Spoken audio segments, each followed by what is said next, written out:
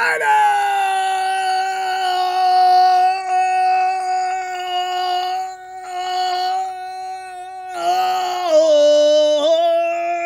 Fam, smooth. With you, fam. With you. You know that. You know what I'm saying? Hanging tough. Smooth. I tell you what, God's got a special plan for you, though. Keep that in mind. Fam, I know, right? Here, this is the first, right? Ronbo like 10 or 15 minutes early. What in the hell? How you doing today, fam? Yeah, weekend coming up. I got all juiced up about a lot of things there. So I said, ooh, I got a chance to be on time. Not only be on time, but be a little early. Let me go. By the way, one of the things that got me going this week, the theme of the Niners. Fam, I got to tell you something really weird.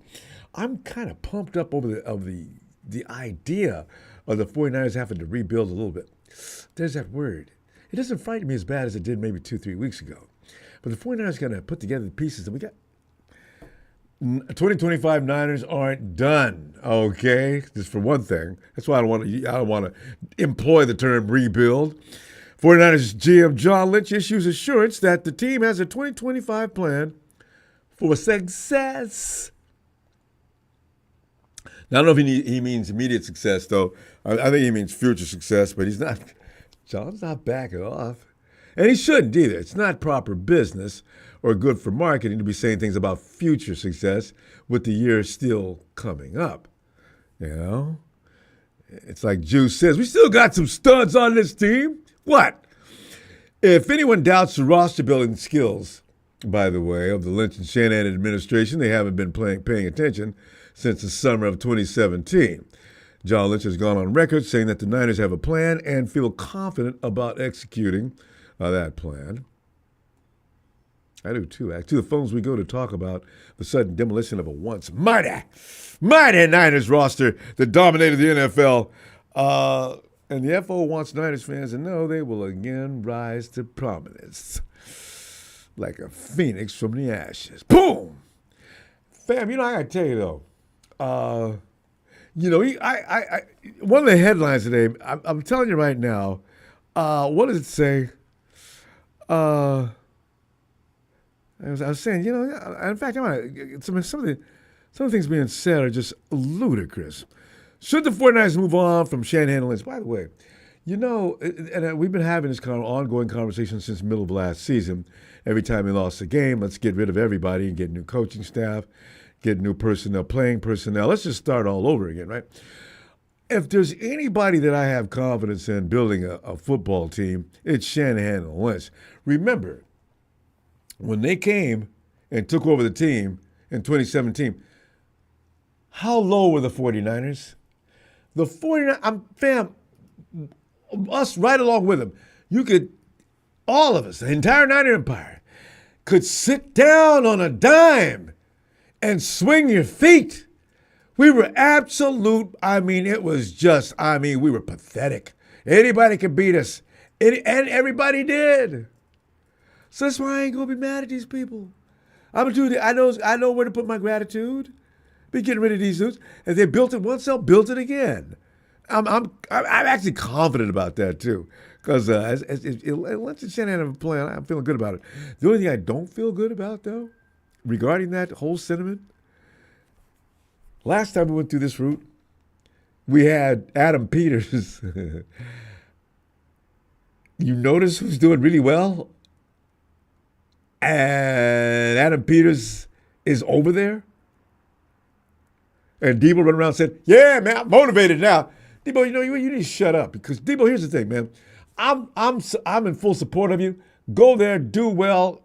But Debo, man, you weren't motivated the entire time you were the last few years when you was looking like booty cheeks? Big booty cheeks at that? I really hate players walk away and start talking trash, man. Come on, man. But, and as I say, Debo Samuel, that's one of the quotes. Debo Samuel on transition from 49ers Commanders. Debo explained his choice. One, Debo, this is a quote. One, being in San Francisco, I like winners. Okay, see, that was nice. Okay. I like to win. I'm not one of your biggest losers. The Commanders, he speaks of the Commanders, went to the NFC Championship. Debo, we could have went to the NFC Championship. We did go to the NFC Championship. And we went to the Super Bowl. What role did you play? Getting covered like a blanket. I don't want to get on, you know. Anyway, fam, we watched the Niners dissolve in free agency. We lost 16 guys, and way too many of them were key contributors. That's what scared everybody because it's like all of a sudden John Lynch addressed the Bay Area News Group on this past Wednesday from Stanford's Pro Day, saying it's terrible sitting on your hands, unquote. They didn't have any money. Jed York already told them they didn't have any money, so they had to sit on their hands and do it this way. That was a sad understatement. Niners said goodbye to several players. Excited about Deebo Samuel. Didn't make any splash signings. As a reset, I mean, getting rid of Deebo was, first of all, Deebo used to be heart and soul of the offense. He really was. And they didn't make any splash signings as a reset of nearly a decade of spending bad. Had to come to a screeching halt.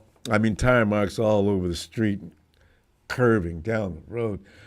Goodbye to what was close and exciting to promising players from offensive linemen. The names, Aaron Banks and Jalen Moore, running back Elijah Mitchell, to so many of the league's best defenders, Dre Greenlaw, Talanoa Hufanga, Mooney Ward, everybody's walking out, man, just walking out. The Niners just cut loose Javon Hargrave, Malik Collins, Leonard Floyd. These are all cost-cutting moves. You have to take risk in the NFL, as you know. 49ers have taken many. See, because back in the day, we got mad because the 49ers wouldn't go out on that limb, wouldn't go out and try to make that risky move to go get it done. And then when they did do it, man, what kind of move was that, man? And then we started whining. I tell you, man, I'm going to remind you of that because we do that way too often. Lynch said the plan is to replenish the core in April, saying, quote, we've got this thing called the draft, and we've got a lot of picks. And I think the thing the fans should know is we have a plan. And we're going to execute that plan, and we're excited about the opportunity, unquote. See, this is why I like that about that. Remember how we were all behind? All over.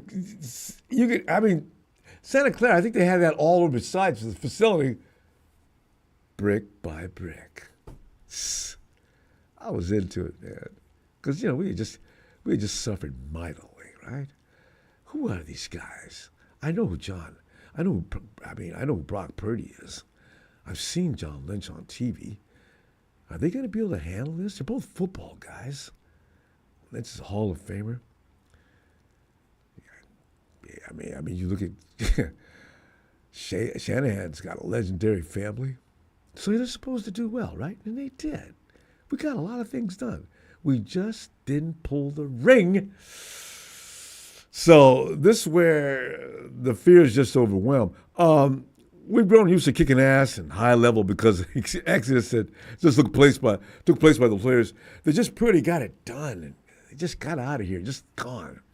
But then again, as we reviewed that, remember we said, hey, but these guys were laying up hurt most of the time anyway. So we've been actually grinding along without them.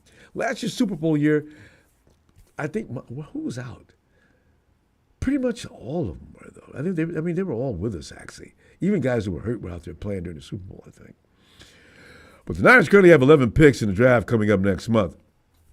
So, yeah, the Niners' transitional year has arrived. The team has an excuse in place for the 2025 team to fail.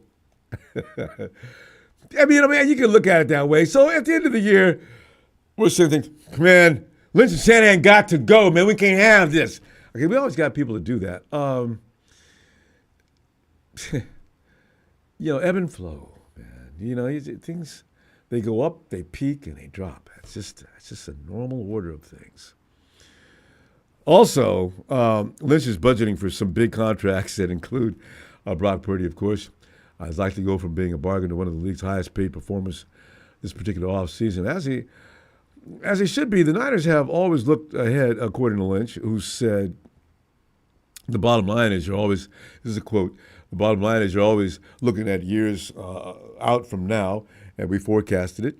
And we've got some big things coming our way, and you have to clear the requisite room to be able to do that. And you don't want to get to a point where you have to do things to keep your roster afloat. You want to have flexibility. I understand that too. So, you just have to realize things. Intolerance at this point, because I see social media, there's some people just raging mad. I say, why are you mad? There's a lot of teams. Every team goes to that. I mean, at some point. It doesn't mean they're just bad teams. It means they just got to go through this moment. And I got a feeling we're not going to be that bad next year for some reason. You got way too many good coaches, and they're going to make some great selections in the draft, I'm already sure. Because having Robert Saleh and all those, these guys are hardcore veterans as far as coaching staff goes. They know what they're doing by now. Remember, Robert Saleh came to us in his first year. He was okay. But he's had a lot of years since then to be a badass. Remember, he's been a head coach already. He was that good, right? Let's stop short of giving any specifics on extension talk. So with Purdy and also George Kittle or linebacker Fred Warner, of course. The thing about John Lynch, don't be making any promises, man, because people will get you. Oh. But all three survived the Niners' lawnmower and are looking like they will continue. I think it's unanimous how we all love George Kittle so much. Remember those years we said, George Kittle should be the face of this organization, man. We can get all the quarterbacks in the world. We can get this guy. We can get that. But George Kittle, heart and soul, the big-time personality. I still love that dude, man. Hey, but the theme has been established after years of owners, Jed York pouring out funding for the Niners to make runs at the Lombardi. And he did. It was time to recalibrate. Lynch shared that. Last year we had such a good roster. I think we doubled down and said, let's go for this thing. And we kind of pushed all the chips in knowing picks, big money deals, adjusted on the fly in 2023 while remaining a contender with a trove of young players, particularly on defense. That's why I put Mustafa up there. Mustafa represents what I think is going to be a trend. If you look at all the rookies last year, the Renardo Green is a bad boy. But Mustafa, pony. See, if they're going to get this good in the draft, I kind of like what I'm seeing. They didn't make a lot of mistakes. Ronnie, you know what? Ricky B. Ricky P. I got a feeling Ricky Pearsall is going to be special. I don't know, I just get that feeling about him. So, fam, the key for Lynch to getting the club out of the NFC West cellar while losing so many bets will be hitting home runs on all those draft picks. So, is that asking too much, though, fam? Because rookies got to come in and they got to be rookies, right? But a lot of players nowadays, they come in and they don't need long to go ahead and make that adjustment. See, because the guys that looked good last year, remember, they had to prepare for the draft, and it took away from what they had to do to get prepared for a season. I'm looking for all the guys I just mentioned to take a step up. Now, if they do that, the game will have slowed down for them. They'll be able to apply the skills that they showed in school. And students now, oh my God, this draft may have a lot of pro-ready players. And I'm sure Lynch and Shanahan and the scouting team we have out there probably got some people. I'm all in. Not like Jerry Jones, but I'm telling you right now, I feel good about what's about to happen. And it's kind of exciting watching what's going to happen. Yeah, we may only go 10, 7, 9, 8. That's frightening, isn't it? But we got to be mature about this situation. Don't get mad. Don't start crying and demanding people's heads. I know you're going to do it anyway, but I'm just saying, Matty, S is not. Matty, get in here, man. Oh, wait. 49 Brand says, God damn, Ronbo's stuck in traffic on a lookout pass in Montana. Snowing like a mofo. Brian, is it snowing where you are? Oh, my God. I didn't even know you were in Montana. Big sky country. I remember the thing that always stood out in my mind. I know, right? Every time I heard, as a little kid, I heard about this and it freaked me out because in California, it doesn't get that kind of cold. It gets cold, but not that hot. Temperatures dropped so low in Montana today that the beef was dying on the hoof. I said, what? Does that mean what I think it does? Cattle were just out there dropping dead from the cold? Mom, how come they didn't bring them in? As a child, I didn't understand. Whoa! I've always had a soft spot by art. I've always felt bad for animals. I can't watch National Geo without crying, I was always that kind of person. Matty, come on in, man. Brian, good luck with that. Thanks for that contribution. Matty, come on in, man. Hey, buddy. Yeah, it's snow here the other day, and it's getting the Cascades are still getting pretty good.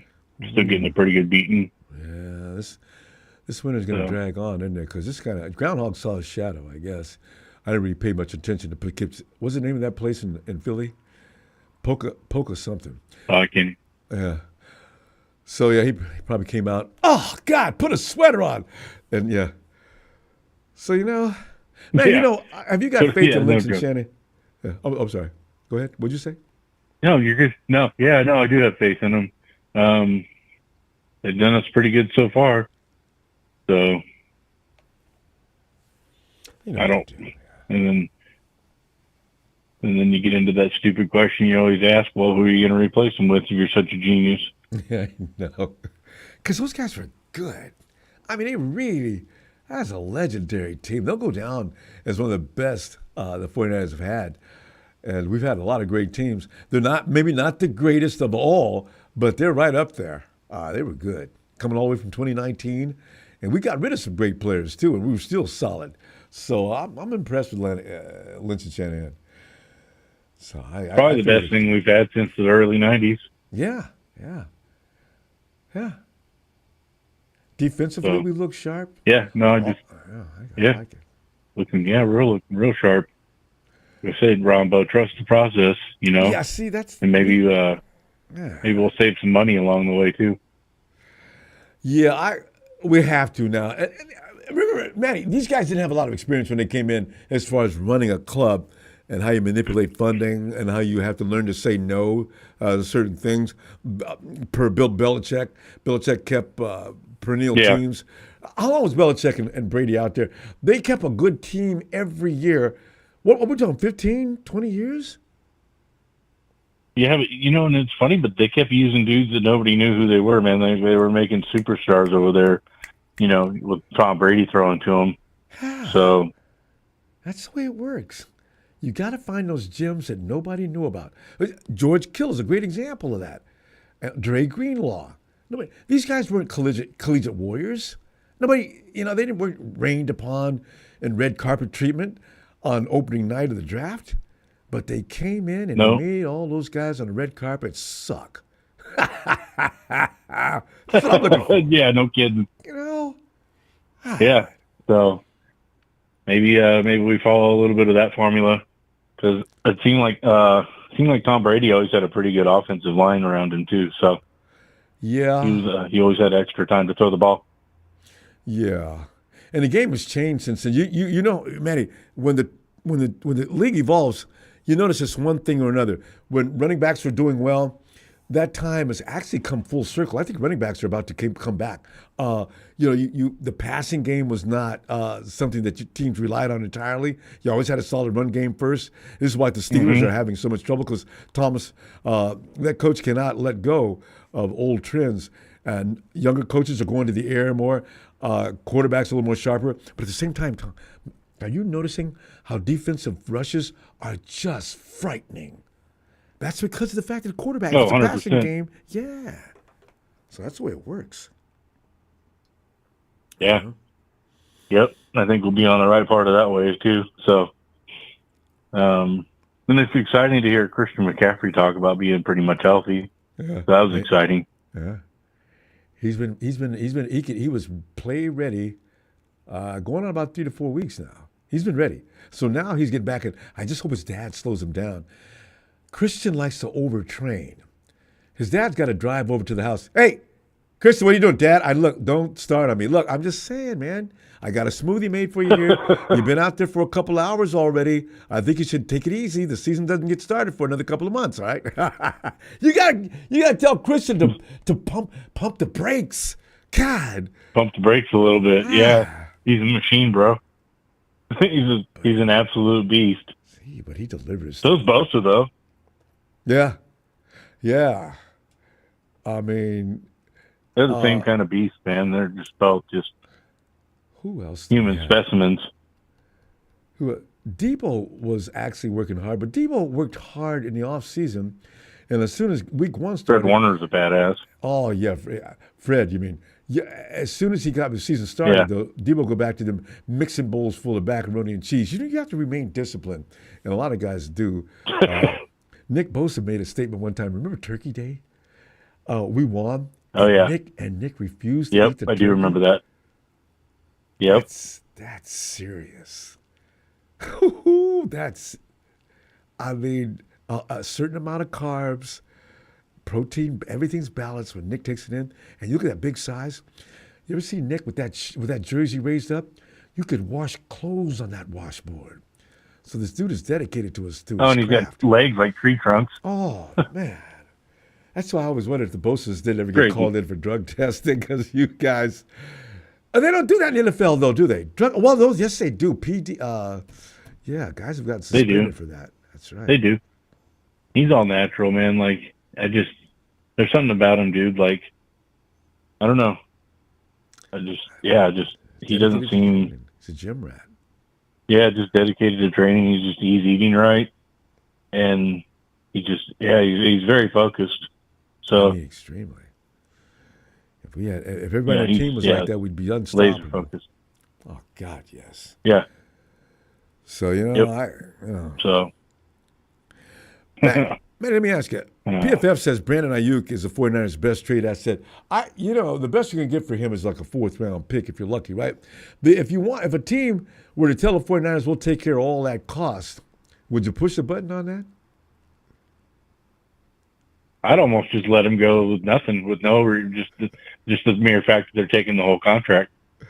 Yeah. Forget about a draft pick. If you guys will take this off our books, I don't know if that's just get him out of here. There's something legalities. I'm not sure if they can do that, though. I think the league penalizes through conferences they had with the players union years ago in order to protect players from just maybe they have to give us something. Dead cap hit.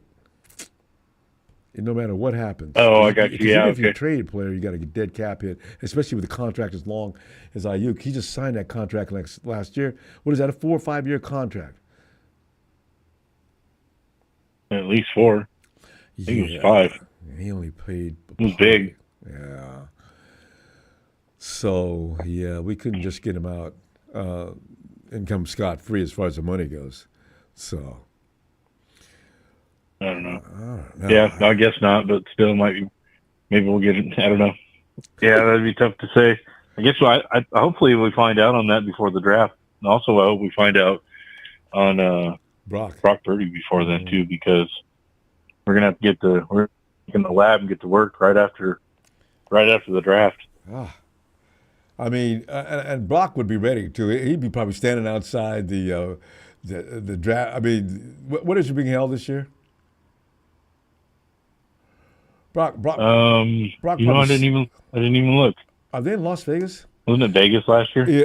Was it Vegas last year? Anyway, Brock probably standing outside on the day 3. If we get any wide receivers, hey, I'm Brock Purdy. We're going to be working together next. I've got a hotel room. Listen, I got you some chips. What we're going to do, if you guys come on over and let's work out a couple of days before we can head back, I can see Brock Pretty being driven That'd be like awesome. That. Whoa. Man, we stepped over the clock. I like it. Let's start early tonight anyway. It would be awesome. It was nice you got in here early. You caught me off guard. All right. I caught everybody off guard, I'm telling you. Matty, All-Star Luna says, I know one thing, we beating the Rams. Matty, can I get a hell yeah? Hell yeah. And I was counting right before I go, I was looking at the teams we have to play next year, and I'm like, we could do 10, 11 wins easy. I tell you. All right. Matty, let me see you Sunday, and let's see what happens next. All right, buddy. Appreciate you, fan. Good, my man. You too. Night, bro. Matty up in Bend, Oregon. He's getting some snow blinging on him, too. 49er Brian out in Montana getting blizzard kind of control. Woo! Steven, get it. Hey, CeeLo, Chloe, Sam! Hope you guys got my mail, too. All right? I get my wife. Or are you mom, Chloe? Steven. What's up, Ronbo? See, man, I'm feeling confident that Lynch and Shanahan didn't jive us. We're really gonna get some picks out of the draft. They know what they're doing. They got their finger on the pulse of who's good, who's a real thing, who's a pretender, who's a real dude. You know what's crazy, Ronbo? You want to hear the craziest thing I heard today? I always want to hear And that. it comes from our good friend. Oh, well, the craziest thing I've ever heard that I was like, excuse my language. I was like, that's got to be the dumbest shit I've ever heard. What It comes from our good friend, Grant Cohn, and wanting to trade Brock Purdy for 3 first-rounders. Wait. You know what? Brett stole that. FS1 host also says Giants should trade 3 firsts for 49ers Brock Purdy. Hey, Steven, you know, here's the story. You know what? I'm taking that deal. Go ahead. Okay? Yeah. So it is crazy, but that's too many first-round picks. And you give me 2 of them for this season? Well, here's the thing, too. If you get rid of Brock Purdy, who are you going to replace him with? I'm going to go out there and quarterback myself. I got 3 first-round picks. Remember one thing, and the conspiracy theories already gotten started. We got Mac Jones. People already whisper, we got Mac Jones. Mac Jones, you're not going to sign Brock Purdy. He's asking for too much money. I said, why don't you shut the fuck up? You ain't getting Mac Jones ain't Here's the weird part. Rombo, here's the weird part. We forget, as much as Mac Jones, as much as we like to make fun of Mac Jones, he was in the Pro Bowl. I know. You don't just walk into the Pro Bowl. That's something that to kind of look at. But, I mean, and him and Purdy knew each other in college. He hosted Purdy at Alabama. They trained next to each other that day. They practiced next to each other. They were just talking football, literally just bouncing ideas off of each other. So I feel like if Purdy does go down, then Mac Jones would probably be a good fit. I'm not saying he's the automatic replacement or the solution. But if Brock Purdy does go down in a freak injury, right, where he's out for maybe 2 or 3 weeks, you know, at least we have Mac Jones as a backup that can kind of be like a Band-Aid. And who knows? Maybe this is a kick in the ass for Brock Purdy to be like, hey, I really need to step it up. You know, because last season, unfortunately, yes, he did lose all his talent. But at the same time, you know, he was kind of overthrowing. He was underthrowing. He seemed a little frazzled here and there. But you know, that's the life of a quarterback. You know you got to know how to navigate pressure really well. And he showed that in his first and his second year. In his first and his second year, he knew how to handle that well. For some odd reason, in his third year, he felt like he couldn't do it anymore. You could see there was a lack of confidence. I don't know if it's because, you know, the lack of talent or because he felt like, you know, he lost a Super Bowl and, you know, he's still reeling from it. Who knows? I'm not in his head. I don't know what he's thinking most of the time. Or maybe he got smacked one good time and was like, I can't do that no more. So, you know, one good hit. They walk around. I heard people in Iowa sometimes get kicked by horses if they actually don't notice. They're walking behind a horse and they get up, dust themselves off, and walk on like no big deal. Well, here's the thing. Getting kicked by a horse and then repeatedly run over by a football D lineman are 2 separate things. You get kicked from a horse, you're going to get that one hit and get back up. Like, I'm not going to have that happen again. Your degree of pain. Bro, you're going to keep getting hit. Right? A Mack truck, a horse kicking you, or Myles Garrett blindsiding you. Wow. There's some comparisons. Hey, Cynthia. I'll take getting hit by a truck. I'll take getting hit by a truck because at least that truck won't go as fast in reverse as it does going forward. Myles Garrett can go fast in any direction he goes. But now, you know what's crazy? Okay, so outside of that crazy-ass idea that FS1 came up with, or probably Nick Wright, God, I hate that fool. Because he can never give credit where it's due. Outside of all that BS, I want to talk about something. And we didn't really get a touch-up on it last time I called. And unfortunately, I fell asleep on Wednesday because the kids tired me out, so I couldn't really jump on. This got started. How old is Rome? He's about to turn 3 soon. Now you turn the volume up, babe. Listen, you better get in shape. I'm telling you. That's what I've been doing sit-ups. I've been doing for jogs. You have no idea. I've been prepping for it. I told my lady, I was like, I got to keep up with him. You got a dog? Yes, a small dog, but he's old. But No, like, you gotta get a dog. The dog will actually keep the kid occupied and wear him out, especially a puppy. So you gotta do that. But anyway, go ahead. well, that means I got 3 diapers I got to change. I can't do that. I had to go outside cleaning up. In the house, if Long's wife didn't mind, in the house, he'd be walking around a little butt naked, you know what I'm saying? Because I'm changing them diapers all the time. Guys, just go in the bathroom, okay? If you got to go to the bathroom, stand on the floor, it's okay. So check this out, man. So, Juice coming back opens up a lot of play. And here's the thing, too. Opens up a lot of play for George Kittle. We got that blocking tight end. We got Juice. We've got Trent. We've got Pooney, right? We just need a center, a right guard, and a right tackle. Right? Excuse me. But we forgot the defining factor. Excuse me. Oh, boy. I'm choking on something. Choking on garlic bread. That's a good thing to choke on. It should be. Pizza's good, too, though. If you're going to take yourself out, it should be something really good. What was it? We're forgetting one factor. Ricky Pearsall. Yeah. A lot of people are freaking out because he changed his jersey number to number 1. Last person to go from a 2-digit number to a single-digit number, they did not do good. AKA Deebo Samuel, my number 1 favorite player. I know. Fucking hate him. But besides the point, Ricky Pearsall showed a lot of promise last year, even with the small plays he had. He may not be the fastest. He may not be the quickest. But I'll tell you one thing. He knows how to get open. He knows how to runs routes really. I mean, the guy can cut razor sharp. Yeah. Mm-hmm. And on top of that, too, you know what else is crazy? Is that we got, like I said, we got Juice. There's no one else who could block as good as Juice. There's no other player that can catch as good as Juice. Juice can get open, and that's crazy for a fullback. I didn't want to see him leave. And here's another thing.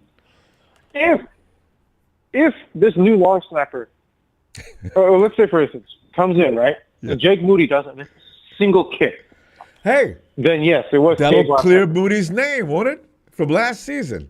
Mm-hmm. It'll clear Moody's name, and I won't hate him as much. But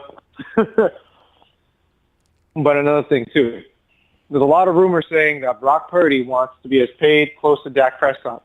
I know. His agent has not said that. He has not said that. Yeah, so where is that's the media? Burrows and exactly. Where are they coming up with this? They're not. They're coming up in their own head. Mm-hmm.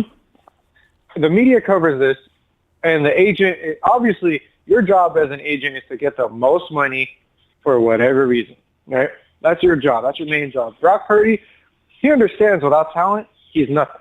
Showed last year. If he's smart and he wants a raise, he'll take a deal probably around 45 to maybe close to 50 million. 45, 40 million, right around there. That's the dream come true. That's the golden number that every fan in the organization is hoping for. 40 to 45 million. That is the golden number. You got to keep in mind, too, the 49ers are not clearing all that space just to lowball them. I think the 49ers are prepared to pay at least 50. And that would be fair. If I'm going to look at Dak Prescott get 60, I can't, if I'm the owner or GM, I can't really look at myself in the mirror every morning. Kid plays circles around Prescott, and I paid him $45 million.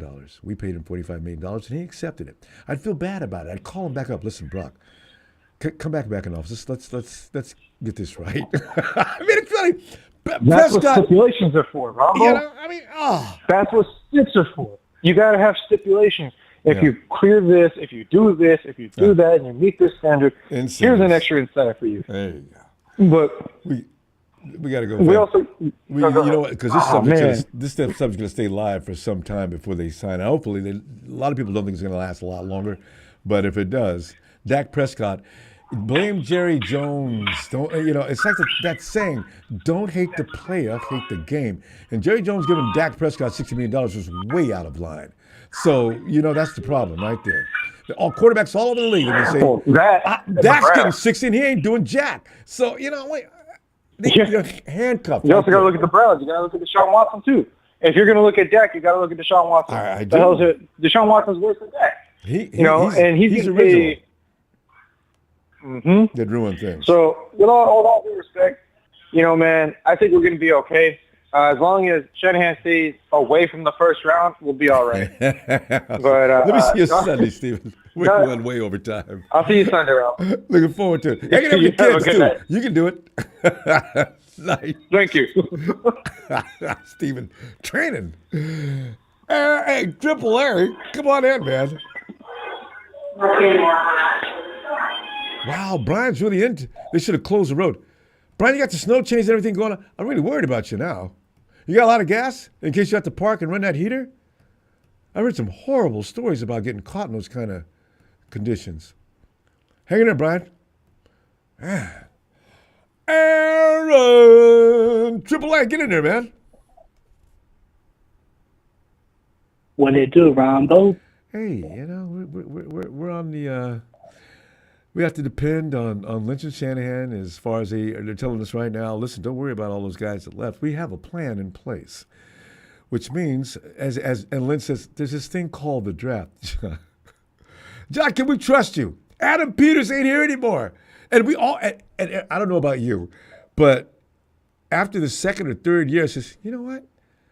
They got Adam Peters. He built that team in Denver when they were kicking ass. Him and Elway. And Elway sent Adam Peters because him and John Lynch are good buddies, remember? Elway said, John, listen, let me help you. I'm going to send Adam Peters on over to you. What do you think? Who does that? Elway, I had a whole new thing about Elway after he did that. You send a legit, Adam Peters is a badass. I put him out right up there with Howie Roseman. And Howie Roseman, I got all kind of regard for him. So, you know. But what do you think? Do you have faith? Can Lynch and Shanahan do it?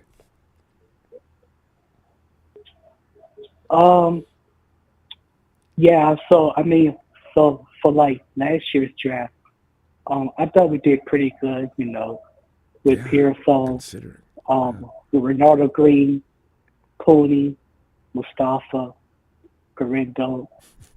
So how many picks did we have last year? Yeah. Only 2 or 3, and even Bethune might be okay. He's a gritty guy. Maybe, you know, he'll probably be in reserve, but, you know, he's not a waste like Ambry Thomas. Oh, by the way, I was curious about Ambry and where he went, and I Googled up his name. Ambry Thomas, former 49er, is now with the Minnesota Vikings. I said, Ambry, I didn't even know you left. It's like you're throwing a party at your house, and there's a few unsavory people come over you don't particularly care for, but your friends like them and they brought them with them, and they left, and you didn't even know it because you weren't paying them any attention in the first place. Ambry, damn, he had all the skills and tools to be a better football player. And I'm sorry, go ahead. I'm sorry, such a disappointment. But go ahead, Bill. But yeah, so I think this year's draft, the defensive tackle is deep. So I wouldn't be surprised if we draft a monster D-line in the first round. Cause,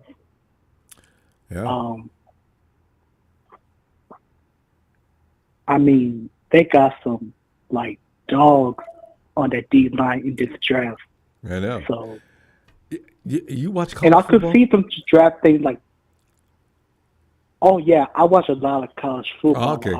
Who is Derek Harmon? Oh, he's a defensive tackle from Oregon. Yeah. But they say he's a good Maddie passer. about that. I bet you Maddie knows all about him, too, because Maddie lives in Oregon. What do you think about him? Go ahead. Yeah, like I was saying about Harmon, that he's a good pass rusher, but he's not. He got to improve on run defense. Uh-oh. Yeah. Yeah. So that's. I mean, if you can do both, okay, but you cannot. If between the two, you got to plug that. That run's got to stop. At least slow it down. So yeah. Yeah, but yeah, I could definitely see the 49ers drafting at least 3 defensive tackles, maybe 1 in the first round, and maybe 2 more in the 3rd or 4th round. So I feel certain about that. Yeah. 49ers. This is their moniker. This is what defines the 49ers. That knock your D in the dirt defense. I mean, they got to do it. That's why we went 4 years in a row, first round picks for defensive linemen. That first 4 years, I think so. Because every year we were saying, "Oh, we know we're going to get in the first round another defensive lineman," and we were crying about that. Remember? Come on, Kyle, John, let's get the sexy picks, man. We need some weaponry. Little do we know, we don't need weaponry as much as we need them trenches can stop all that weaponry. You know. Yeah, and but like if there's like a top rated offensive line on the board that the 49ers can't afford to pass, like they gotta take the best offensive tackle or online available at 11. So true. We gotta get ready for life after Trent Williams, and soon, maybe sooner than we even know. He's not going to play a full season. Trent has at least maybe 2 more years. That's what I'm saying. And that's wishful thinking on our part. I hope he can go 2 more years, this year and next. That's asking a lot because he goes down every year for at least 2 to 3 games. Yeah. So, but other than that, I mean, we got some good core pieces on this team. Of course, Brock Purdy, hopefully they'll extend him. CMC, they wasted too much time and cleared out too much space. Their sacrifices have been made. And no way in hell Brock Purdy leaves this team. Oh, no way. But, yeah, I mean, you got like the building pieces of Matt Mustafa, Bernardo Green, Nick Bosa, Fred Warner, Diamond Lenore. So, yeah. They'll pick a cornerback up in this draft too. And with the 49ers, it doesn't have to be a first-round pick, although I really wish they would get a guy. Demo was a surprise. He started out looking real not promising, and then all of a sudden he just blossomed into this fiend. And so I'm delighted with that. Mooney Ward is going to be Ronaldo Green looks good. I don't. He may be a little less than Mooney, but he may be right up there with Mooney. I'd say by week 12, we'll be saying Ronaldo Green is going to have to get paid before his contract expires, isn't he? So before the price goes up on him, you get those real good players, and in their second or third year, and Lynch claim, hey, let's get in the office and talk about extending your contract right now. No, coach, I know what you're doing. Next year we can talk about that. Then you got to pay him more. Yeah. Yeah. But yeah, another player that kind of like impressed me is the defensive tackle. Last name is Anderson. Yeah. Yeah. Wasn't Anderson? Yeah, I thought he looked solid. He was. He surprised a lot of people. Isn't he a UDFA? I think he is. Yeah, he was. That doesn't happen. Yeah, he Every was. Every now and then, but not very often. And he looked reasonably good.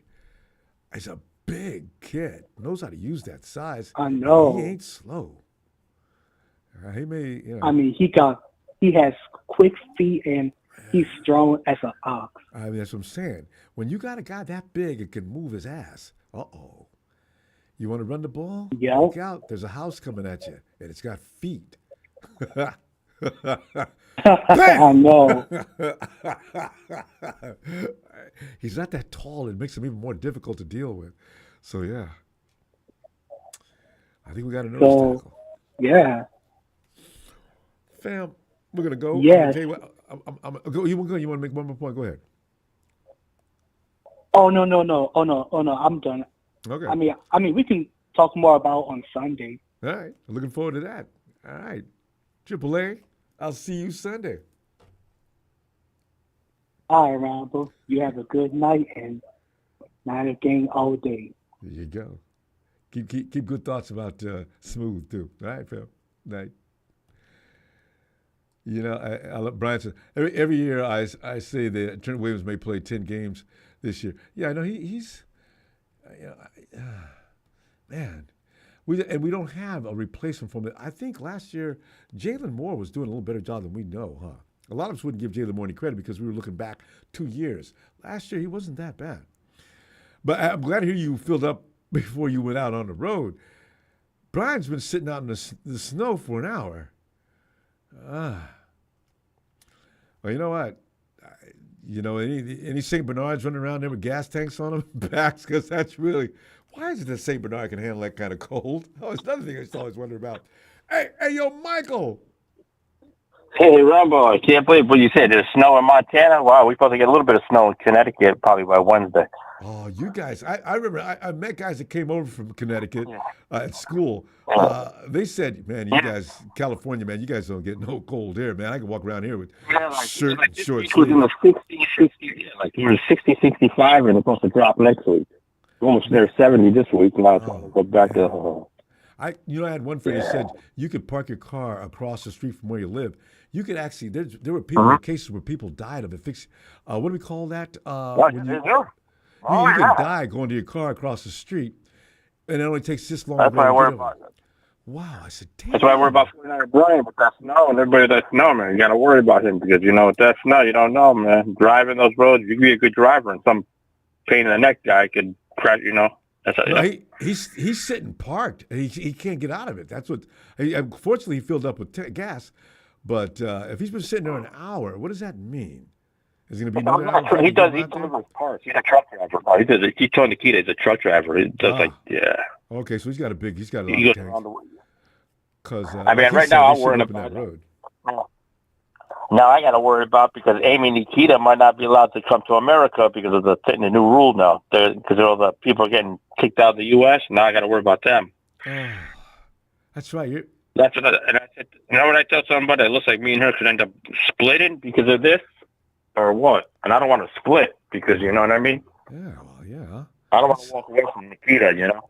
And this is not gonna. That's probably not gonna last forever. I just got to find out from somebody how can she come down to the U.S. from Canada? Because those two people from Canada came to the U.S. and got arrested by ICE, and then that's what I'm worried about. I told Nikita and Amy, just stay there until this is done. I'm not having you go. No, I worry about Nikita because she's very sick. Yeah, I'm hoping. Okay. Yeah, but no. Good luck with that. Anyway. Yeah, and she's still waiting for her jersey. But that football, we're getting ready for football. I can't wait. I can't believe somebody said what? Purcell got jersey number 1. I don't know why he picked number 1 for. I don't. God, Ricky, you just got here. Ricky, could you wait? Twice. Number 1's a curse. Number 1's a curse, and don't take Jake Moody's number when he leaves because that's a curse. Yeah, you've already got Jake Moody leaving. Well, I'm just saying. I'm saying in the future. That's number 4.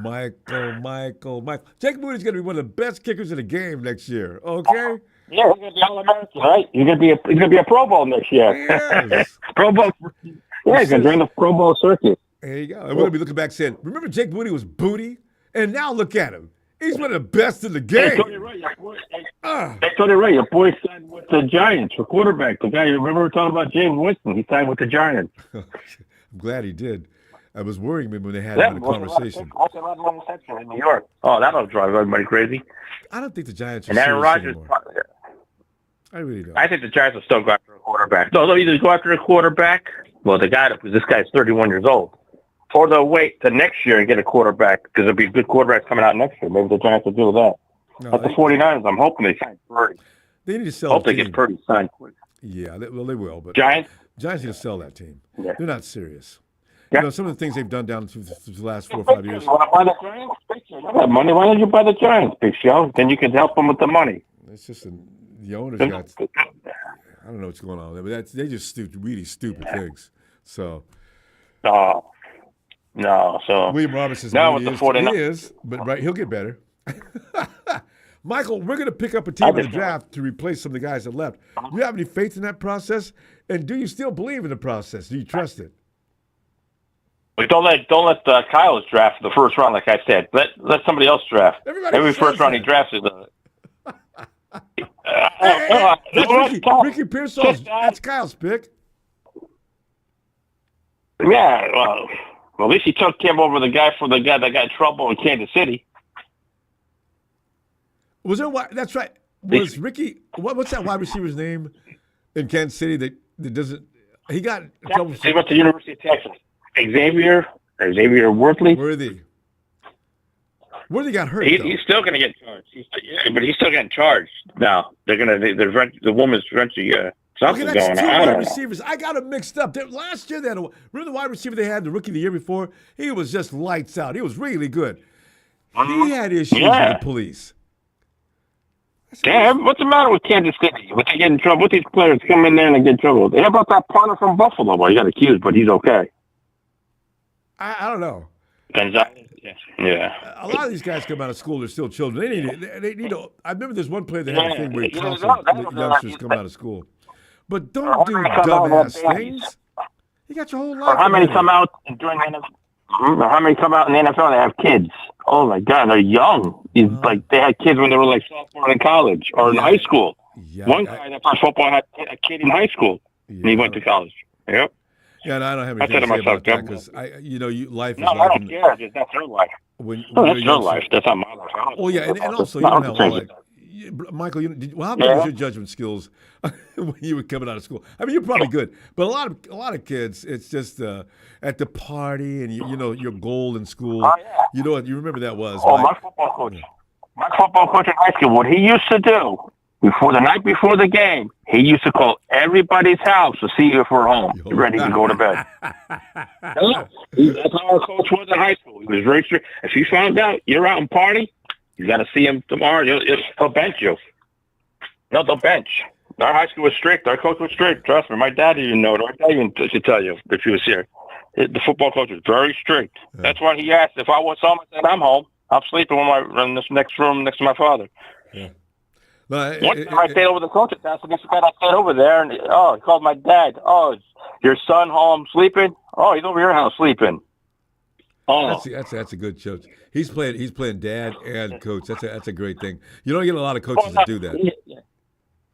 Yeah, no, it was family. He was good. He was family with my father. He knew my father, Mike Granado, who coached Steve Young for Greenwich High. He coached Steve Young. Yep, Steve Young was there. Kenny Bell, if you guys remember Kenny Bell from the Broncos. Yeah. And this other guy who played for the Packers back in the 60s or 70s from Greenwich, he was really good. Quarterback? I guess. No, linebacker. Oh. Yeah, there's other. And, you gotta go back that far. You probably got to look through a lot of names. Yeah, but no, I mean, I hope Kyle doesn't draft in the first round, because if he drafts in the first round, I wonder if he's going to go out. I don't think Kyle's ever allowed to go in the first round. I think it's Lynch, and that's why it's going to be a defensive player. We're picking up a tackle or an tackle, E. Or the corner from Michigan. Maybe that guy from Michigan, maybe. Whoever's there. It's going to be hard to get that guy from Michigan. That guy's getting all kind of. I mean, he's getting all kind of love. I can't imagine him getting to 11. If he gets to 11, though, the 49ers will take him in a heartbeat, no doubt. The one guy I want the 49ers to get, I don't care if it's after the third or fourth round, if he's still there, is that running back from Arizona State. That's the beast. That's the guy I want. That's the tag. That's the guy. Scalabo. I want that guy in a heartbeat.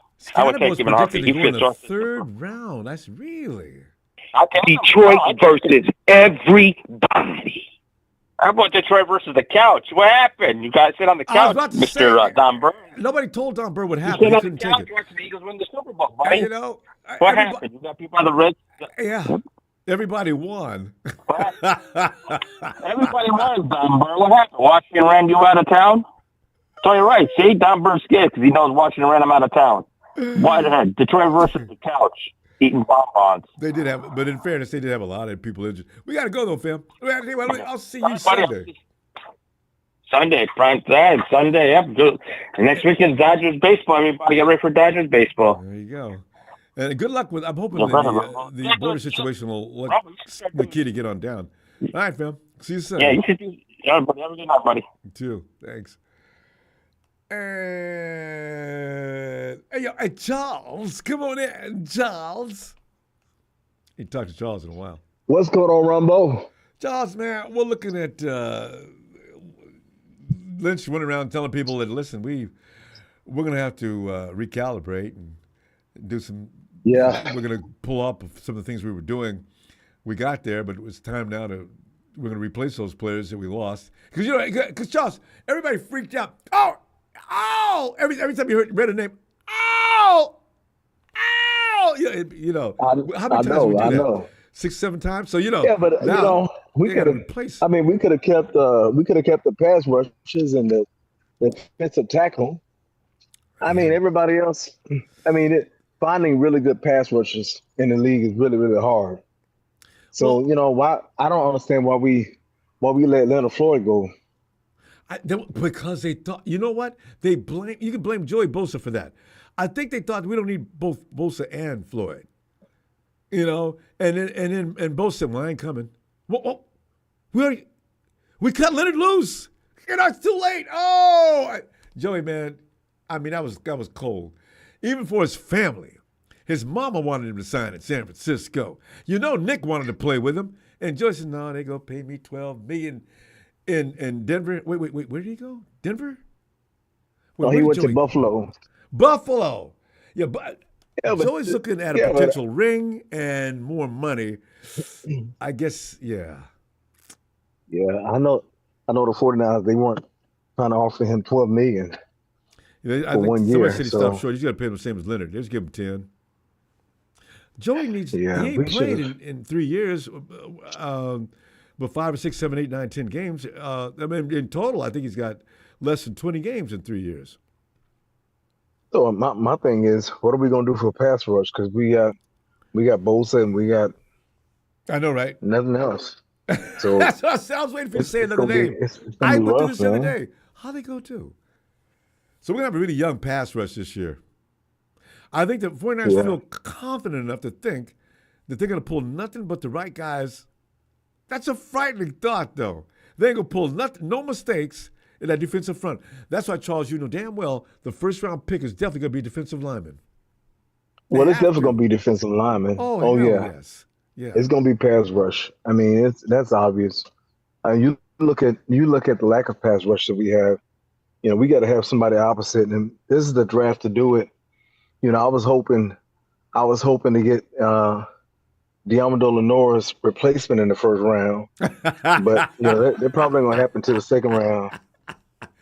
Demo's Pro Bowl, baby! Come on now. Yeah.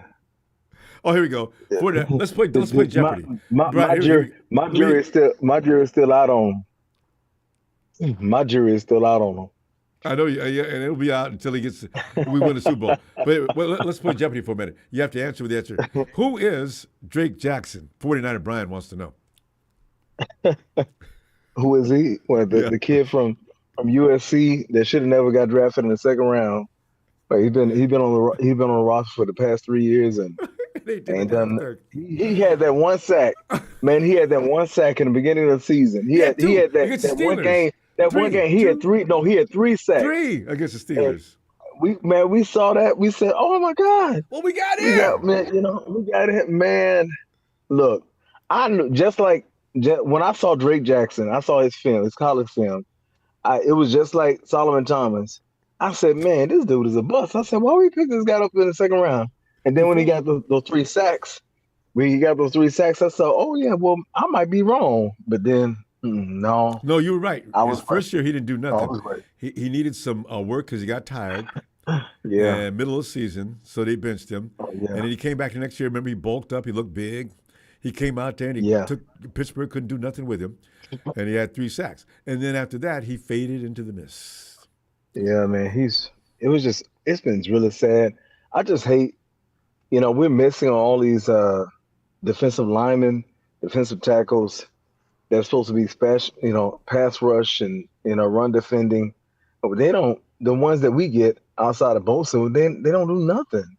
The ones that we draft, they don't do nothing. And then, the free agent that we sign, they're not as good as their contract reflects. So I don't know. And you always overpay for those guys anyway. I don't know what to do, man. I just hope we get somebody in the first round that is, it's a beast, that can rush the passer, and we can check that block, and then the second round, either get Diamond Lenore's replacement, or we can get we can get What happened to a Luter left Jr.? You used to tackle. like him. Huh? What happened to Luter Yeah, Jr.? but He used to be your favorite guy. yeah, well, hey, I don't know what's going on with him. His first year they held him out, they wouldn't let him play. Well, I think he had And an last injury. year, I I don't. remember his first year. Something he was trying to Yeah, get over. supposedly. And then last year, I don't know what happened to him. He just, man, he was riding the pine. He was talking to the coach on the side. No, And so, he wasn't talking about any football either. You know what? I got a feeling the 49ers are going to pick up somebody. In the final draft cut, I mean the final cut of the season, preseason, there's always somebody that's kind of good they might pick up, and you pick him up at that time, you don't have to pay him a lot of money because he's lucky to get a job. So he'll come in for a little less money than he would during free agency period. Well, we pick up really good linemen. We pick up certain talent, in the late rounds. I'm always excited to see the talent we pick up in the late rounds. Yeah. I mean, we've got some really, we've seen some really. Lenore. Yeah. Well, was he drafted or did he walk on? I think he walked on. I think he got picked up in the supplemental draft. Didn't we pick him up in the supplemental draft? Look, I'm telling you right now, Diablo Lenore is a rock solid piece of that defense. He's going to also prove it again next year. Trained by Richard Sherman. What round was he drafted in? Fifth, maybe fourth, fifth, somewhere between 4 and. He wasn't as late I as thought 6. When he walk on. Did he walk in? He was the only person after they told him he was give him a door key. Yeah. Oh God, Demo's my dude. Man. I like his aggression, his confidence. Man, look, hey man, I saw Demo and I saw Avery Thomas. That first year when Demo and Avery Thomas and they came in, Avery Thomas he did better. He was better. Yeah. And then year 2, Demo. Avery Thomas, he disappeared. I've never seen anything like that. How did you disappear? He made that key interception in the playoffs. Oh, and no, the one before that actually, he was good against T. Higgins. He went up against OBJ, stopped OBJ, picked off. Yeah. I said, look at this. Everybody was excited. I was excited because this is a rookie, and he's showing up like this. He's gonna be an all-star. I'm saying he's gonna be a Pro Bowl. The next year, man, he I don't know what he did in the offseason, but it wasn't good enough. So, going between him and Demo, I was like, man, I thought Demo was on his way out the league. But he's had his he's a really good zone defender. With that, hey, all more power to him. Hey, he's been able to get his contract, and and then he's talking smack to the Seattle Seahawks wide receiver. Oh, he was all like, are you? No, that's how you do. I know, especially a dude like DK Metcalf. Metcalf, he comes out of his game. He's that kind of dude. Metcalf is not real bright when it comes to that kind of thing. He's been playing ball too long to let the defensive back talk you out of your game. Remember how Jerry Rice used to treat Deion Sanders? That's the way you do. Yeah. Focus. Don't be listening to that crap. Play. Yeah. And Demo's, he's starting to learn how to do that. Richard Sherman taught him that.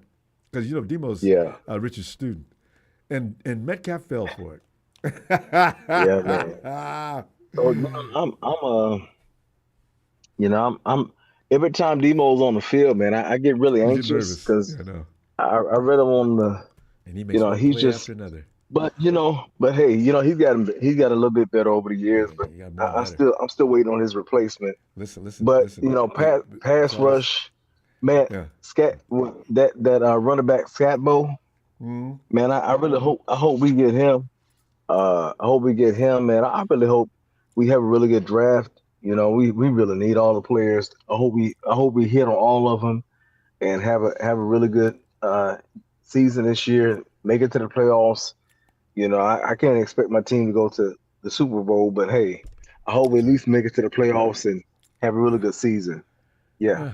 There you go. All right, Charles. Good stuff. And I tell you what, look for Debo. Look for Demo next year. All pro. Charles, always a fun time talking to you. Especially when we talk about my boy Debo. And Debo, God, I gotta get that B out of there. all pro. Did you say all pro? Is that you saying that he gonna play? No all pro. I put an R in there. All pro. Charles, I hope we got time Sunday. I'll be looking for you. All right. Okay, all right. Have a good night. Night, fam. Look at him. He was talking about Debo. Hey, Eric just picked up Valdez. Hey, Eric. Yes, sir. You just picked up Valdez Scantling, huh? Yeah. How you feeling about that? Feeling pretty good about that. And then I hear that Whipple Quayclap signed today. I guess he was with you guys. You the all. Raiders. He was with us first, and then he went to the Raiders. What are we getting? What are we getting that guy? I thought River might have been mistreated with the 49ers. I saw him. He runs decent routes. He was frequently doing a number on the defender. He just didn't get the ball. A lot like Ricky Pearsall last year. Kyle Shanahan uses guys to clear out. They run routes to clear out the whatever area or any places. Although the league's gotten used to that, but yeah, if you run clear out routes and noticeably, this is why I want this year. I tell Brock, listen, when we got guys running clear out, if they've smoked their guy, you don't have to stick with Plan A. Go to Plan B. Give him the damn ball. Because River Craycraft was one of those guys. Ricky Pearsall last year, he runs razor-sharp routes. Every now and then, Ricky would put a distance between him and that defender that Brock could have worked with, but no, he's still forcing the ball into Debo or somebody else. I'm thinking, I seen that. God dang it, Kyle. Would you you browbeat him last year. First year, that second year, Brock was always going after George Kittle. This pissed Kyle off. But George and Brock had a rapport going out there. So what does Kyle do? He goes into the press conference and says, Coach, Brock Purdy, that was a nice play made George Kittle, blah, blah. Yeah, well, actually, Jawan Jennings was standing wide open on the end zone. Kyle, why don't you say... Kyle, come on, Phil. I know. Come on. Kyle, just say kudos for that effort. And, it wasn't exactly, it was a little off schedule. Or something like that if you got to say something. But, Kyle, you don't have to have all the glory on all the plays. God, just let it roll, man. Maybe this year he'll do that. If Brock can use his own instincts, he's a quarterback. He's been a quarterback for a long time. Let him use his instincts. If that receiver's open, you damn well get him the ball. Yeah. We'll see. But, it's gonna hopefully be a good year for you guys. I know that there's not much happening, which is disappointing. I know. I hope that. Yeah. Yeah, Eric, you got Sam Darnold. The only thing I would be concerned about though is the Minnesota Vikings had a really good offensive line. What does your offensive line look like? Well, hopefully pretty good. I guess we're going to find out. Yeah. I know that Quash is still there. Lucas might still be there. I don't really know. Tony Bryant was bragging about, actually putting up really big props for your two tackles from last year. Are they both there? One of them got hurt, though, right? That's probably Lucas, yeah. Yeah, he gets choked quite a bit. It's hard to find a kid to come out of school and automatically shines unless he looks like that monster they got in Detroit or over in Indianapolis with, you every now and then you get these guys that they're really too good for college ball. They should come out when they're sophomores, So, yeah, we're going to have – everybody's crying about offensive linemen. They're just – because Eric, think about it. When kids go to school, high school football, how many kids are anxious to go out and play offensive tackle or offensive guard? If you're a big kid, Coach, can I play tight end? How old are you? 15? You're already 6'2", and you must be at least pushing 230. I'm going to put you on the offensive line. No, you're not playing tight end. Yeah, no, he wasn't. No, you're not playing tight end, Ken. You can be an offensive line. If I were a coach right now in high school, I'd say, look, any big kid, I mean, he's just automatically, naturally big. Listen, keep working out, all right? Eat good, always have a good meal, get a lot of sleep. I got to tell you something. You got left tackle written all over. You got the footwork. You got the size. You got the strength. You know how much money a left tackle makes in the NFL? Somebody needs to counsel that kid early on. Don't let him be running around there playing the sexy because everybody wants, I want to be a wide receiver. I want to be this. I want to be that. No. Play in the trenches. Be one of those Iron Men that everybody relies upon. And then give them names of great offensive linemen, Because as a child, you're kind of an idiot when it comes to sports, because you want to walk around a big man on campus. A lot of times that kid wants to be a quarterback, too. He's big like that. You get all the praise. You walk around campus. You got your Letterman's jacket on. Hi, Eric. If kids you don't even know. Hi, Eric. You really played good the other day. This is what life's about from ninth grade to senior year, right? So, and then you get into college and it goes to the next level. So, yeah, a lot of kids are wasting their real potential doing things they probably shouldn't be doing. So, yeah. Yeah. So, how y'all doing tonight? Great. We're in the Adventures of 49ers rebuild now, to some degree.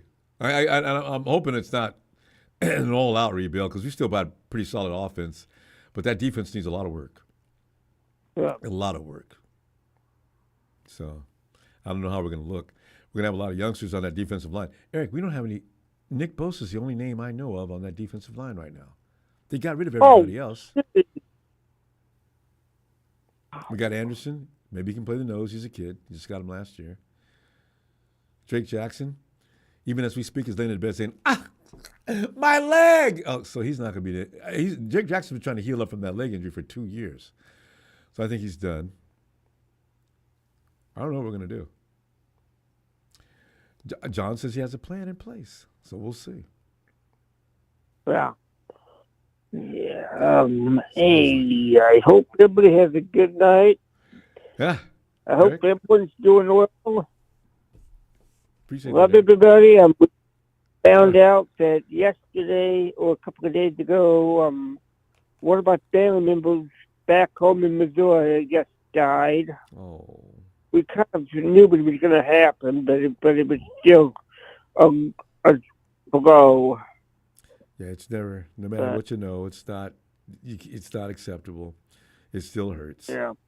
My condolences. Yeah. No. My condolences, Eric. Thank you. I mean, it's just it was still. I mean, even though we kind of knew about it last week, that he was not going to be. He was not feeling well. I mean, it's always difficult when you feel that something's going on, and then you are will heal. They're all will heal. Yeah. It's tough. Yeah. I mean, yeah. They live in your heart forever. So they're always there to remind you of and it sort of brings a little bit of pain. But later on, you realize they haven't gone. You still have them with you all the time. So that's the only adjustment you can make. Yeah. Well, Eric. Yeah. All right. Good. Sunday. All right. You can always come and hang out with us. All right. Oh, definitely. Night, Eric. Good night, everyone. Bye-bye. Thank you. Night. Oh, Bill. Ronbo, how are you doing today? Doing fine, Bill.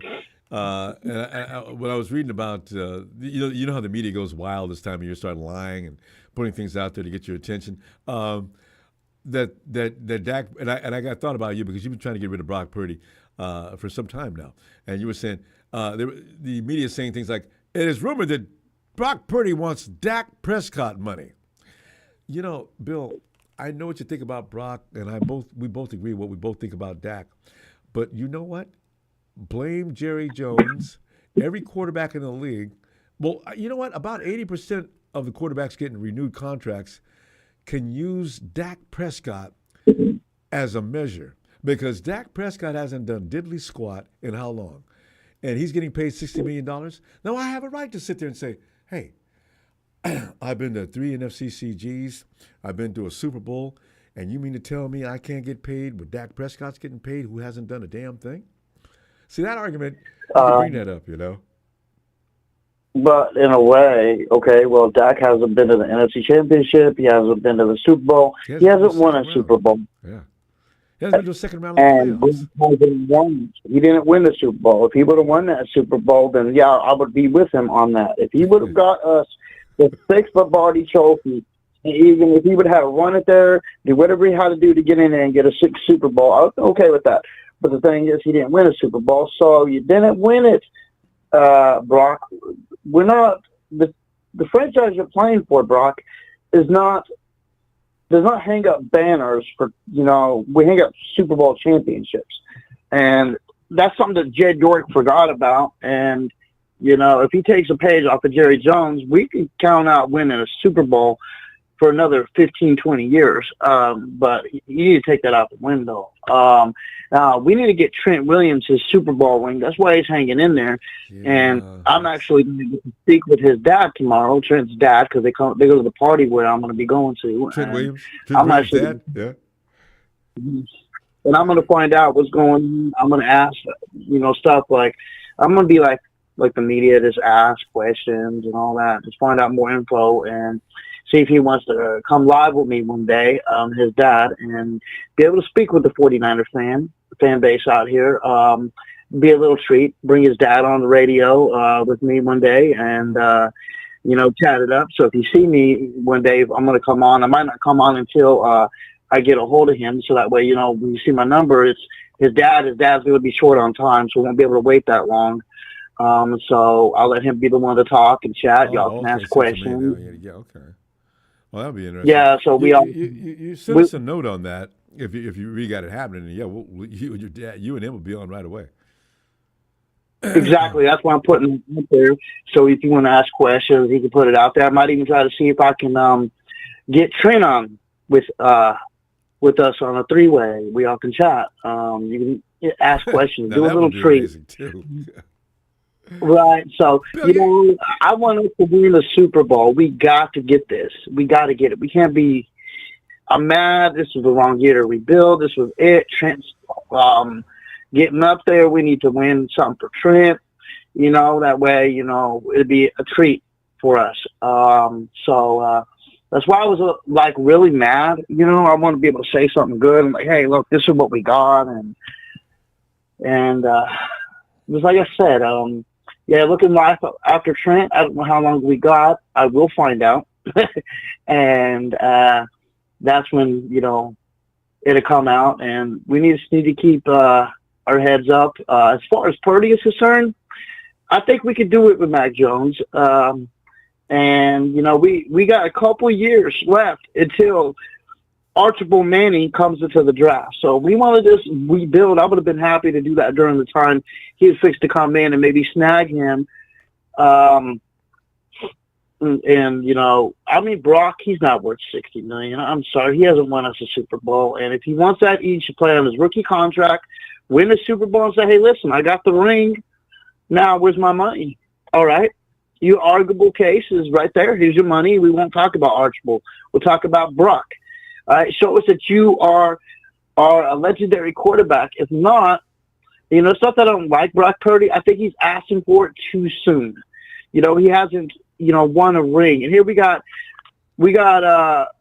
Patrick Mahomes and all his players getting in trouble winning Super Bowls. And none of our franchise have gotten in trouble with the law that I recognize. None of our players, other than what was the last one we had was what was his name?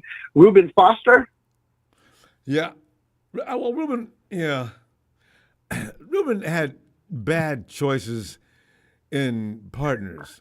And the girls that Ruben went with usually had issues of some kind, or maybe not. Maybe it was Ruben provoking that kind of behavior. But yeah, anytime the police are coming over to check out domestic issues, it doesn't necessarily have to be just one-sided. So I was wondering, Ruben, can the police stop coming over to your house in the middle of the night because of her calling the police? What the hell are you doing, man?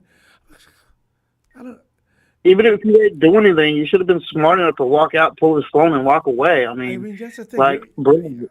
Man, if you're a high-profile person like that, you're drawing that kind of interest. It's going to destroy you.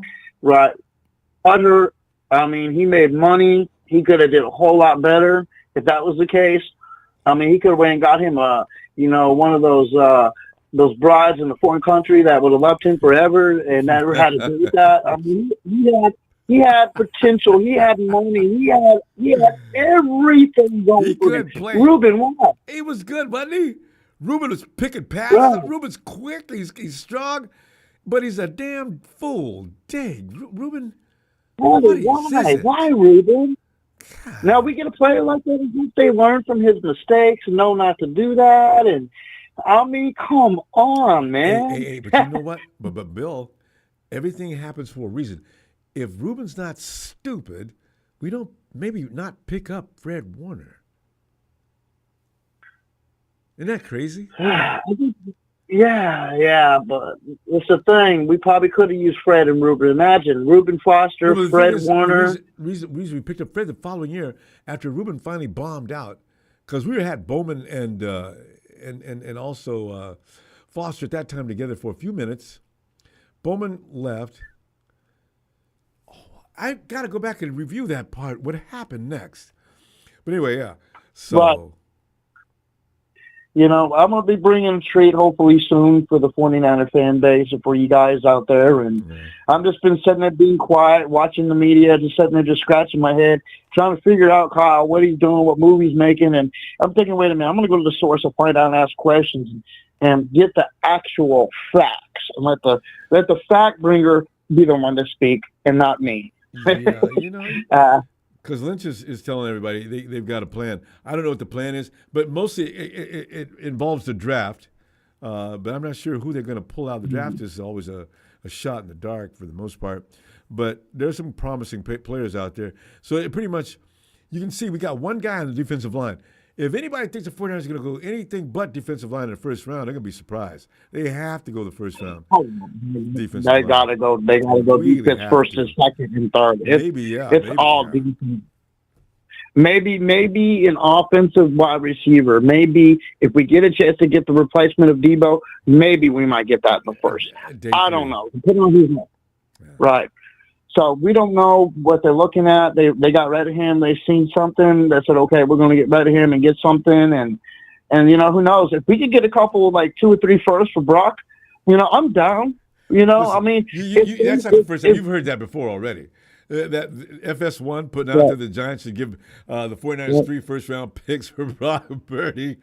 I mean, the Giants are a little strange, and they do strange things, but they're not going to go that route. The owner would have to fire if that's fun, take it.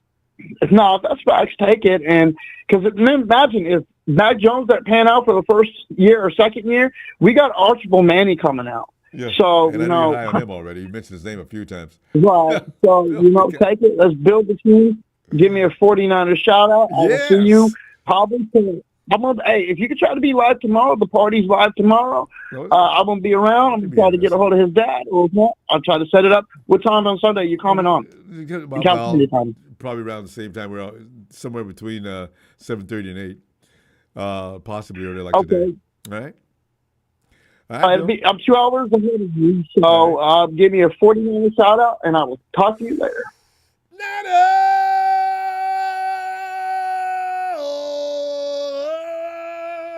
I hope you make that happen, man. We'll be looking forward to that. All right. I'm going to do my hardest to try to see if you'll do it. All right. Good luck with that, Bill, hopefully. All right, Bill. Have a great night. Oh, there he is. Well, it's a big show.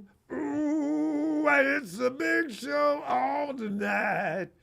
Show, get in here, man, and lay it on us. What is up, Ronbo? How are you tonight? I'm doing great, man. I'm actually excited about what's going to happen next. I don't know why. It's not a good thing.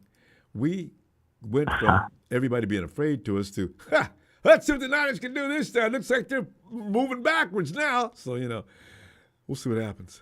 This is what you've been saying. That's unfortunately what happens when you've been. But unfortunately, what happens when you've been good for a while, you take 5 steps forward and you got to take some steps back, unfortunately, and that's what's happening to us. Yeah. But anyways, do you like trivia, Ronbo? I love trivia.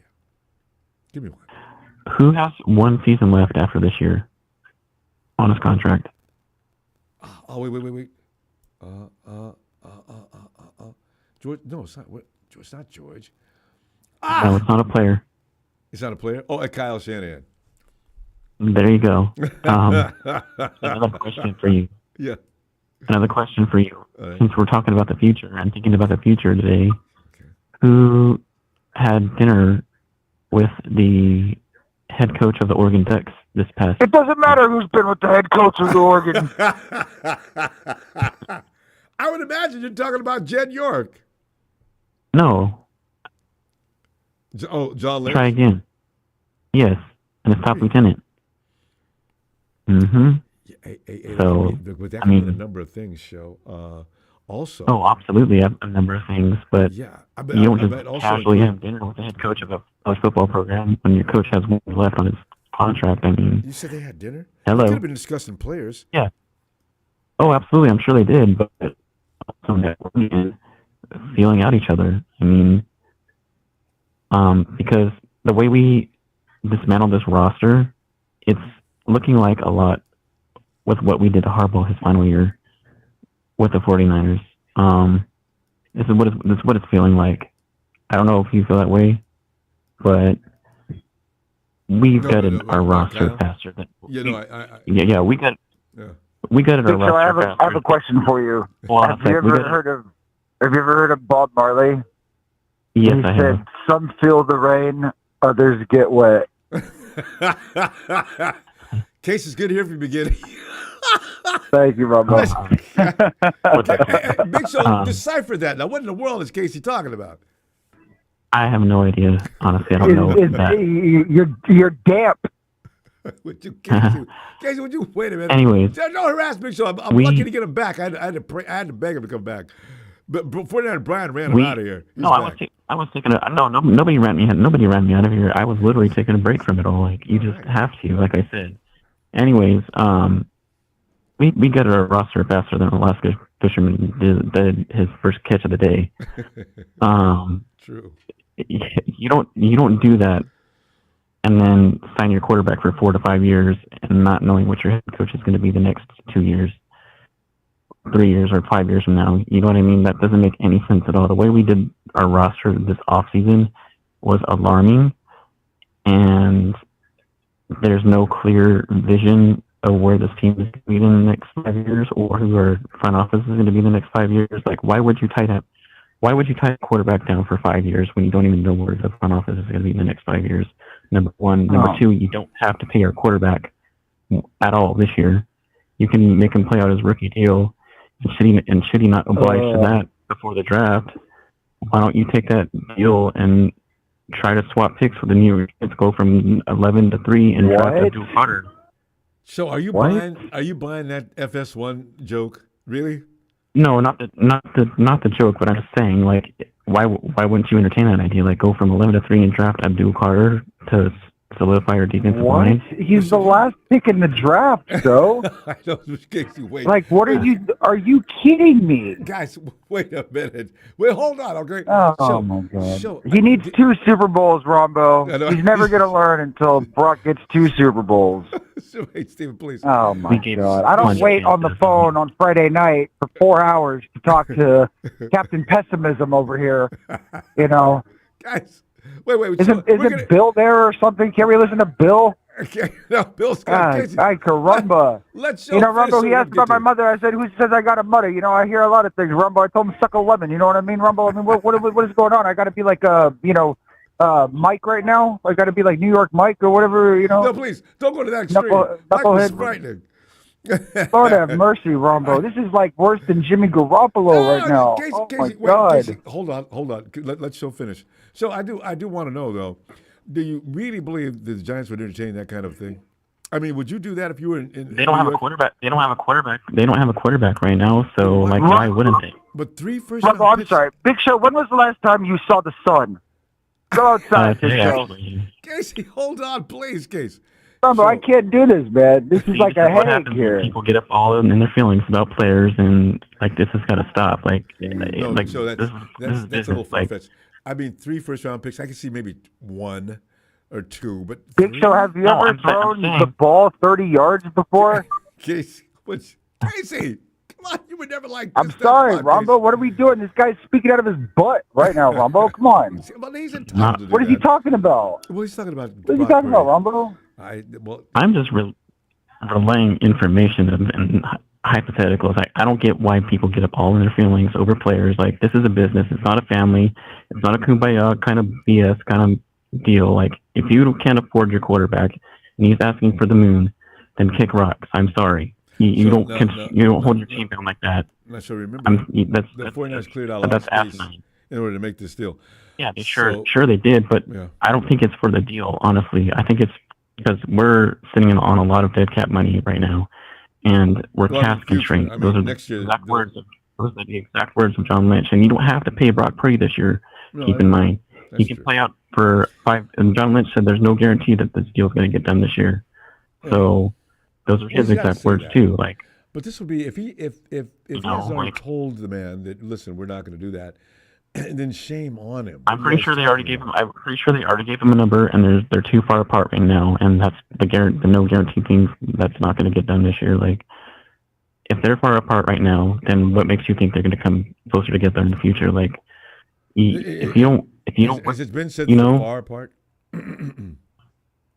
I'm pretty sure they offered him $45 million. I'm pretty sure that's you don't just pull that number out of your ass. And yeah, and the thing is, you always start low. That's what he's worth. And move up to you don't give him what he wants. That's just because the market's the way the market is. You don't give him what he wants. You don't cave to his demands like we did with Brandon Ayuk. Look at how that worked out for us. What if he gets injured on week 1, like Aaron Rodgers did? You know what I mean? There's always that possibility, no matter who you are. But yeah, so Shell, I don't know. But yeah, like. I got a feeling it wouldn't take this long to tell him you're not getting paid. It makes no sense to pay him right now. Like, especially coming after off the 6-11 season. Yes, he had one great year. That was 1 year. Okay, you don't pay somebody. You don't pay somebody You don't pay somebody coming to 6-11 season. But you got to be fair about that. There were a lot of circumstances surrounding that situation as far as the record goes. It's not just him. Anybody would. Oh, of course. It was the entire team that lifted him up. It wasn't him alone. Like, we got to keep that in mind too. Like, he did not carry this team. The team carried him. It was the other way around. We literally saw that too when we played the Bills. Like, we saw what a $55 million quarterback looks like, and we saw what a undrafted quarterback looked like, or a 7th-round pick quarterback looked like. We also saw one that didn't have half his players offensively, so he wasn't going to do any better. Well, neither did Josh Allen. Who did Josh Allen have to throw to? Didn't he have all? Khalil Shakir. That's about it. Dalton Kincaid, that's it. Khalil Shakir, he only had 2 people to throw to. Ronbo, come on, don't give me that. And so they ran on us more than they passed. I think that game too. Yes. So defensively, so we were just an imbalanced team. But yeah, this is looking like a 2 to 3 year rebuild because, quite honestly, the players that we have in offense, we have running back whose legs doesn't work anymore. We have aging left tackle. Stop! Miss 2 to 3 games. I mean, ouch. So and they're on their way out too after this season too. So like, don't expect more than 7 to 10 wins. Are you kidding me, Ron? But what we were smoking today, like that's not existent in this year. We have no defensive line. We have no offensive blame just on the quarterback. It's just not going to happen. No team. I'm not laying all the blame on the quarterback. Like you don't pay him. Like I said, they don't have to pay. They don't have to pay him this year. Like it's not a priority right now, unfortunately. So I got you. So don't rush into it. That's like I said last week. Don't rush into it. Way over time. They'll come back and bite you. All right. Well, I was interrupted many a time. So. All right. All right. Good night. Take care. Shout out to everyone. All right. Nice. Oh my God. I stand firm on this thing about blaming Brock Purdy for things that don't pay him. Does not work for me. Rumbo, brother, please, may I step in here for a moment, Rumbo? Okay. This isn't. Wait. Holy. 49 Brand's in the store. Hold on a second. Big Show Financials, always in the red and negative. Brian, thanks for that. All right, Exactly. Oh, we got another. Rumble, I have no, 49 Brand says I have no time for this negativity, Rumble. No, show does that every year. But yeah, Case. Well, Case, how do you feel about? Now, I'm not. Okay. Case, you already started, but listen, we need to. Papa Dragon's sitting here too. Look, Case. I hope Casey's next though. All right, Case. Let me get you in here. What up? All right. What? Hey, what up? Hey, bring it, Papa Dragon. Bob, get in here, man. All right. Who's that back? I'm sorry. Were you not ready for me? No, we're not ready for me, Ron. You know, well, I'm always ready for you. I mean, the thing is, production's running things over there, so they're trying to be fair. Case, you're gonna have to wait. Case, I'm sorry, man. Pop, no, you're up now. Go ahead. What's up? No, yeah, Ron, you go ahead, man. Why is everybody? What? Everybody's in a panic. No, this is what we do. In such I'm not. I feel very good about our chances next year, and I feel good about the procedure to put the team back together. Humpty Dumpty's down in pieces, and they're going to put them back together again.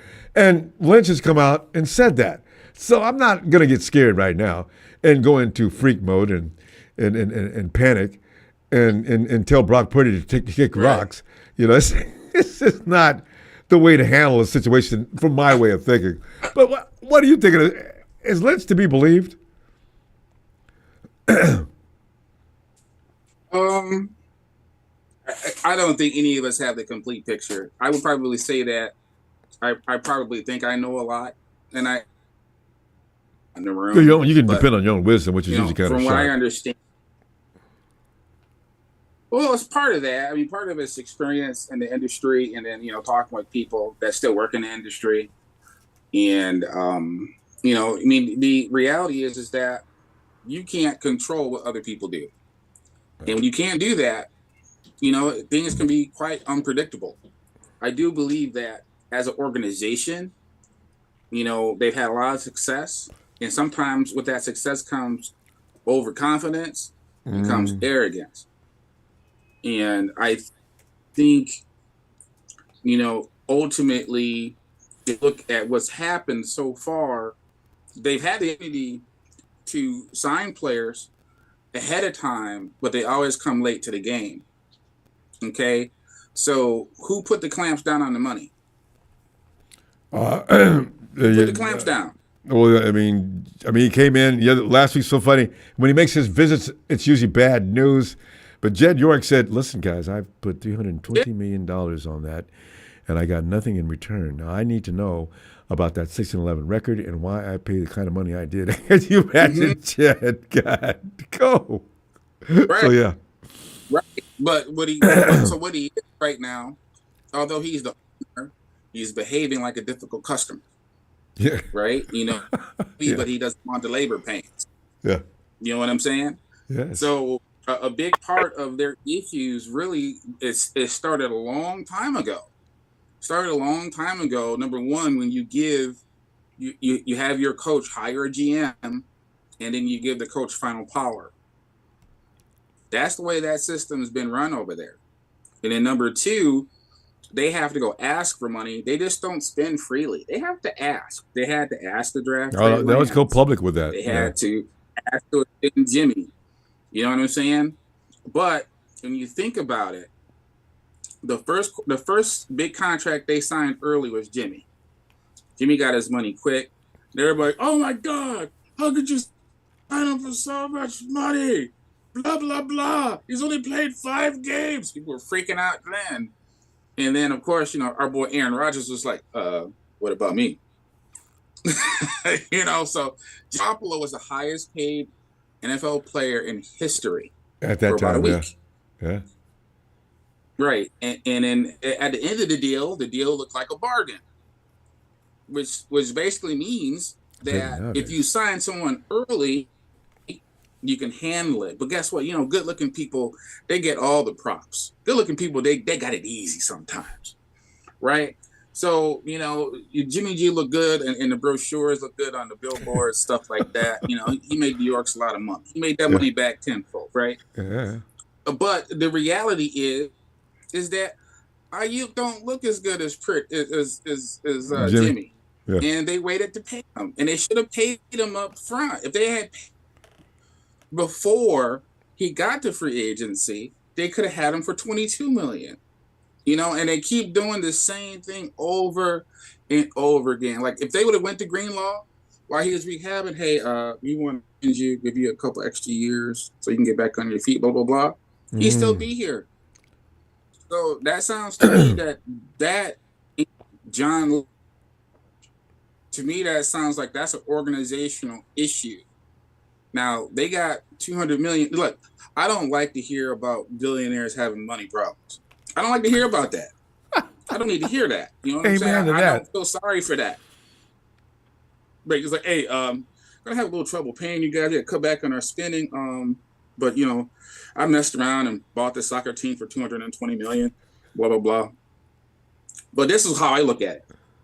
I look at it like this: the overall concept of the 49ers, in my opinion, on offense is the Avengers, and we still got Captain America, Thor, Hulk, Hawkeye, Iron Man, and the Vision. We're only missing the Black Widow. She's playing in Washington now. So they still got the Avengers. So when odds makers, I know she said the Black Widow, not the Panther. That was pretty funny. Debo and that big booty. Black. I didn't move that. Marvo, he's so nasty. Your big booty over there in Washington.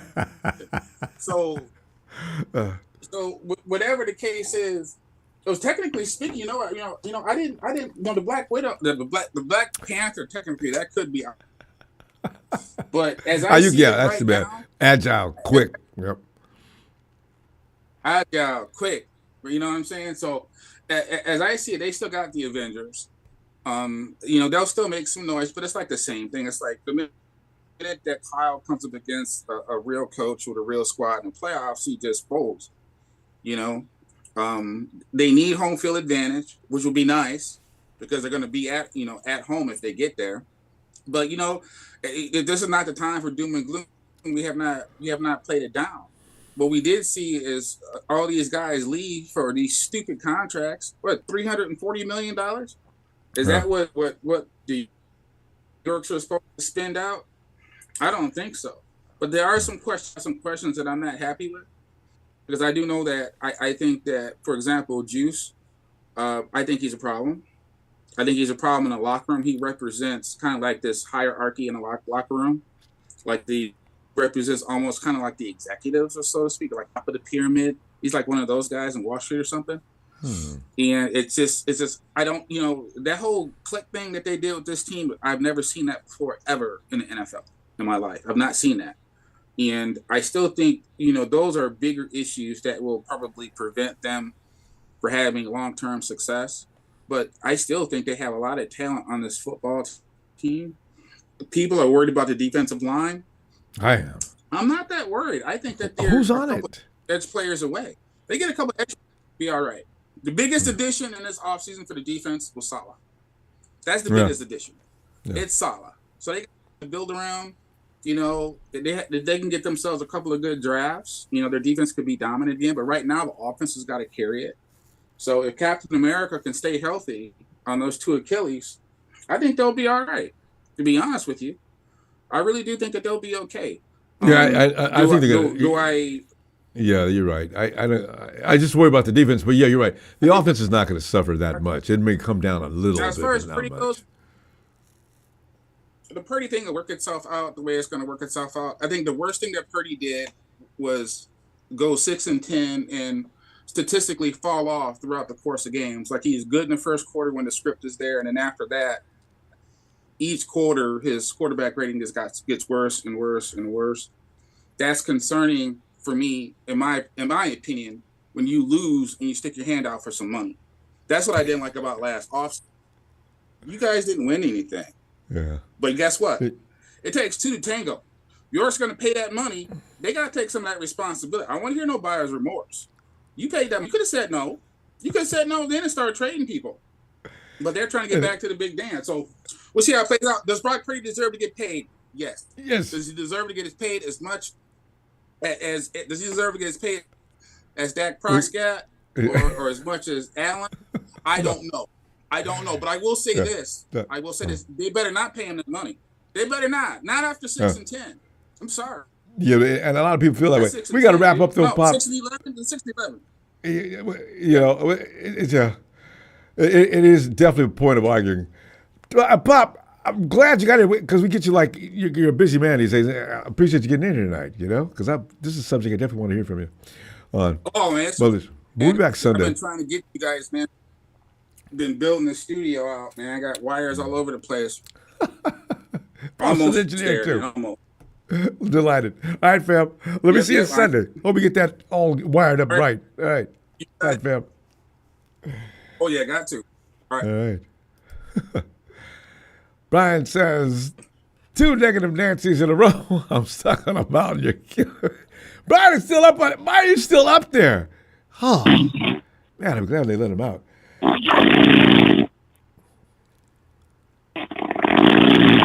You can always tell when it's real.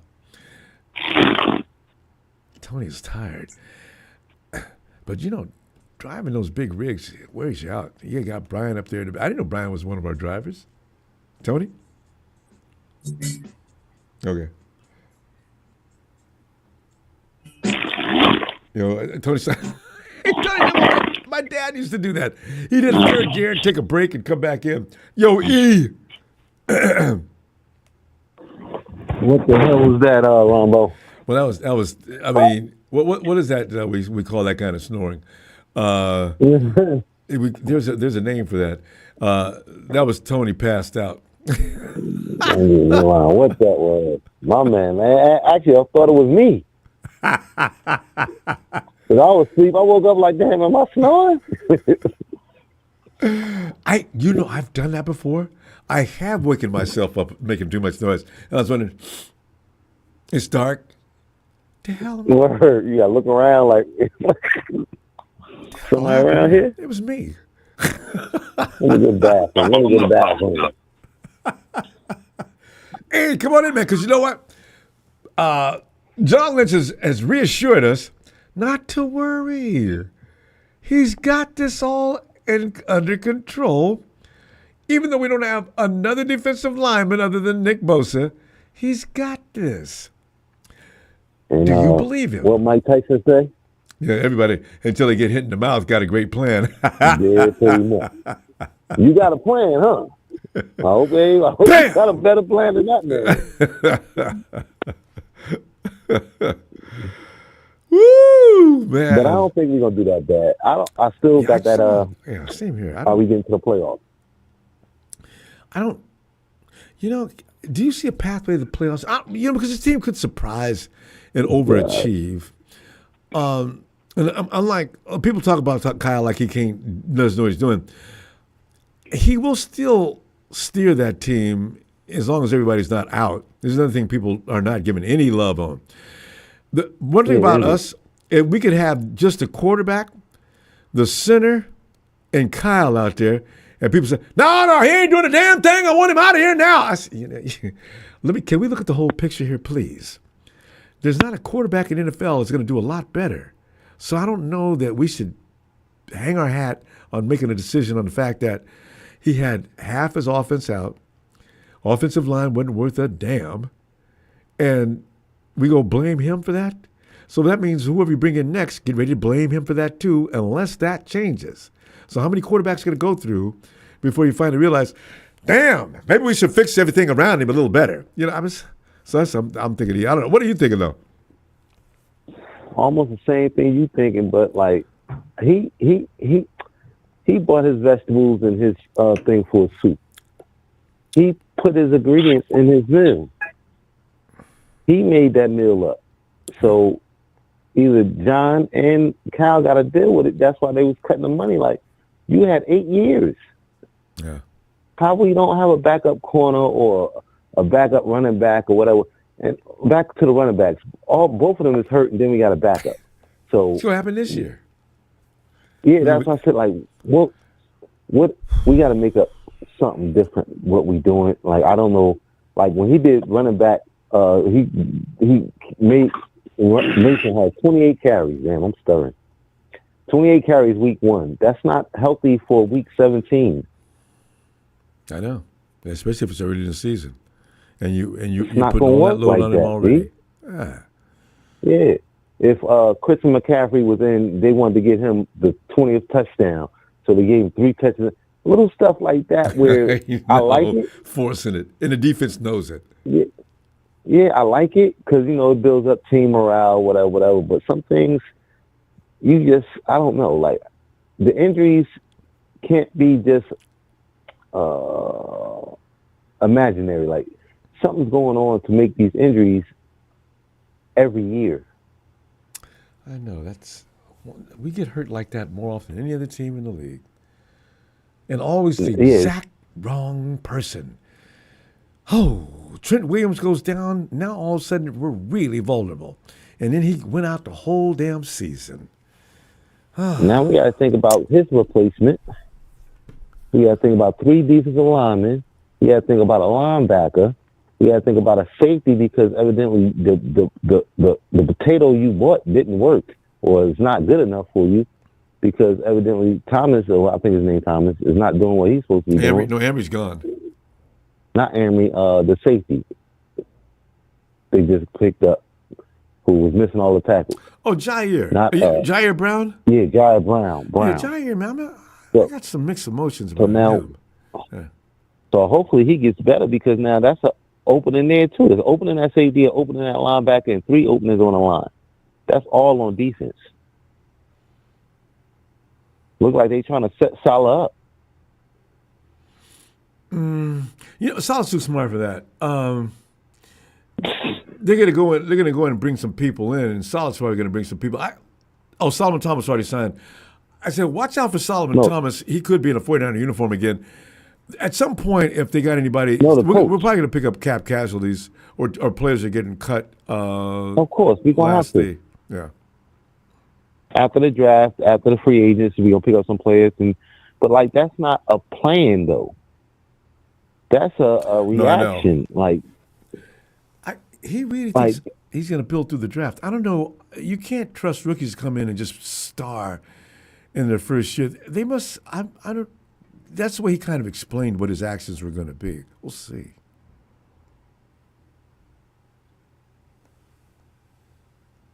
We got disconnected.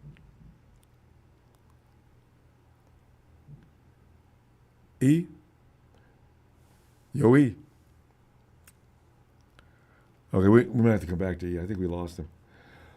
Yeah, I can't wait to see this defensive line situation get remedied. And how's he going to go about doing it? We're going back to Tony. Tony. Whoa. Hey, there you are. Well, how was that nap, babe? Tony, you're tired. I heard you. Yeah.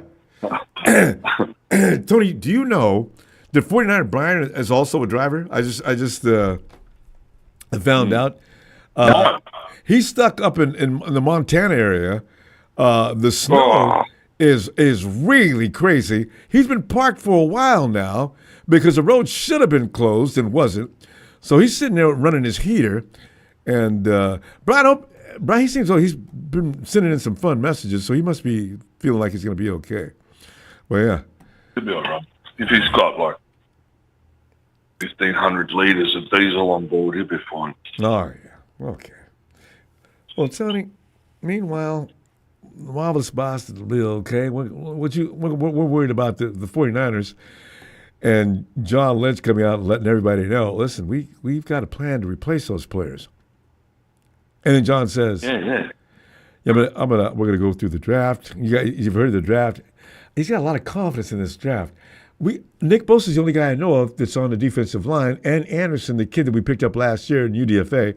Beyond that, there's no more names. Ronbo, you let go of Leonard Floyd and Malik Collins. That was Joey Bosa's fault on Bosa.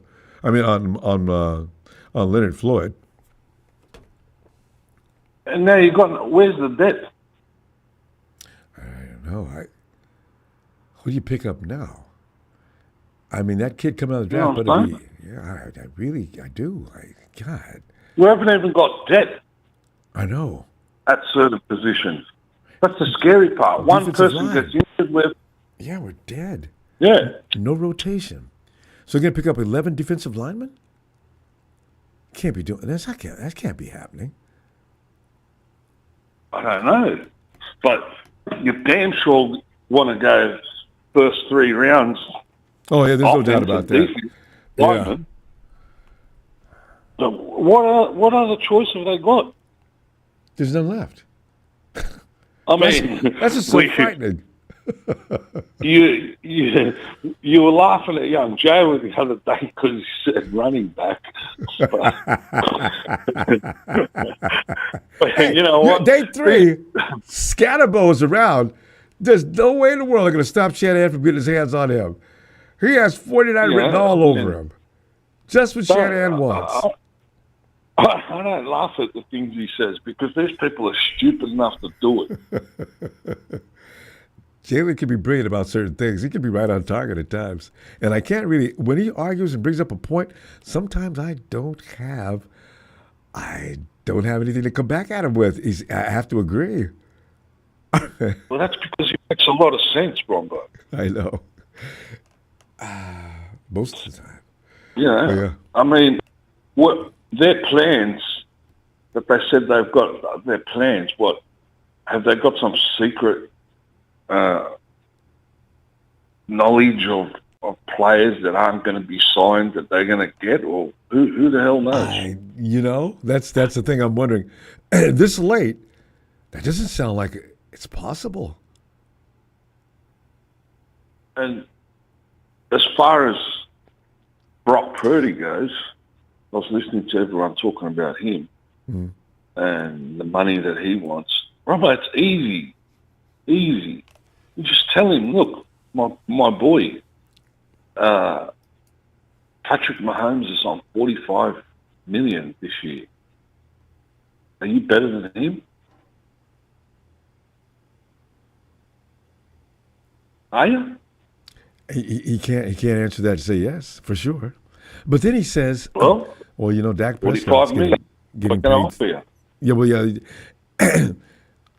Somebody said the 49ers, it is going around, though, that 49ers have offered him 45.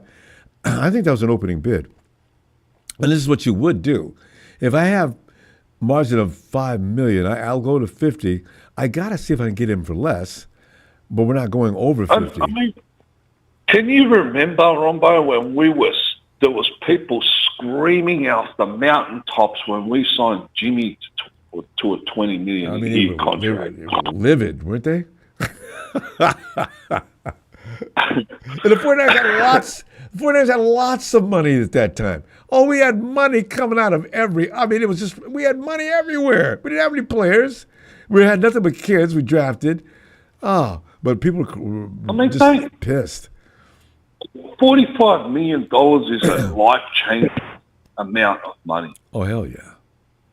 $2 million is a life-changing amount of money. Can be, if you're smart. But if you know what to do with it. But yeah. I mean, I'm of the opinion that this quarterback bullshit is really getting out of hand. $60 million to Dak Prescott. I mean, what the hell are you doing? You're just damaging all the other positions on your team. Clearly, how can we know that he's the one of the most important pieces in the game in any team? But does he have to be that far clear of everybody else? I know, right? It seems to me like a ludicrous thing. All right, say, Bosa's on what, 30 mil a year? 31. Okay, Brock Purdy on 40. Makes sense, all right? 10 million more. Why 50, 60? What the shit gold nugget? Because of Jerry Jones. Yeah. Well, that's the thing of the NFL. They need to put the quarterback competition as far as money goes. Don't make it bounce against the cap like that. There's a maximum, but it doesn't have to be the full amount. This is what the problem is, and we're going to have legislation over that last year because teams are strapped. Dak Prescott is not worth $60 million. But now that he's done that, now he's made it rough on every owner in the league who's got an up-and-coming quarterback. See? And Jones ought to be held responsible for that. He is a big voice amongst the owners. And why the hell? Jerry, if I'm another owner, Jerry, what the hell did you do that for?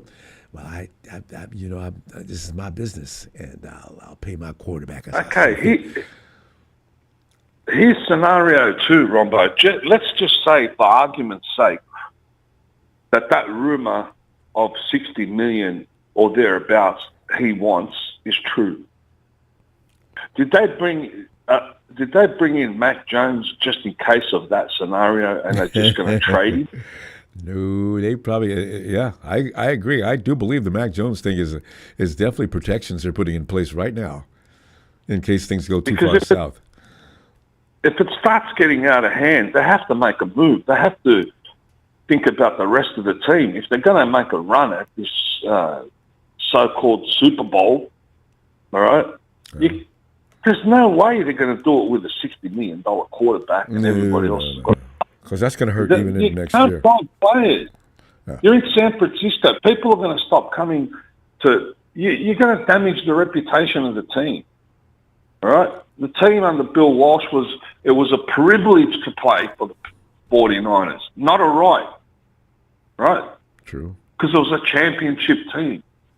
And the pedigree was just now way out. Now it's like it's in reverse. The players are dictating terms, not the club. They got to change that around. Yes, they do. And starting this year would be nice. Tony, we're going to go. You made some excellent points, and you've also boosted Jalen's confidence, so he's going to come in here and attack me. Thank you.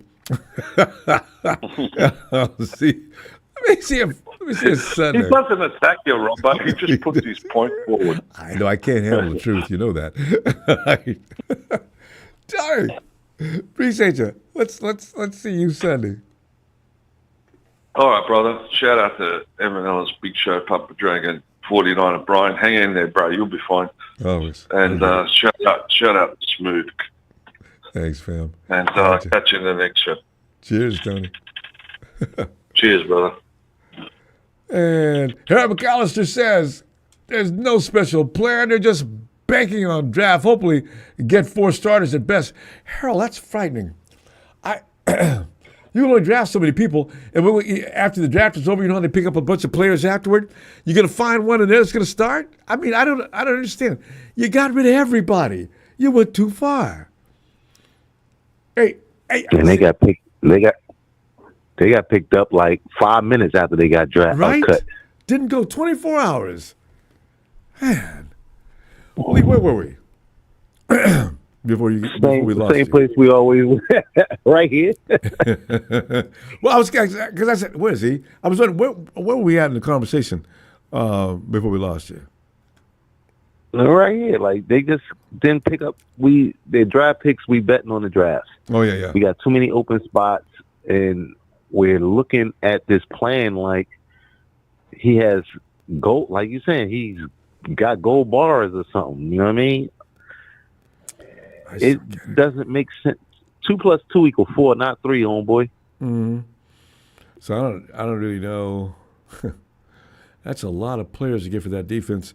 If you had 2 or 3, and at least 2 or 3 already signed up, maybe you pick up 3 more. And, usually have left. Don't we have about 10? The rotation's about, what, 7, 6, 7, 8 guys? About 8 or 9. Defensive line you talking about? Yeah. Is it up to 9, about 8 or 9? Yeah, it could be. It depends. We don't have a rotation. And people get hurt, like you're saying. And then we got an offensive line. Like, if Brendel, come on now. We still need help over there. That's at least 2 over there. 3 on defensive line and at least 1 in the linebacker. And Oh, yeah, I forgot about that. Linebackers. D Yeah, Winters and we is still ain't definitely got see a lot of separation in snaps our this wide year. receiver. Yeah. So it's scary. Like I ain't It gonna is. like You can't. You only got 11 picks, John. yes, sir. Like you saying, we're gonna make a lot of picks on after the draft and all that undrafted free agents because he likes doing that. Yeah, right. It's a good thing to do. Yeah. Hopefully we get a running back or more, one or two, because I'm not trusting them three. You need 5 for our offense. You need 5. Yes. And the last couple of weeks of the season, it's only going to be 2 left. The other guys going to be stretched out. That's just what we do. So I'm hopeful, but and then like I was arguing with a guy the other day on YouTube because they was cracking on Debo. You know, I get mad at that. Oh, Debo tush Debo. So I went to noodle arm Brock. If we're gonna say all these things, stop saying negative things about 49ers. Yeah. Talk about the Rams. Talk about the Cardinals. Why is we talking about 49er players? Yeah, I know, and the Rams are easy to talk about. Negatively. So no, negatively. This is. Oh, fam, we got to go. I'm gonna tell you what. Let me see you Sunday, and let's continue it. See, our conversation gonna be in pieces. I can see right now. Don't lose your place on this, because that negativity about our own players, it really has been out of control for a long time. But anyway, for a long time. Have a great night. All right, fam. see you Sunday. Appreciate you, fam. Love, Ronbo. Let's go. Like, comment, subscribe. Let's go. Thanks, Z. All right, now Casey, I love when Casey comes in and says, Rumbo, there's not a lot of guys I would wait for 4 to 5 hours. Hey, Casey, I got to tell you, Casey, that's a huge compliment, and I do appreciate it. Get in there, Casey. Rumbo, it's been 3 months, Rumbo. I stopped watching football in October. I know. I Rumbo, don't blame you. Did you really give up as early as October? Because the 49ers really started, they were smelling bad as early as October. We won the first game and got beat up in the next 3 to 4 weeks. Did Big Show get any sunlight today? Did Big Show get any sunlight today? No, I didn't stop watching football in October, Rumbo. But it doesn't matter. What matters is I that this is talked to still after the October. 5-time world champion. What's up, Rumbo? Big Show does, he really, I worry about him sometimes because he's in a dark place. It's just the frequency of it, Robbo. It used to be like funny. Now I'm concerned for the kid, Robbo. I'm not telling it like it is. I'm calling how I see it, Robbo. Every kid that shoots up those schools, feel me, Robbo. I'm just saying, Robbo. I'm just saying. Okay, it's never too early. Big Show's to tell the truth. He's not really a child. Never too early to look in that mirror. And be honest with yourself, Big Show. Yeah. You want to sit at the kids' table with Grant Cohn your whole life. I'm not going to force you. I can lead you to the water. I can't make you drink it, all right? Preach, Case. Shit, Rumbo. How much do I have to spend on my over-the-counter medicine right now to, continue, Rumbo, I smoke to come down. That's what people don't realize. No, I know. And I'm already up. I'm already up. Not really. Most of us who do are doing it. That's why when I go to parties and people, you want to hit this? Man, I came to party. This ain't what I want. Y'all got anything better than this? I'll give me some go fast. Rumbo, on some real shit, Rumbo. And I really don't mean to swear so much, but there's a powerful vibration with the energy. Okay, so sometimes I stutter because my physical can't keep up with my mental. I'm trying to put 7 thoughts out of one hole. The mouth can't work as fast as the brain. I know it can be a problem. Feel me? The hand is quicker than the eye, right? So Anyway, Rumbo, I'm chiefing. Life is good. The ocean is still on. The sun is still spinning. There's no major planetary collisions today, and it's still the 5-time world champion San Francisco 49ers. Big there Show. You go. Forget that. And we're going to stumble. For? We're going to make mistakes. There's going to be things we don't get right, but still. No, Robo, I'm pissed, man. Kick me out already. Like, I'm tired. Shit, man. Listen, what does a Brock Purdy have to do to get some respect? Can a middle-aged white man catch a break, Robo? Brock Purdy's not a middle-aged white man. Lord have mercy, Robo. What is Big Show going to do when Brock's dad strength kicks in and Brock's 30 years old and he's got like 2 MVPs under his belt? Robbo, I'm tired of this stuff, man. No, you this know what? This is a babyface assassin in red and gold for us here, man. This guy's the last pick of the draft. He has proven. I agree. I'm in that camp 32 too. organizations, including the San Francisco 49ers, dead wrong. Well, you know, Case, he needs to do one thing. How many first overall picks have taken their team to the Super Bowl? I'll wait. Not many, but he's got to be able to throw it all weather. This is the only thing that worries me about Brock. Who was the last one to do it? Was it Eli Manning? Ben Roethlisberger? There wasn't a first round pick? Or was it first round pick? I don't remember. Oh, last first round pick. Oh, first overall pick. Who's the last first overall pick to take a team to the Super Bowl? Well, they never do, actually. That's a good question. Trivia question. When's the last time a number one pick in the draft won a Super Bowl? They never do. Or not just won a Super Bowl, but taken a team to a Super Bowl. Even just that. Gotten two, you know? And then, like, if we're looking at it like a business, like Show is saying, you know, man, I got some doubts for what this kid is smoking, Ronbo. Because from an observer's perspective, the draft has to be bigger than the Super Bowl. It lasts for months. Yeah. No, I mean, think of all that media attention every time Brandon Ayuk last year. There's a reason that lasted so long. There's a reason the jerseys are sold. You know, I mean, come on, Show. Oh, you know, Casey, I just thought about something. Had last year the Detroit Lions, had they went to the Super Bowl and won it, what's his name? He would have been the first number one pick. If the Detroit Lions got to the Super Bowl? No, Don Burr's still in denial. He has no idea what happened. They didn't. They didn't. They collapsed. And you know what? That's because their fan base doesn't believe in their team. Sorry, Goff, they still don't. Well, it's like they got generational trauma. But Jared Goff, had he got to the Super Bowl, that would have been the first guy that I know of that was the number one pick. You know, Peyton Manning was 2015, 2013? Was Peyton Manning number one pick? He was. You just mentioned him, didn't you? Yeah, Peyton was, right? Peyton's the last guy? I think it was Roethlisberger. Wait, Roethlisberger was the last one, right? They had a number one. Wasn't Ben number one? Steelers had the number one pick that year? No, wasn't Roethlisberger number one overall? Or he was a rookie and he did it. But I think it was Eli. Must have been Eli, right? Yeah. No. Peyton. Eli wasn't number one. Was it Eli go number one? Yeah, he was, wasn't he? Manning's. I swear to God, Eli was number one. Well, that means both Mannings have gotten that done. I know done. It wasn't Baker Mayfield, Robbo. Yeah. You know. I like Baker Mayfield, though. He went to the other side of the country to get away from Bosa. Can you blame him? I love that. I love that joke, Robbo. And now they're friends. They made up. I can't blame him, Robbo. I'd be running for my life. Robbo, everybody is fast. There's no more Vince Wilforks on this NFL, man. No, I know, man. If you're a quarterback, the defensive lines have gotten vicious. I mean, guys out there in the 4.4s and 4.5s and defensive line at 275. Whoa. Let's be honest, too, Robbo. I should apologize. I take that back. Vince Wilfork was a beast, Robbo. Wilfork, oh, no. I shouldn't say that, man. The guy is huge. Vince Wilfork was on that slap. He's on that new, slap UFC show. You know what I mean? That's the kind of man. Wilfork, my open palm face knock you out, you know, Wilfork reminds me of the Godfather's hitman, Luca Brasi. They sort of, they can't even talk the same, you know? Wilfork's like, God, see that dude coming. He's unblockable. Didn't Vic Fangio win a Super Bowl with the Eagles? Am I right? Yeah. Isn't Vic Fangio an Eagle? Fangio. I thought that was kind of cool. That's kind of the last thing I remember about last year. If I'm not mistaken. Oh, yeah, he was running the show last year. Medications don't deceive me. Yeah, no, he was defensive coordinator for the Eagles.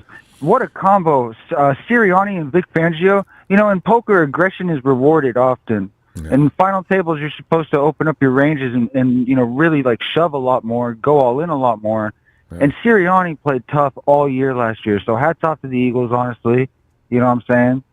Hats off to the Cardinals fans out there that never make a peep. Big Show, I'm talking about you. And by the way, Big Show just corrected me. I think Eli was first overall, and then he was later traded to the Giants. It doesn't matter if Big Show just corrected himself. The point is, Robo, Big Show's is on you. It might be an upgrade. I think the Niners are going to be great, man. You know, we got Pearsall looking for number one. I like people that think that they want the ball. That means a lot to me. If you want the ball, you take it. You know what I mean? He's asking for even more attention going number one. Pearsall from 14-1. You know what I mean? Oh yeah. And yeah, they lost a lot. They lost a lot of players, but it's a testament to their team. Yeah. Testament to how many good players stayed with the team. Yeah. I don't know why What was they're it they treating get kicked Kyle out? Juszczyk like this. Lord have mercy, Ronbo. What is wrong with this Kyle There's a few Juszczyk people who don't treatment? appreciate shit. I can't stand for this. He's not getting paid that You know, much. You know what I like about Kyle Juszczyk? When I look at him play, I feel like I've been watching him play in the NFL since it was like 2005. I don't know why I always think that. It's been a long time. But I feel like he has been in the NFL forever. I feel like he was a Raven 20 years ago, Ronbo. I don't know what it is. Case you're really feeling good tonight. I was sad because whatever you're doing. Good, Ronbo. It's been what? It's been months. I don't think I've talked to you since it was a 2024 over here, man. I've just been Ronbo. I could write a book. I could write a Case, 7-series sounds like book. it. Case, we Ronbo. gotta This go. is- We gotta I'm go. so blessed, Case. Ronbo. Thank you so much, Ronbo. Appreciate Have you. a great night, man. You're always entertaining. I love it. We'll see you Sunday. Hope you got time. I'm so grateful for you, Ronbo. God bless you, Keith. brother. Have a good night, man. Thanks, man. Night. I don't know what the big fuss is. And you know what? Can I get you to hold on just a second? Because I was going to take a break as soon as I got Casey to calm down. I'll be right back, okay? Yeah.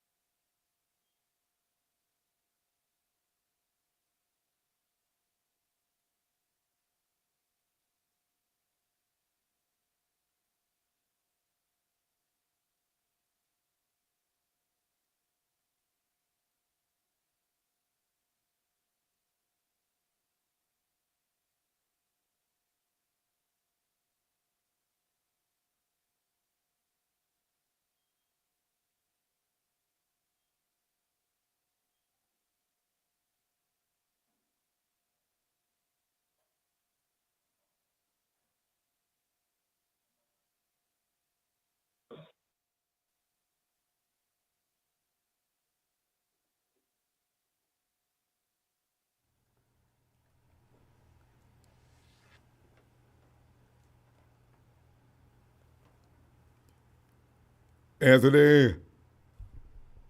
Ronbo. Anthony, John Lynch has asked you to not to be concerned. They have a plan. And then he went on to tell us about the draft. Ronbo. Yeah. Ronbo, I see exactly what John Lynch and them doing. What do you explain it? John Lynch and them, they understand is this is the perfect draft to set their team up on defense, on the defense side of the ball and on the offense side of the ball. Anthony, we're trading down then, aren't we? And We need more picks. He got 12 picks now, Rumble. What? I thought he had 11. We had 11, but when we traded when we got rid of when we got rid of Okay, anyway, I'll trust you. I'll believe you. But I'm just saying, we need about 15. but we got 12 picks though. Okay. Yeah, when we got rid of Debo, that's when we got the 12 pick, comp pick. Okay. Okay. Which is effective Now, this year. for his Brock, yeah. For his Brock, I wouldn't pay Brock $60 million. Yeah, I don't think he's asking I for would that. simply tell Brock. I say, look, Brock. Patrick Mahomes getting $45 million. That's what Tony said too. Well, Brock, well, look at that. Do you think that or Deshaun Watson deserve the money that they got? What now, Anthony? What do you think he would say to this, though? Although he's not the type, But there's certain guys that look. That's none of my business. I mean, they can whatever they doing ain't nothing to do with He'll me. say that, but you know why I tell him that? Yeah, what? Just because they owners pay them money that they don't deserve, I'm not gonna do that. Just be straight up with him. Yeah, well, I think they have. Somebody says he's already gotten an offer. It's around 45. I can see that because they give themselves a margin to barter in. Rambo, as far as our defense go, we still got Kevin Gibbons, and he was playing good until his head towards pectoral. Kevin Gibbons? Yeah, they re-signed. He's one of the few people they brought back, though. I forgot we got Gibbons. Yeah. We re-signed him. Then you got... I forgot about him. Then that big young boy... Anderson. Man, Rambo. Yeah, that's that two, big that's young three. boy... Anderson. I forget his first name. Khalil Davis. Evan Anderson was playing, but he's a rookie, but you know how Kyle feel about playing the rookies. Well, he better change that field because he doesn't have a lot of players, a lot of options as far as veterans go. He ain't got no choice but to change it this year, Rambo. Yeah, he has to let him play. Got no choice. That's right. He ain't got no choice but to let him play. You know, that's why you got to be very careful about who you pick up as far as defensive linemen, though. Be real. Our offensive line gonna be good fine, look. Rambo. No, defensive line. I'm not actually. You know what's so funny? I'm not even concerned about the offensive line right now because he's got an army over there to pick from. Maybe a couple of them would be fine. But what I'm really worried about, the defensive line. They got sent everybody packing. Guys, who's going to play defense now? That line. Rambo, I understand why they did it, Rambo. Just think about it, Rambo. If they wouldn't have did that, Rambo, when next year came, Rambo, 2026, Rambo, we've been just like Rams. No money, no nothing. Dead, Rambo. Yeah. Dead. And got to take a few years to get it right up again. Well, yeah. So. Well, I mean, like I said, Rambo, is one linebacker. I think we're gonna get that boy from Georgia, Jalen Walker. If he's a bulldog, bring him, especially defense. Oh, if anybody get on defense, that's a good program they're running over there in Georgia. I mean, I think we're gonna get him, Rambo. God, Jalen Walker. He can replace Greenlaw, Rambo. Right. He's mean, he's nasty, he's fast, and he hit. He's 6'2", 245 pounds. Oh, perfect. He run like he run a 4.5 to 40. Oh, I bet he can cover too. He can cover. Yeah, he's fast, Rambo. William Roberts agrees. He says Walker really is good. Yeah, Jalen Walker. Problem is, we don't pick until if he's all that, he may be gone by, and we may have to trade down because we may need a couple extra picks. I mean, think about it. Remember, I wouldn't care if we picked him at number 11. He's that type of player, Rambo. Ooh, that's right, 11. Well, Shador, the man who can play both offense and defense, that's 2. And also the quarterback that's even better than Shador, that's 3. That offensive lineman everybody's talking about in Texas, they've talked about him too much. I'm going to assume from that somebody's going to get him. That's 4. So we're 7 picks away from getting whatever. There's about 3 different. You know what? There's about 3 different edge rushers though that I'm seeing.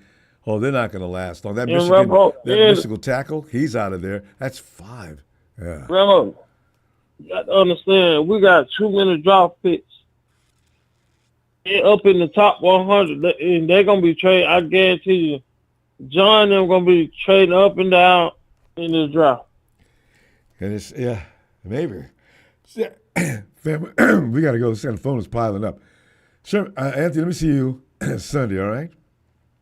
And always appreciate Sunday. I love that conversation you have with Brock, too.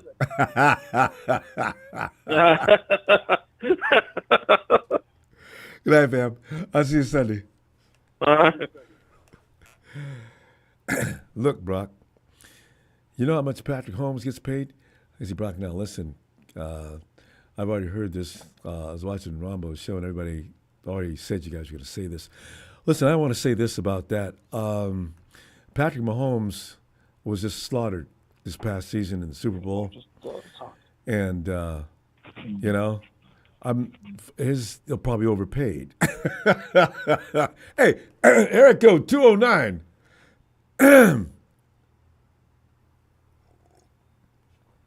209. Isn't that the name of a cleaner? 209?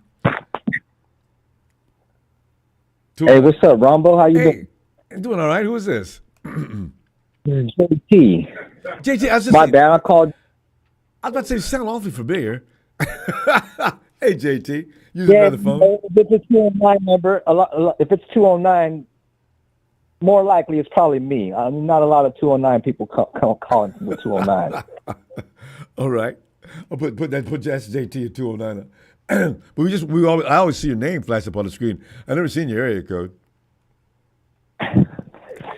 Hey, Ronbo. Yes. I wanna talk on something just real briefly. Now I don't want to spend too much time on it. Okay.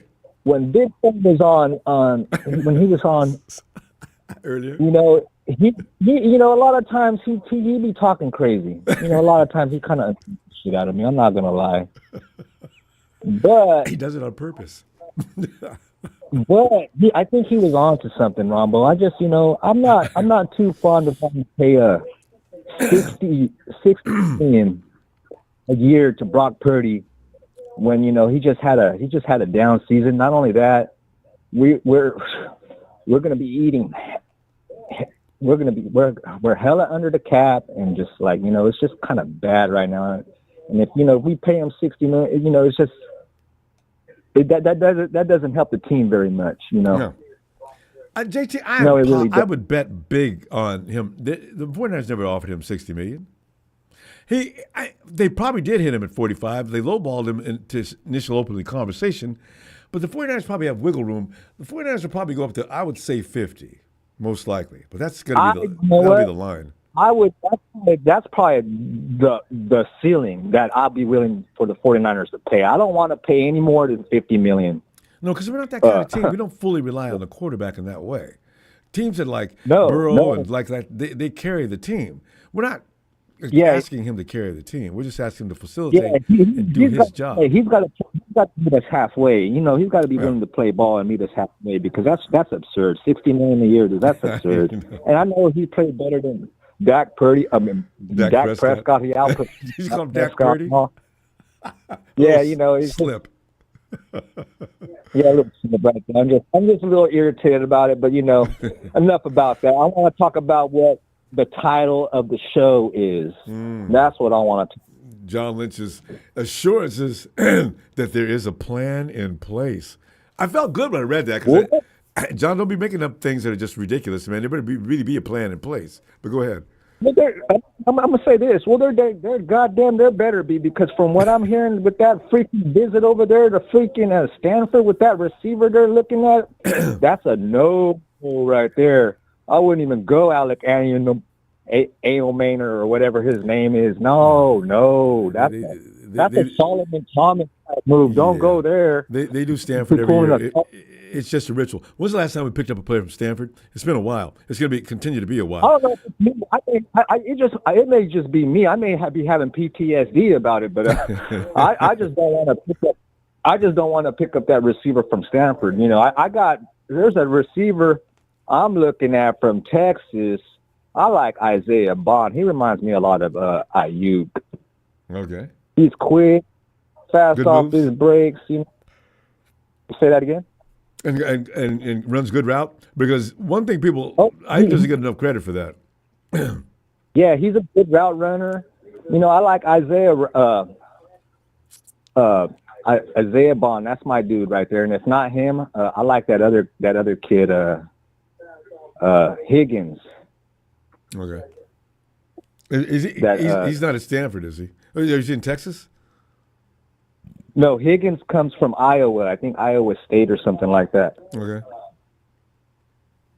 So that's who I'm looking at. And as far as the draft goes, I'm not, Well, Big Show agrees with you about Bond, by the way. Over there in Oregon, looking at the Oregon players, I'm not too crazy about the Oregon. I mean, I like some of them, but not all of them. I mean, They gotta be.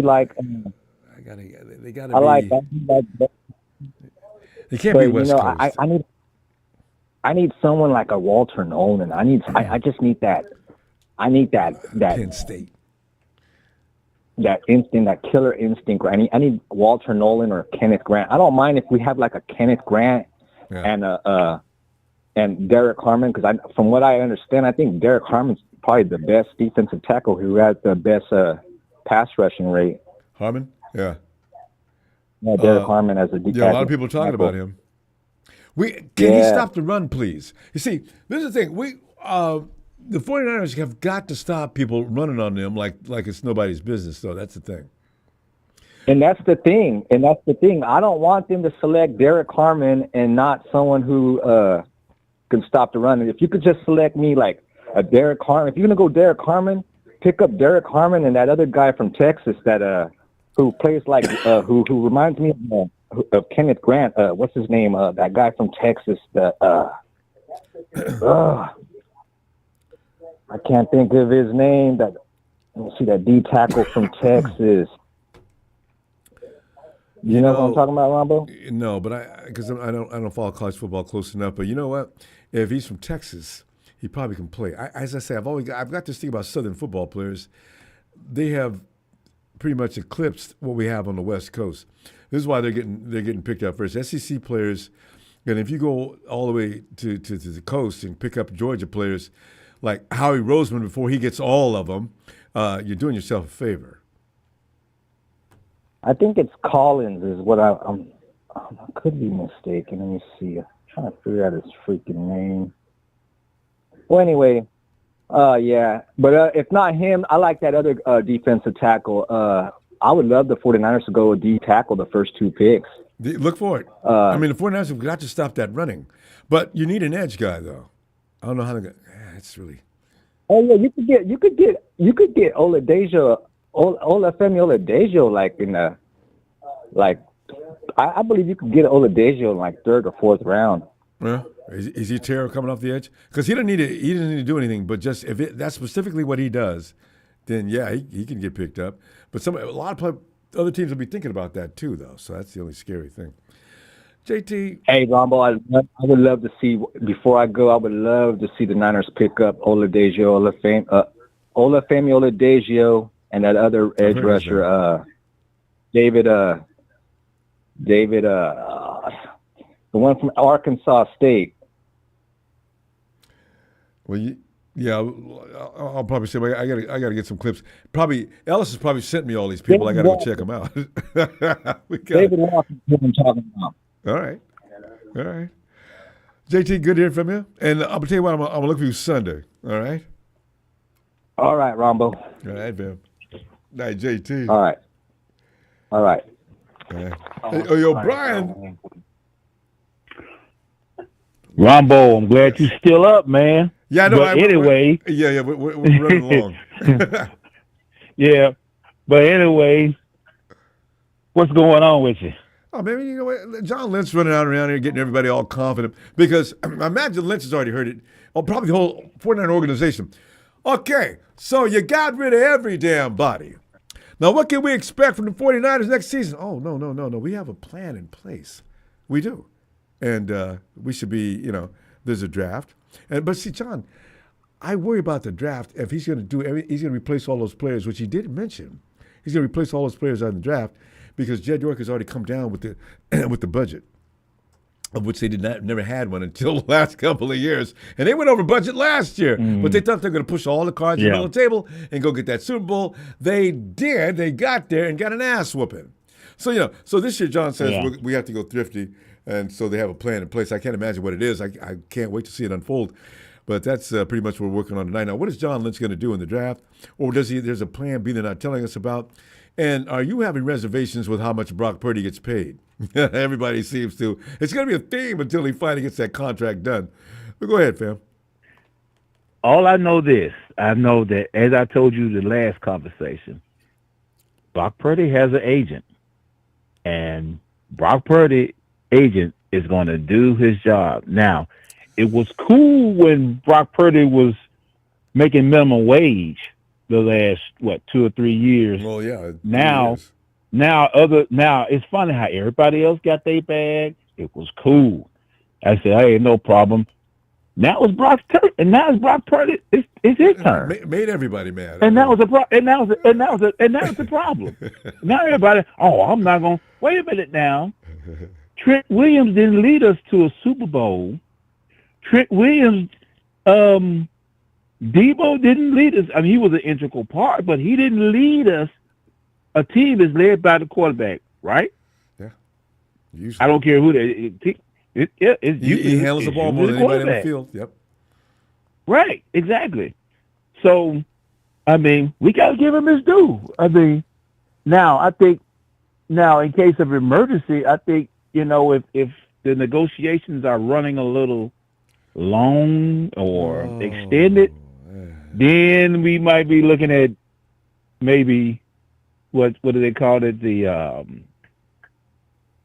What they call it? Franchise tag. What is it? Franchise tag.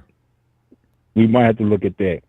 But I think Brock Purdy and y'all say, the 6 and 11 thing. Okay, all right, but hey, but what about the years before? He wasn't 6 and 11 the last 3 years. Yeah, you can't just throw out the good years and just only use the bad year for an example. I have a problem with that too.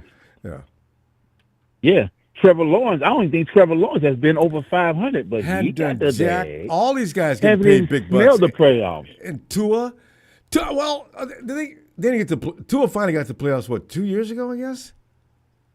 Yeah. So those guys got paid. This is why I'm saying, guys, I can't. I'd say Brock sucks or anything like that. I mean, those guys got paid. They weren't doing anything either. I don't know. And then some people say also, well, that don't mean we have to do that because they did it. I know. I'm saying, but don't blame Brock for this year and not just ignore the last two. So. Yeah. Hey, Ronbo, let me switch over to the draft right quick. Right. If we go offense, if we stay at 11 or move up, it'll be because of these guys on offense. And all of these are offensive tackles. You got Will Campbell at LSU. You got, the big tackle from Missouri, our man Nobile, whatever his name is. Oh, yeah. And Kelvin Banks from Texas. Right. Now, if we move, like I said, if we trade down or whatever, I remember I said last week that we'd probably go defense. Here's my guys I think we're going to look at. Right. You got Jalen Walker, the edge guy and linebacker from Georgia. Campbell, who's also Jair Campbell from Alabama, plays linebacker, who also wears number 11, Ronbo. You know, this is the first draft in history that we've had. There are 3 players that are going to be in the first round, probably in the top 10 or 15 picks, that their college number was number 11. And they're all good? And from what you just said, yeah. And they're all good. And they're all good. Okay. The edge guy, Mike Green from Marshall. He's been rising. I've been seeing defensive tackle Derek Harmon from Oregon. Yeah, his name gets mentioned a lot. This one, yeah, right. Yeah, they've done pretty good in Oregon. The 49ers. In fact, Big Show saying right now, Derek Harmon pro comp is Eric Armstead. He's great at stopping the run. See, because I was worried about that. I said, but he actually, somebody said he's good at pass rush as well. If Derek Harmon can do both, oh yeah. Well, Aaron Armstead used to be able to do both, actually. Now I mention it. Yeah. And then the last guy, I've been seeing his name in a few drafts. This guy was a Thorpe winner, Jadee Barron, cornerback out of Texas. I've been seeing him a lot in most of the drafts. So he's a Thorpe. Like I said, he's a Jim Thorpe Award winner.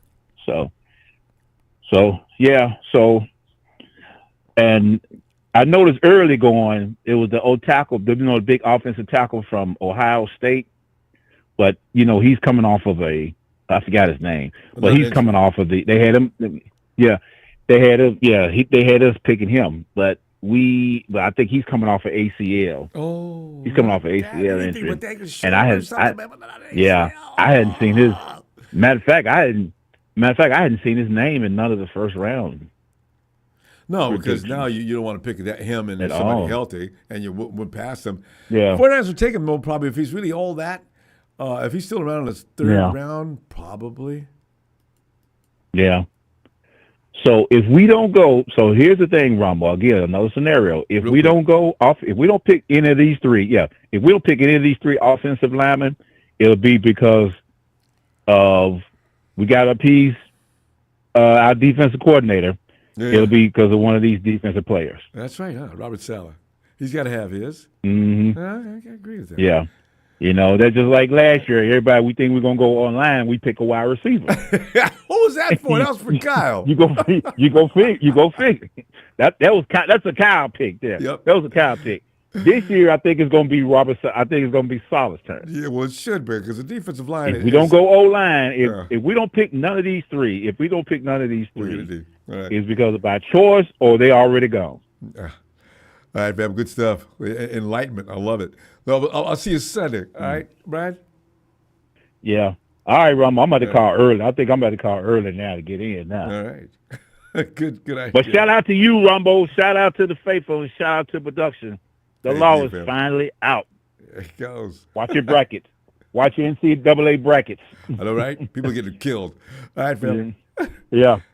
All right. Yep, March Madness. People are, oh my God, that's just crazy. The upsets.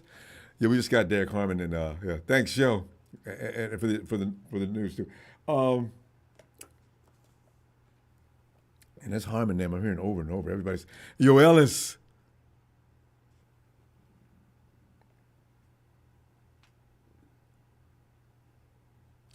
E. O-O-E. All right, let's come back, Jealous.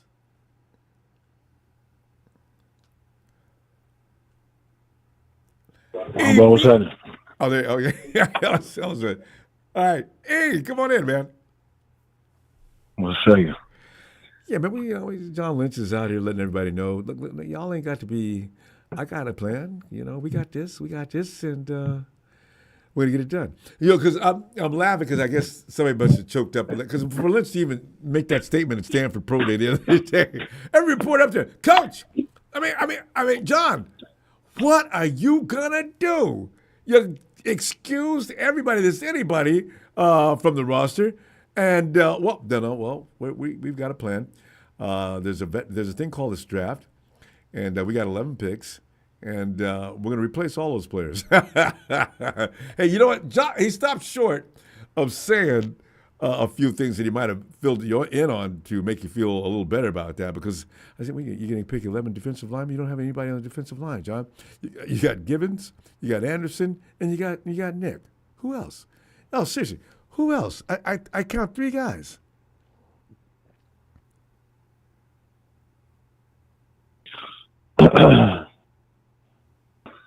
Shit, I mean, it's a tall order, John. We would love to believe that, John. Unfortunately, you might be able to replace possibly 3 to 4. That's right. That's got to be of those players that we lost, I would say. But look, let's keep it real. Javon Hargrave is overrated. He can be replaced. Oh, that's true. Even by a rookie in the draft. And that doesn't necessarily mean it has to be a day one pick. It could be a day 2 or day 3. Oh yeah, most of them are going to be. At defensive tackle. This is such a deep draft. You get the right player who's accustomed to playing, you know, in the schemes that we got, or somebody that's able to be coached up. And, you know, he's an easy replacement. The only player I'd say is going to be the hardest would be, you know, I'm being totally honest, is Dre. Oh, because we're actually missing. That's who we're missing. We're missing the maniac on the team. The only one that's. But Lynch said at the pro day, we may have Dre's replacement in camp now. He's looking at D Winters and thinking D may have evolved enough to be able to fill that void. I said, well, if D doesn't knock himself completely out with his own hits, because D, wake up, man. Well, you don't use your head like that.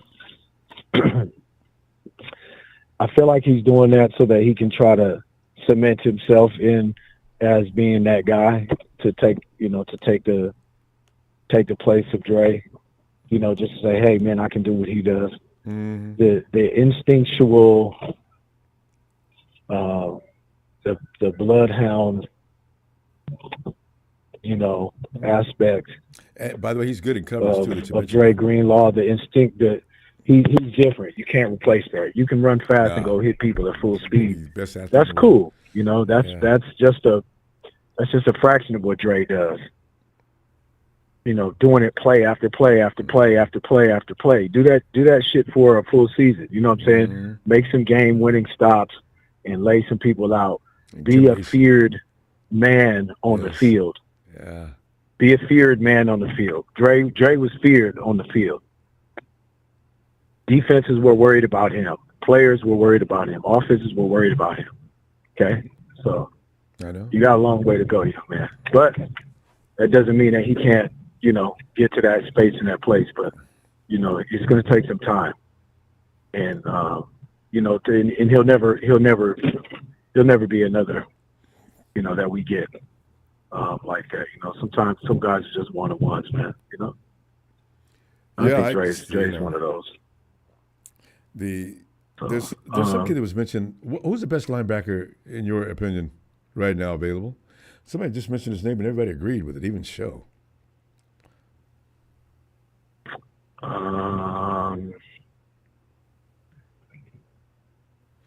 If the 49ers, what, that's available, you said? If he's still on the board at 11, man, the 49ers are going to be torn. Dre Greenlaw left. Are you talking about in the draft or are you talking about free agency? In the draft. Oh, I'm talking about Javon Walker? That's him. Everybody's talking about Jalon Walker. Javon Walker from Georgia. Georgia. Hey, how soon is he going to go in the draft? Because, see, it's a 49ers. He'll go in the first round. He'll go in the first round. How high? He'll go in the late first. I mean, look, I haven't had a chance to look at him, but from what I've been hearing about him, he sounds like one of the most sure-handed, versatile, one of those guys that you could say, here, today you're going to play this position. Oh, yeah? And I'm going to go, you know, and he goes and he dominates. Oh, and now today we need you here, you know? So versatility works into his favor, and then the ferocious leader and, you know, impactful player that he is, I would say he may be gone before 11. He may be gone before 20. I don't think he's going to go that. I don't think he's going to go that early. You know, when's the last time we saw a linebacker go that early? Except Micah Parsons was the last. But you know the 49ers, a linebacker. When we lose somebody of like Dre's caliber, they usually do that first in the first round. I'll let it go now. These have done it at least 3 times. Say what? Ellis? Say that again. Oh, yeah. No, usually when we lose somebody, a high caliber player on this team, you lost to Forrest Buckner. They went and made a mistake and got Javon Hargrave. We lost, what's his name, back in the day, and they picked up Michael McGlinchey. We almost lost a receiver last year. We were concerned about receivers last year, and Kyle picks up a wide receiver in the first round. We just lost Dre Greenlaw. That dude is hard to replace. If this kid you're talking about, Jalen, was it Harwell? Did you say? If he's all that in a bag of chips, he's a target. Bet you that. Yeah, but we're not going for him in the first round. Maybe not. We're just not. We're not. We if need he was a, lineman. but it sounds like he could play D. Yeah, well, that's what they're trying to. That's what is being said is that he can play linebacker. He can be put on the defensive line. I mean, he might be able to do that playing for Georgia, but in the NFL, he's got to be one. That's not. It's a totally different. It's a totally different, demographic. It's a totally different program that that's being run in the NFL. Guys aren't usually that versatile, defensively, and in that way, you know what I'm saying? Unless they just change positions completely, Dre, Dre Greenlaw, and Fred Warner, they were DBs, you know what I'm saying? And then they came to the NFL, and then so But anyway, yeah, man. Look, John, you got a tall order. If he doesn't go back at least like 4 or 5 spots and get like some more early like day 2 picks, I don't want 12 day 3 picks. Okay, 5th, 6th, and 7th rounds. I mean, we could probably clean up, but I would prefer that we get some more, at least 3rd and 4th round picks, if we can, and trade him back in the 1st round. And if Ayuk is gone for a handful of 6th and 7th round picks, I can't say that I'll be excited, but we got to do what we must at this point because financially. And that makes sense. Ellis, we're gonna have to go though because it's getting late. We're gonna try to see if we can get everybody on the phone. You got loaded up here tonight. That's all. But good points. I agree fully, especially with that last part about trading down. I feel like it's gonna happen. Let me see you Sunday though. All right, fam. Yeah.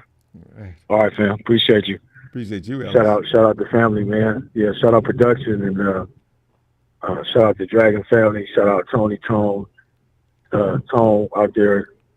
From down under, my boy, and yes, man. Show Donut Tanisha, show. I already said show. Everybody, man. Y'all know what it is. Brian, right. Much love, y'all. All right. In this for life, man. All right, fam. Have a great night. Night, Ellis. All right. Emilio, that Latino heat. What's happening? Man, I mean, I sat and thought about that Emilio's reaction, right? John Lynch. Wait, ho. We're going to replace all those players. And we're going to do it in the draft. Boy, you replace all those players in the draft. Hey, if you replace all those players in the draft, I'm winning a lot of this year, one way or another. If you can do that. No, I can't believe he said that. We all know that's not possible. You had how many Pro Bowlers walked out, John? You're going to draft all Pro Bowlers? How was the last time you've done that? Well, he ain't got to draft Pro Bowl. He could just draft at least people that are competent enough not to mess up his first year. Yes, I'm saying. Yeah, can at least that's contribute. amazing. But I mean, a healthy contribution. I mean, the thing is, they need to be talking about you after the game. Write-ups. I need to see your name flash across some media pages. If you ain't doing that, then anybody could do that, and that's what I'm concerned about. So, John, just tone it down. Stop lying. You'll do your best to pick up. Well, hey, he's got to make it sound good. So that's his thing. Got to make it sound good. Yeah, God. But what do you think about that? I mean, is it possible? Like Ellis was just saying, we need to trade back. I'm thinking the same thing. We need about 15 picks. If you want to get if you want to get more picks, you got to trade back. But we're short of players. It's not in. I put it like this: it's not impossible, but it will really be difficult to really think if you're going to hit on almost every single player. You got to really think about it. Every team every year hits about at least 3 to 4 percentage-wise, at most in the draft. Even if you just have 7 picks, a lot just hit on like about 2. If you about get 2, 3 3 solid ones, at all the 7 picks they get. Yeah. So it's kind of hard if you really think you're going to hit on 11, 15. That's crazy. They think they can do it. Just too hard.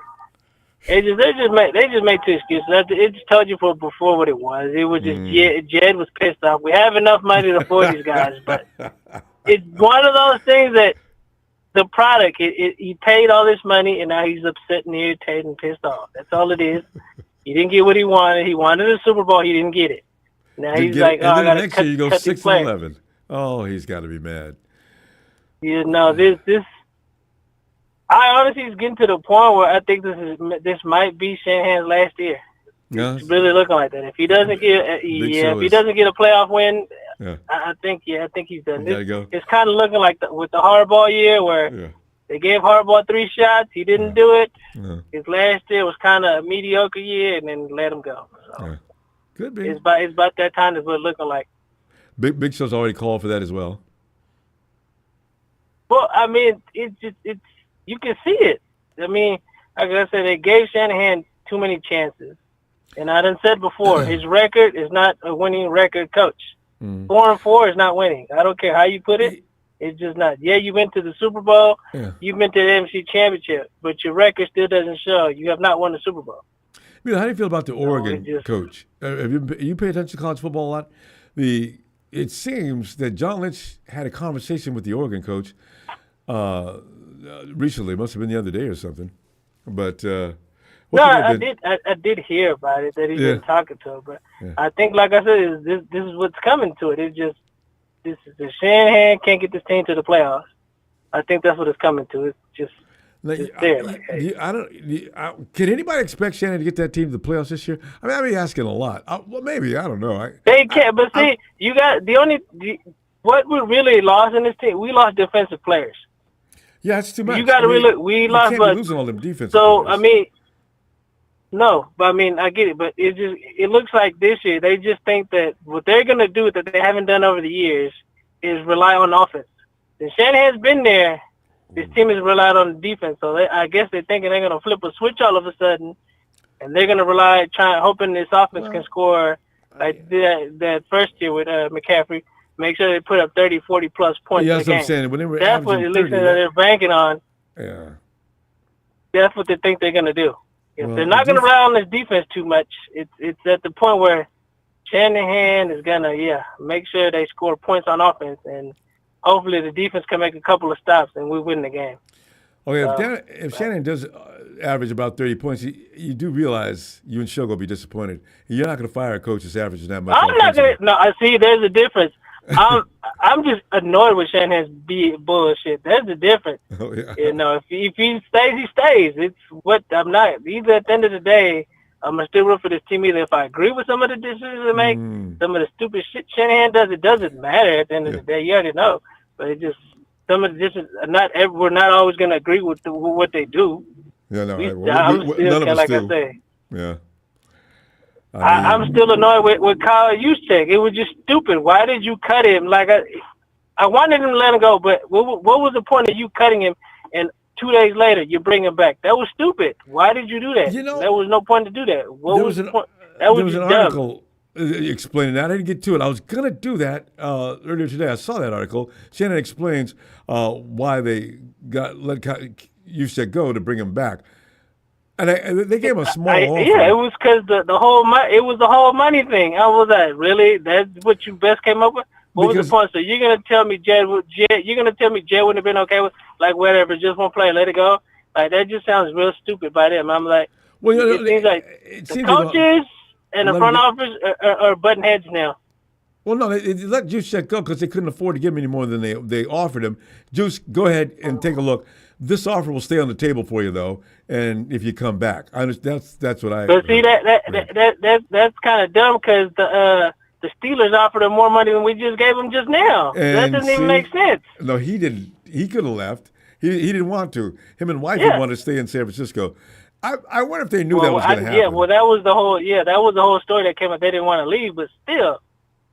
It was just like really. Like I said, it just sounds dumb. It's just the whole scenario with trying to get rid of Juice, cut him 2 days, and just like they were being fair. Doesn't make sense. It does in a way that Juice. This is all we got, man. You're better than this. All right, just take a look and see what you got out there. We're not going to take this offer off the table, though. If you want to come back here, you're going to be welcome. That's just being nice because they know him. So. Anyway, and I think he said, hey, they didn't want to leave, but yeah. No, well, they probably knew that too. We got to go, fam.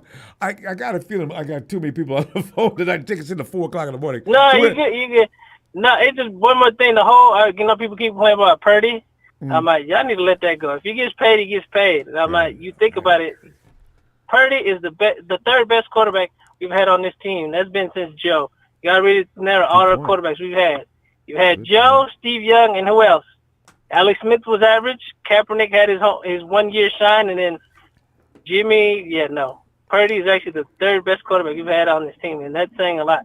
You really got to think about it. All right. So if he gets paid, he gets paid. You got to accept it. All righty. All right, fam. Have a good night. Night, Emilio. Yeah, you too. Makes a good point, but actually, you know Jimmy Garoppolo is still ranked number 3. Probably surpass him soon, though. No, don't put Jimmy in there. Let Jimmy go. I'm just letting you know how they're ranked. He hasn't had the same stats as Purdy, so you can't put Jimmy next to him. No. All right, fam. Gotta let Jimmy go. All right. Big Show says he had dinner with Dan Lanning, Oregon head coach, 33-6 record with the Ducks. Big Show, I worry about the conference and the competition. I don't know if that'd be. I don't know. Maybe. Yeah. Tony among blue waters of Hawaii. Tony, get in here, man. Aloha, Ronbo. How are you doing today? Doing great, man. This rebuilding process got me pumped up. I can't wait to see what happens.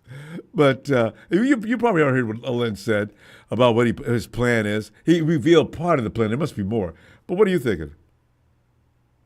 Oh, Ronbo, I missed that. So what was the takeaways from Lynch's plan? Bowl. Okay, they went to the Pro Day and they went to Stanford the other day, and the reporters must have sprinted toward John Lynch. Hey, John, everybody's gone. What are you gonna do? And John, he is Mr. I can deal with any crowd, any situation. Well, listen, guys, there's a thing called the draft, and we plan on replacing all those players through the draft. I read that. I said, I got to bring this to the table.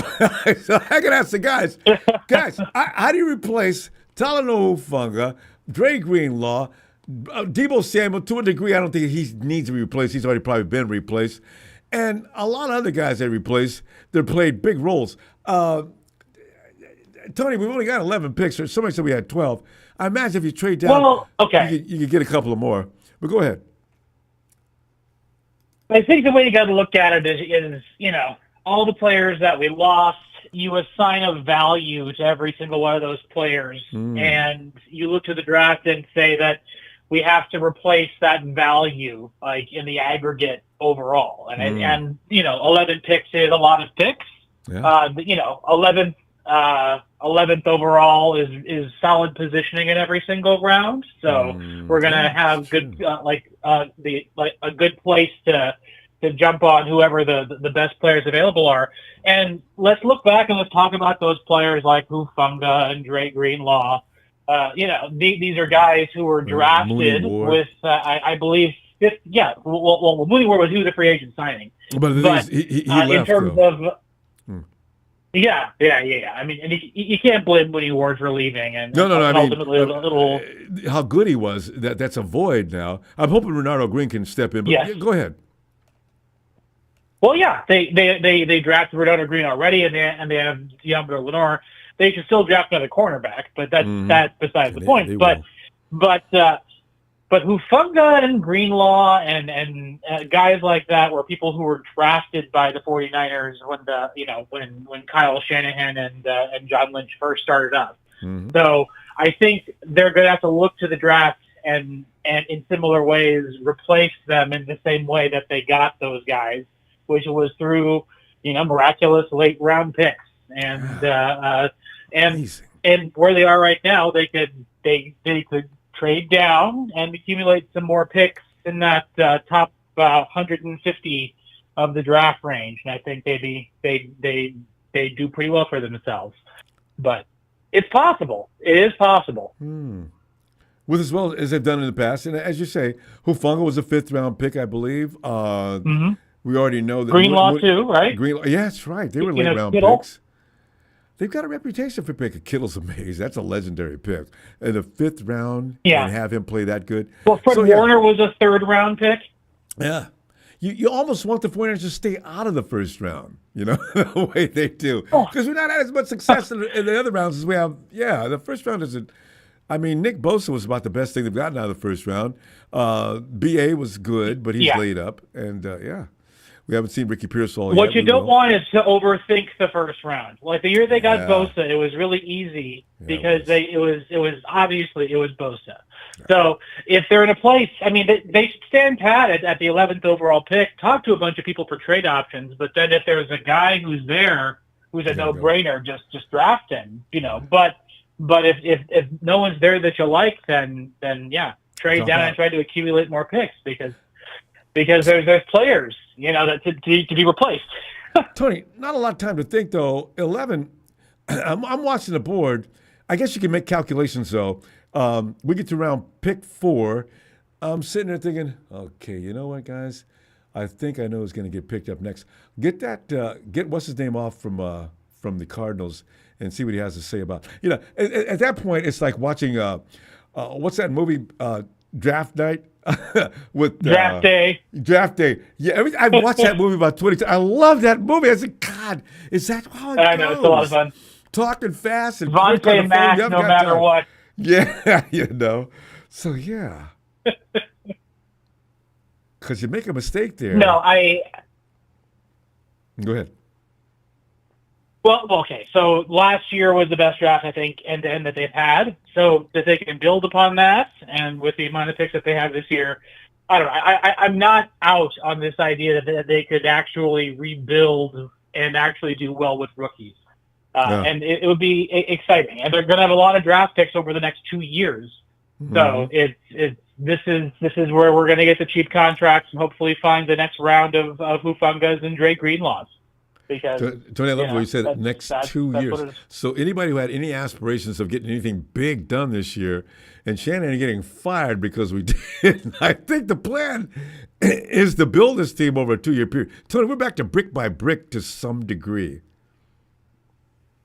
They're going to be competitive. I mean, they still have Nick Bosa, they still have Fred Warner. Hopefully they're still going to have a quarterback. They're still going to have Kittle. They're still going to be in contention. I think fringe wild card is where they're really honestly looking at. Yeah.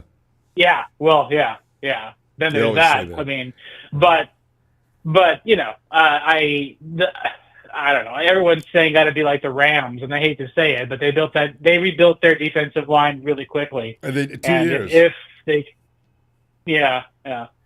So it's just getting people in the right times, and 2 years later you can have like a good pass rush again. So, and we already have Nick Bosa. So really, they're one player away from having like a ridiculous defensive line because they have Nick Bosa. So, Tony, the thing is, who's on that defensive line? I don't bodies. There just aren't enough. I'm looking down through the list. Wait, who plays defensive line? They all left. Yeah.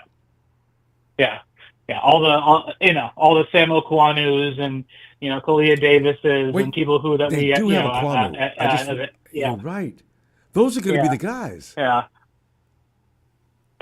That's like ideally you want those guys in your third wave, right? So in rotation. Yeah. Anderson has been impressive for a kid that shouldn't have been. So we're going to find out. Absolutely. Tony. Absolutely. Always wonderful fun to talk to you. Hey, listen, we're going to go, and you got to get to me about that fantasy too. When are you ready for that? And we got to get that wrapped up. All right, Tony. Sounds good, Ronbo. All right. Always great talking to you. Take care. Aloha. Aloha, Tony. And what? It can't be that Trey. Trey for PA. Oh, Trey. I almost did it again, Trey.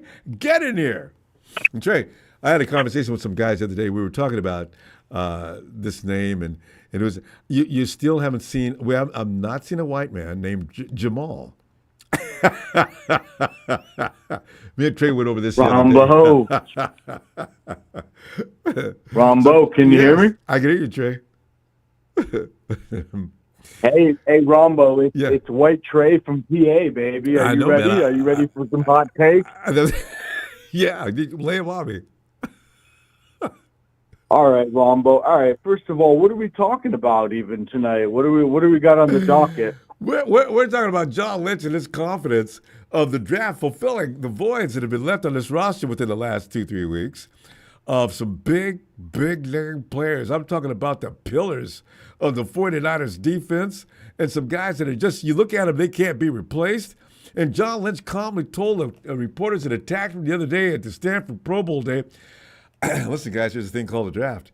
And we got 11 picks this year, and we feel like we're going to fill all those voids with the draft.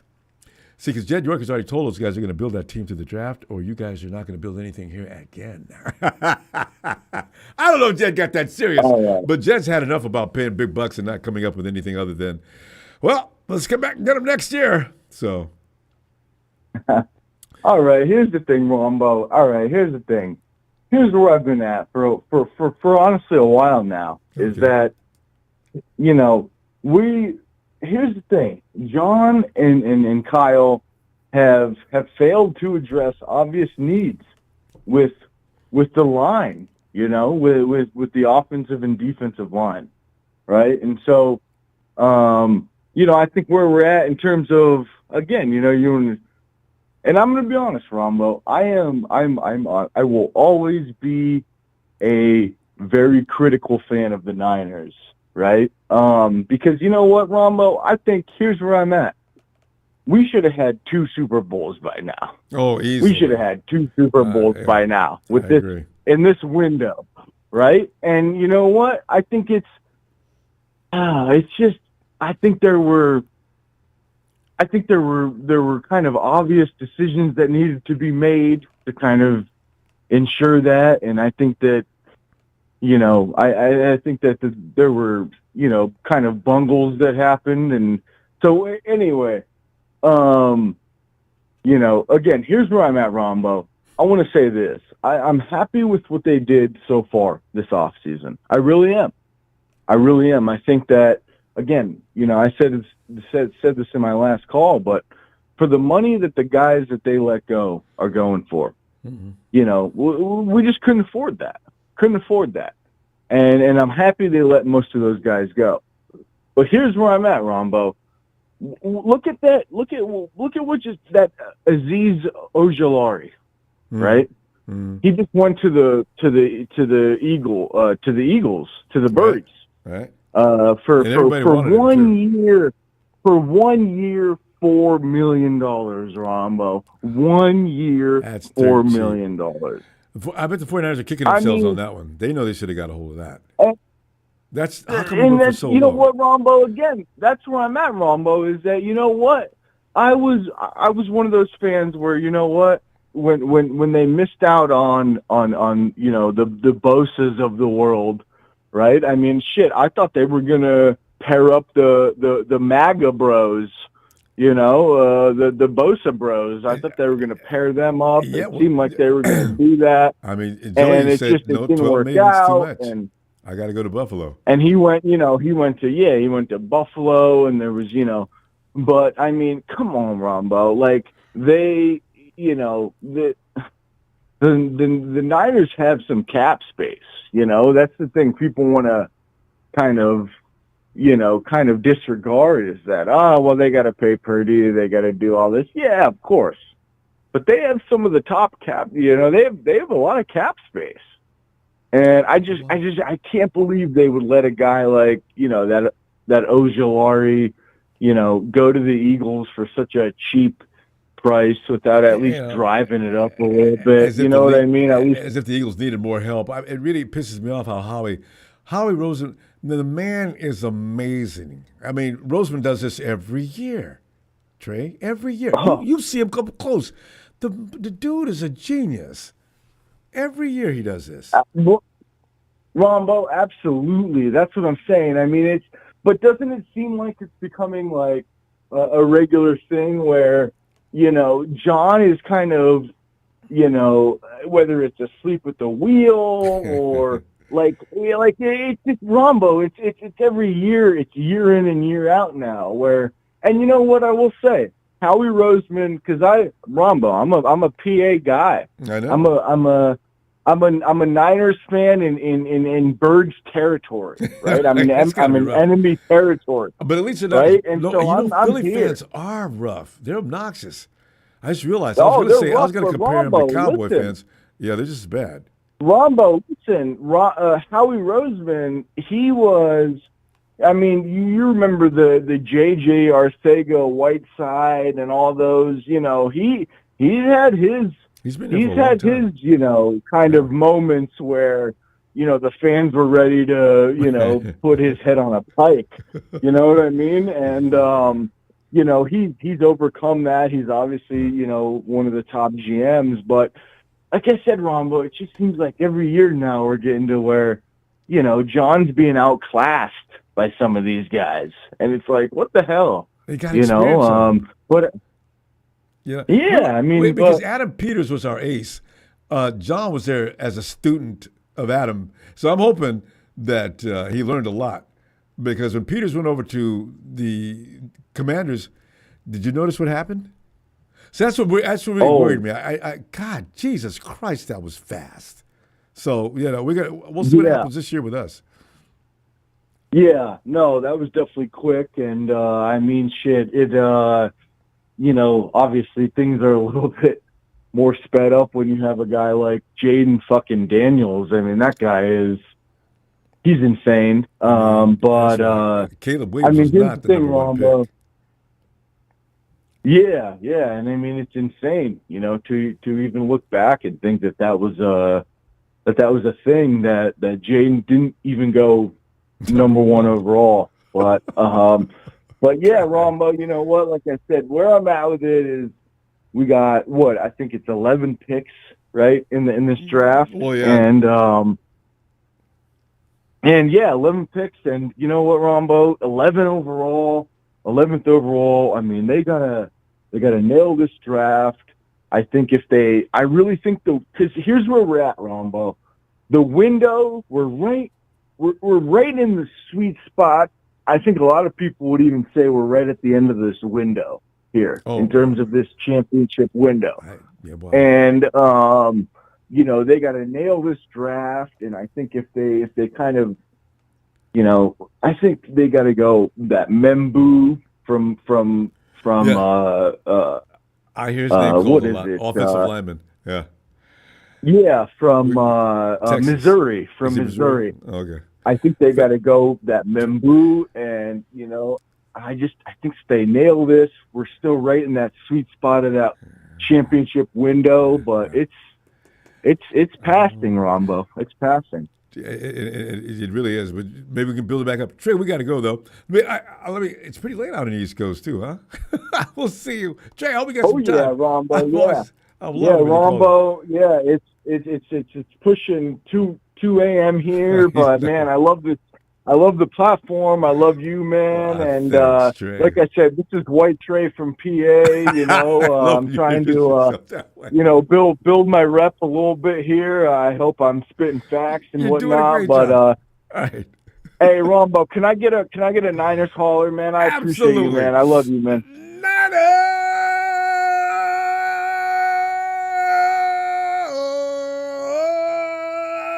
For the very light complexion, Trey. Ronbo, you're the man, dude. I love you, man. I'll be in touch, man. And hell yeah, man. Go Niners. All right, Trey. See you Sunday. Have a great night. Take care, man. You too. I'm still, though, some guy's going to call in line. Yes. Jamal? What? Yeah, I'm not what you think. Big Show Juice over Aziz Al-Jalari is a head scratcher. All right, that's unfair, Show, because he could have got them both, I think, if they really wanted to. Why the 49ers would hesitate on Al-Jalari is something they need to answer, though. Somebody is asking about. I'm surprised that the writers haven't bothered him about that thing. Hey, yo, Nigel. Hey, what's going on, Ronbo? How you doing, man? Nigel, man, we're sitting here wondering what John Lynch is going to do here. He's using draft picks to replace Pro Bowlers and guys that really should have been on the edge of Pro Bowl. I mean, you just think about Dre, Mooney Ward, and also Talanoa Hufanga. That's three guys right there. Is John going to replace them and Debo? Is John going to replace them in the draft? He says he is. And so he said, really, John? What the hell are you talking about? So what kind of plan is this? So it's a little disrespectful, Rambo. It's a little bit when you disrespectful. think about it, yeah. Like, dude, are you kidding me? Who are you gonna get in this draft that can replace Dre Greenlaw, Rombo, and this guy in 2019, before we went to the Super Bowl, we played against the Seahawks, and he made a play on the freaking end zone against who was it against? That's like was it Metcalf? I forget his name, but that dude was one of the Hawks' best players. He got it done every week, and yeah, Dre stood Bravo. him up. We went to the Super. Had that man not tore his freaking Achilles that game in the Super Bowl, Rombo, we would have won against the Chiefs. Straight up. I don't care what anybody says. If you look at that game up until he was out of the game, he was dominating. He took Travis Kelce out like he was nothing.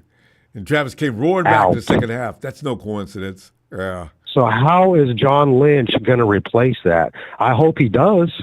I'm rooting for him to do it, but Rombo, my common sense tells me that it's not possible all the time. Like Dre Greenlaw is a grade A player. Yes. Like it's not very easy to replace players like that. So, when you come out and you say stuff like that, now you're putting yourself in a position like with people like me who are, I'm like, okay, you're saying this, so I expect something. As a fan, we have a voice too, and we can decide to like view your content or not, and that's how I can choose to display my fandom. So I'm always going to watch the 49ers, but there's times where I like to go to a game, and it's expensive, Romo, to go to a football game. They gotta pay them salaries. The gear that I buy, when I buy a football cap, or like one of their caps, Romo, I pay like anywhere from $30 to $50 a cap, and I at least buy one a year. Especially if you buy one you buy them at the stadium, or you buy them. You should really stick to online. Both. I've bought them online at lids at stadiums before. So, I'm just saying, like, at some point, it's been so long with these guys, and I think there was some callers earlier that said potentially this is Shanahan's. I don't know. I'm kind of confused a little bit too. I want to say it might. Yeah, like, I don't know. Will they? Or does he have, like, a new lease? Because they're getting rid of all of these all-pro players, and they're telling us that they're going to be essentially the same type of team. And don't get me wrong, we still do have some core players on the team. But still, like, when you see some of these guys that have been here for a long time, it does affect your, like, you get used to seeing that team, so now you're like wondering what you're going to see on Sundays. Like, is it going to be similar, or is there going to be a little bit of diminishment before it gets better, or could it diminish totally? Like, I feel like there's. It's got to be, Nigel. Those guys left, but those guys weren't playing that much anyway, and that also is why we had 6-11 record last year. So, these are all things that fit into the equation. The thing is, you're going to pick up new hungry kids. They could pad that gap. We'll see. I mean, I do like the defensive backs they've gotten in, like, last year, Renardo Green and everybody loves Mustafa. Green. Man, those are good players, Rombo. So, like, I look back and I'm like, they have done well, in the later parts of the draft. It's just that earlier part, unless it's really obvious, like Nick Bosa, they've had issues. Good point. So the hidden players. Look at Pooney. Did anybody have any idea that Pooney was going to look like that? Pooney is going to be something special. So that's three Dude, guys. he's a blue chip player, Ronbo. Yeah, he's legit. Let's see what Ricky Pearsall looks as a wide receiver. I think he's going to be okay.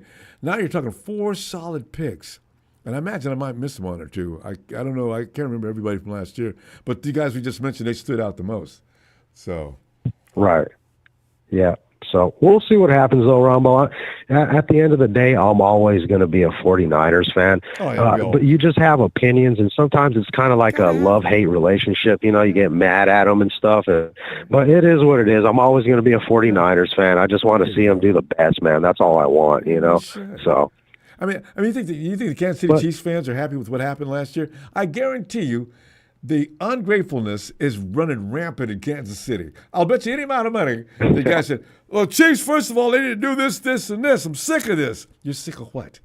You got 3 damn trophies within 5 years. What the hell are you talking about? Because that's what fans do. Right. You know, they're happy unless we're winning every year.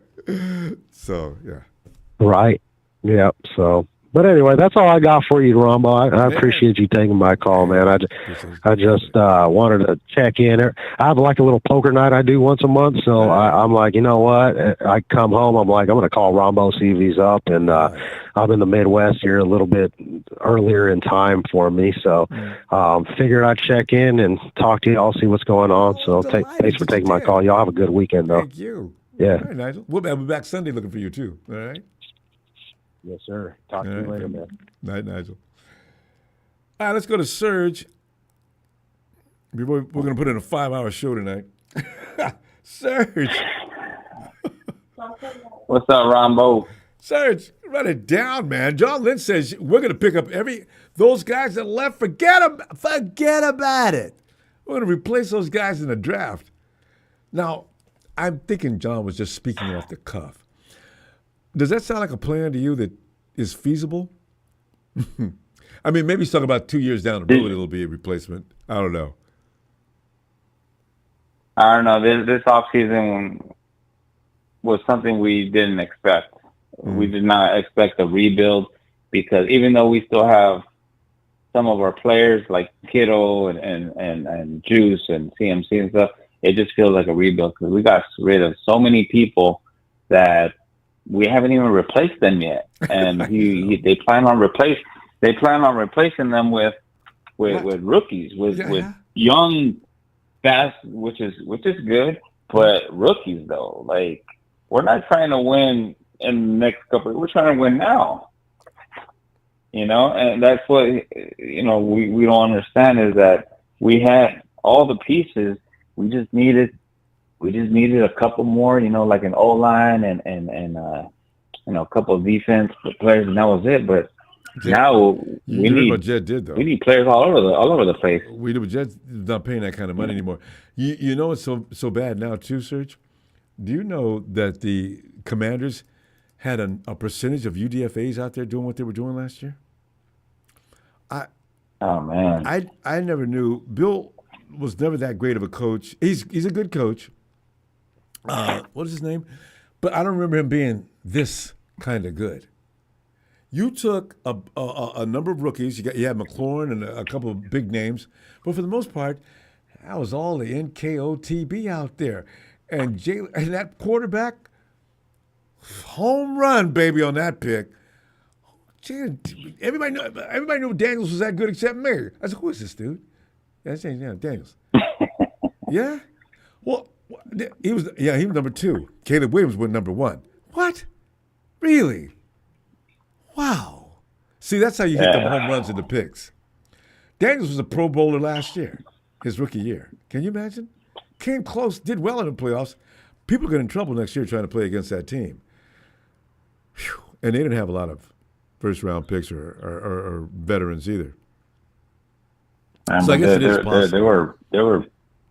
They were picking apart our roster. Like I felt John Lynch was playing that board game operation because he was just taking everything out. How many guys we got over there? Debo's over there, and who else? Debo and who else was it? I know they got 2 of our good players. I do too. I just remember Hufanga and and Greenlaw went over to Denver. I forget who else they got, but Washington picked up who? I don't know, man. Tebow and who else? I just read that too, but I can't remember who it was.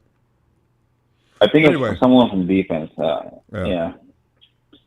But anyway, and then we got and then Mason's didn't get traded, and I don't know, man. I'm just in shock that we got rid of so many people that all these other teams are picking good players. You know, like they're getting good players, and we haven't got nobody big yet. We haven't got anybody that I'm just like, wow, you know, but everybody's just getting all these good players. Well, and the whole thing with they had high picks, so this is the first year we're in the top 15, actually. Usually we're picking around 20-something, right? So this year, Niners, don't blow this, because the thing is, you're not going to be in this, well, you might not be in this high pick every year. So this is what the scary thing is. You trade down and lose this advantage, or do you stay up and continue to make the mess you guys make in the first round? The 49ers have become famous for picking bad picks in the first round, though. So Serge, I don't know what to do with that. I mean, they do better if they trade. And the thing is, I don't trust them when it comes to the draft. You know, oh yeah, we're gonna do good because of the draft. We have a lot of picks. Look what happened with I already forgot his freaking name. The quarterback that we got rid of and went to the Cowboys. What happened with that? Yeah, you know, like, and that was the biggest mess up, because 2 first-round picks hurt us. Not so much to pick Trey, but what you gave up for Trey. And then Javon Kinlaw, and Jake Moody. Same thing with Jake Moody. We got him in the 3rd round. Oh. And look what happened. And we still have him. Out of all the players we got rid of, Moody's still here. It's a joke all over social media. Oh my God, it is. I see memes all over the place. I know, right? Oh my God. We can't do anything but laugh. But don't take it seriously; it'll make you mad, because Jake Moody's coming back next year. If they don't get rid of him, man, it was a big joke of a draft, man. Serge, they're not going to do it. The 49ers will lose face. You guys picked him in the 3rd round and got rid of him in year 3. They can't do it. I know, but Ronbo, look, I love Brock Purdy, and I truly believe he is our 3rd best quarterback in the history of the 49ers, because what he's done, you know, in just the 3 years that he's played. Last year, I mean, this season, whatever, it happens. You know, we're not gonna have perfect seasons every year, but when he first came in, you know, he got hurt, but if he didn't get hurt, we would have went to the Super Bowl back to back. You know, and not only that, he has the all-time 49er record of passing yards in a season, more than Montana, more than Young. Like, that's something to look at, you know. You know, and Kaepernick, he has the all-time record for, you know, rushing and passing yards in a game, you know, against the Packers.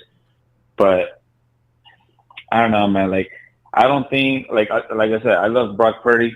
I'm glad he's our quarterback, but is he worth paying 60? Because I'm hearing he wants Dak money, you know. So do you think he's worth 60 and a rebuild?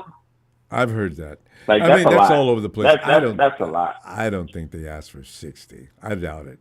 I mean, actually, and for example, none of these guys are getting paid. Dak is the only person that that was grand theft, larceny, of which he should be brought up on charges. He's the only one that's getting all paid 60. All the quarterbacks are getting 60. Yeah, a lot of them are getting 55 to 60. Yeah, 50, but they're on the inside of 60, not 60. Dak is the highest paid quarterback. He will continue to be the highest paid quarterback going into this season, too. But do you think that Brock is worth paying 50 and the rebuild all in one season? No, I think Brock should get 50. He's worth that? Yeah, only because the thing is, after what we just had this season. True, but you can't just you can't just use this season as a barometer as to Brock Purdy's worth to this team. Now, most quarterbacks probably would have struggled had gone through the same situation as Brock Purdy, which a lot of people won't admit to. But you can't have that many injuries on your team, including yourself, and have an offensive line that's as porous as Swiss cheese. Your quarterback can't function like that. You got your premier running back, he's gone. The running back you did have that was doing a good job, he's gone. These are things that are going to take a team down no matter what happens. Your defense has been, I mean, you got the best left tackle in history. He's gone. It's too much. You can't expect the quarterback to carry a team with that kind of damage. So that's why I'm not going to get mad at him. This what makes me nervous too is that if we do give Brock this money and then we do this whole rebuild and we don't get nothing out of it, I can tell you this with John Lynch and Kyle Shanahan still in the team. By the time Brock hits 30 years old, he's going to get traded. If he doesn't win nothing from now till he's 30, he's going to get traded. I guarantee you that. But, sir, don't you have faith in the 49ers building a team? Now, these guys do a good job of building a team. I don't see the 49ers staying slouch for long. Look at Jacksonville's got Trevor Lawrence getting 55. He didn't do jack last year either. Tua, terrible last year. The list goes on and on. So I don't know why we need to isolate Brock as being going to. And the reason why the reason why they stay in the team is because it's difficult to get a quarterback. That's why they're still in the team, and that's why even with their success or whatever failures, they're still going to be in the team because it's hard to get a quarterback. But that's what I'm saying. For us to pay to get Brock and then do this and do that, and we don't get nothing out of it. Yeah. So it sucks. We got to go. Remember one thing: after he gets paid next year, in 3 years, Brock Purdy will be a bargain, no matter what we pay him now for a 4 or 5 year contract. That's the way it works. Well, I hope we got something out of it because we need a Super Bowl, man. We do. Serge, we got to go though. I'll see you Sunday, and maybe who knows? Brock could get paid between now and Sunday. All right. I hope so, man. Because we need to focus on moving for this season coming up. All right. See you Sunday. All right, guys. Have a good night. Let's go say, hey, yo, Steven.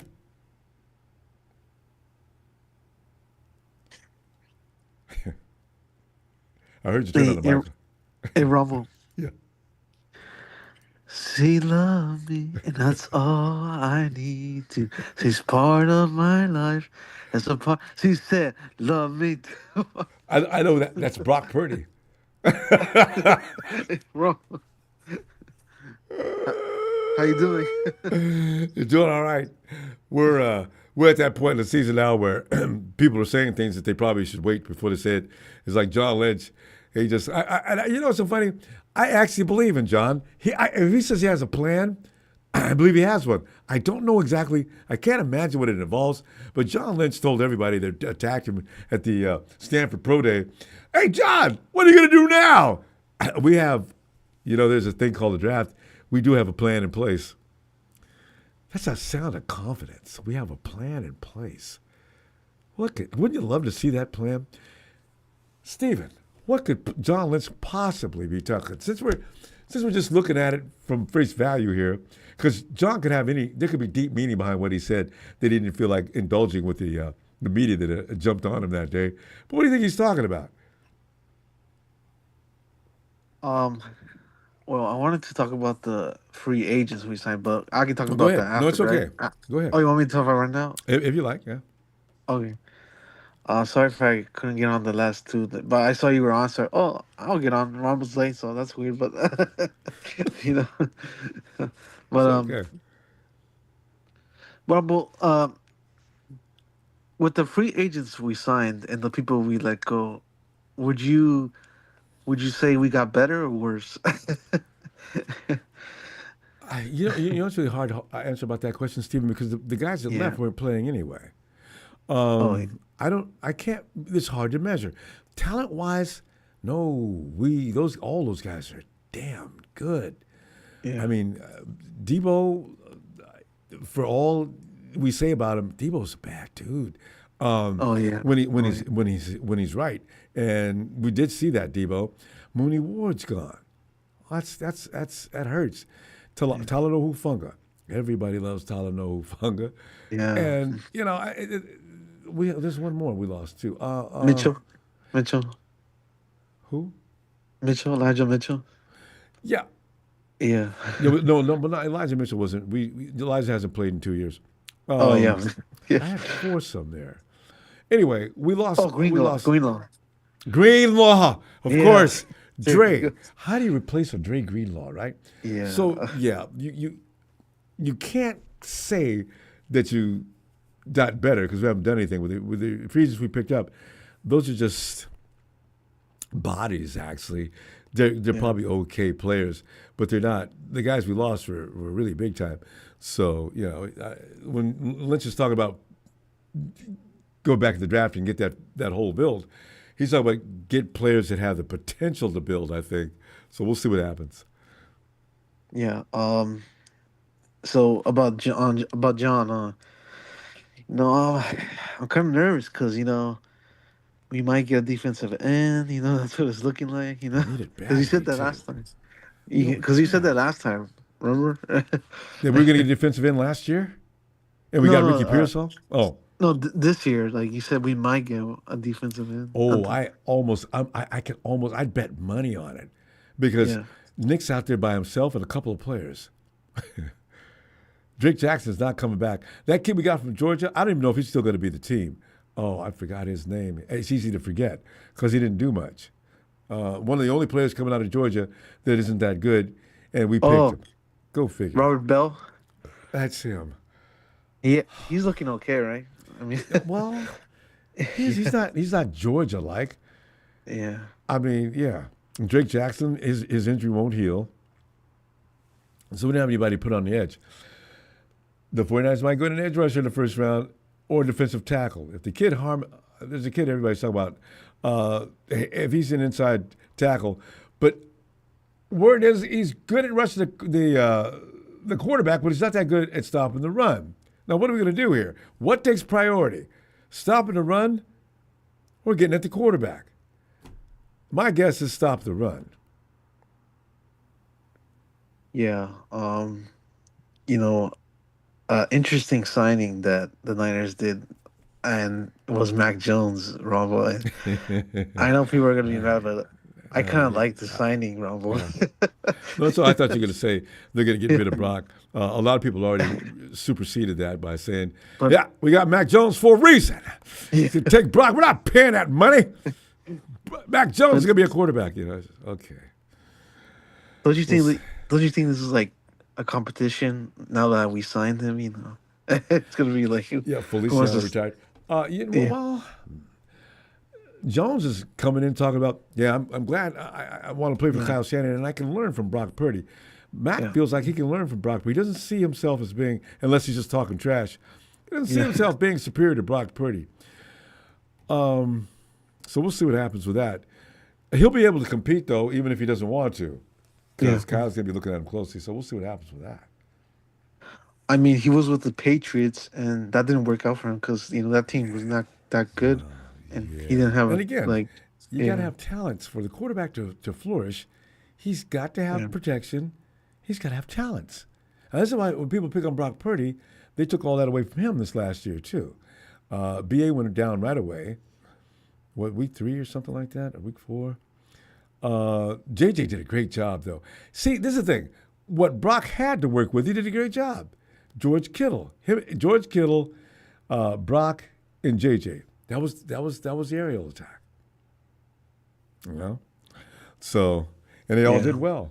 Brock, damn near just with those two guys, almost had a 4,000-yard year. So that's why when people say he's no good, I beg to differ. I'm not. It was all yak. No, it wasn't. The yak boy left and didn't contribute that much this year. Kittle was taking great passes. He wasn't yakking. I mean, it's Brock Purdy's a little better than he gets credit for. We'll see what he looks like this year, though. Yeah. The draft. I'm just like hoping these picks hit good because you got to hit good on the draft. Yeah. If we can just equal last year's draft was decent. How many picks did we have last year? Do you remember? Did we have 8? Last 7, year?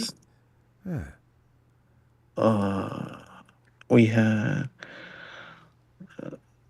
I don't think it was double digit. We had somewhere between 7 and 9. Yeah, in the seventh round, in the 6th round, in the 5th round, we had a good pick. Yeah, see, and 4 of them were solid. So they scored on half those picks. We don't know about Bethune yet, but Bernardo Green, Apuni, Mufasa, we drafted Kingston. And we got rid of him, though. Oh, Yeah. let him get away. Yeah. Offensive lineman Niners. Yeah. How do you make that mistake? So anyway, I hopefully the 49ers have learned from that. So yeah, we'll see. Yeah, we're gonna go. It's good to hear from you again. We haven't heard from you in a little while. Yeah. I'll be looking for you Sunday. All right. Oh, Sunday? You'll be on? All right. Okay. Before I go, Ronbo, I just want to say pancakes and eggs and T-bone steak. I'll see you Sunday. You've always got a tune. Night, Steve. I'll see you Sunday. Good night. What's wrong with him? Tony ATL, come on in, Tony. Tony. Ronbo, a long show tonight. Loving I know, it, right? loving it. It's Tony. You know what? Are you from the South? Yo, Ronbo, just let Tony ATL know it's Rams Nation, baby. Big brother Rams. The Rams can't spell nation.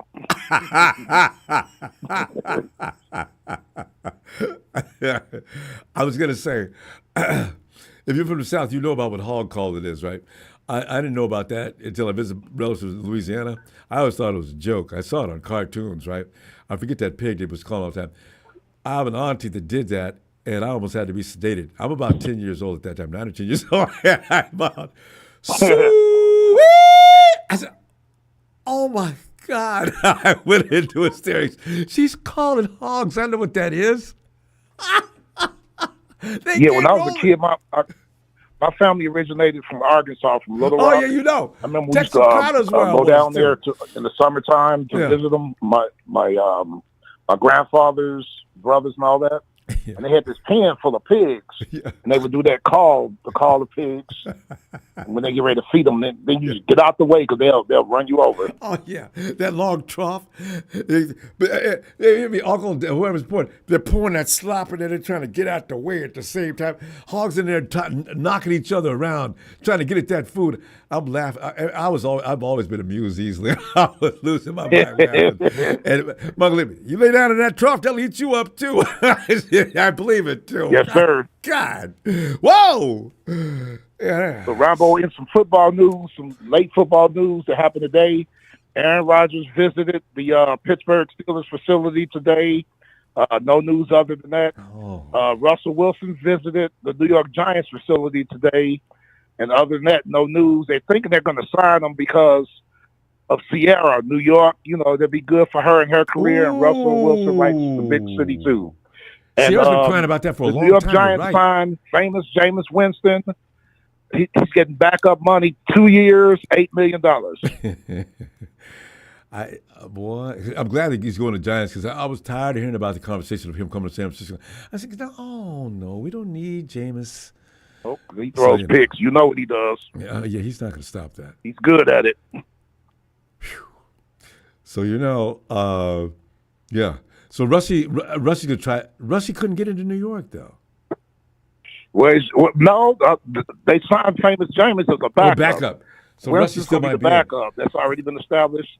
Tony, Russ is between Cleveland and New York Giants for Russell Wilson. I don't know. I think it might be the New York Giants, and I think Aaron Rodgers' only shot is Pittsburgh. He should, Tony. If you're Aaron Rodgers, you go to Pittsburgh. You got 2 really good receivers.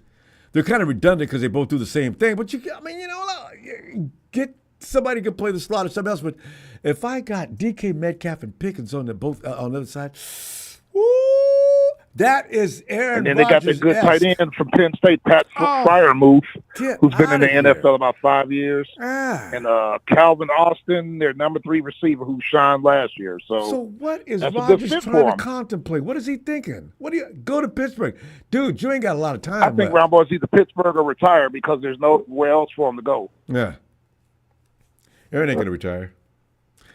He's not going to go out like he went last year. The reason why he came back after that Achilles tear and came back last year with the Jets, there's no way he's going out like that. So, And I'm still hearing we trying to trade Kirk Cousins, but I can't see it happening, Ronbo, because of that salary. Yeah, you've heard any teams involved in the trade? Yeah, I don't see it. Yeah, I mean, have you heard any names of teams? Ronbo, I think I heard you say that y'all might go 10-7, 9-8. Ronbo, y'all got a last place schedule. You still got players on your team. I think y'all gonna be way better than 9-8. Yeah, Tony. I really do. What I've learned from that easy schedule, every time I hear that, I say, shit. Ain't no such thing as an easy schedule. There's gonna be surprise teams. You still got to play the games. Exactly. Yeah, and there's gonna be surprise teams this year. Let me see. Well, Detroit's no surprise anymore. Green Bay, no. There's teams like, okay, remember when Detroit and Green Bay came up? Remember we was having that debate going back and forth? You said Green Bay was going to be the monster this year. I said, Tony, they might be, but look out for Detroit, man. And we were right. Both of us were right. Green Bay and Detroit came rolling up on the 49ers and almost took them out. And that was, I'm like, none of us expected Minnesota to do what they did last year. Yes. So an easy schedule means it looks that way from last season. It doesn't mean that's going to continue into the next season. Panthers are going to hurt somebody this year too. I think the Jets are going to hurt somebody this year because I think what's his name, the quarterback, he's going to shine there. Justin Fields. Justin. I think he's going to shine in New York because they got talent there. Still got talent there. They got a good offensive line. They got a good defense. I think he's going to shine in New York. I really do. I do too. And Plus, he's a mobile quarterback. Hey, right? And I don't know why you got DK Metcalf. Why did you get rid of Justin Fields, Steelers? Justin Fields should have been left on the field last year. I think he's untapped potential. He needs a better situation to play in, and I think he might excel. But nobody wants to give him a shot. So they jettison him off to New York, and the Jets, you might be right, Tony. I think he's got potential. He just needs to get some receivers and a little offensive help, protection. He's got a premier running back I can work with. So, and watch out for Washington this year too. They had, I forgot who it was. They got a defensive player in a trade. Washington's going to even be better. And Debo can't wait. And Debo's running around telling me, I'm motivated now. Oh, Debo, shut up, man. You know what? Were you motivated last year when you dropped that ball? Oh, man. God. I love Debo. When you need, that's why y'all paid him that money. When you need him, he's supposed to come through. And he didn't come through. So now, Washington's definitely going to be. But you know what happened to CJ, right? What happened to Texans? But I understand they lost offensive line problems. Yeah, that's true. CJ was getting knocked the around. offensive line wasn't bad.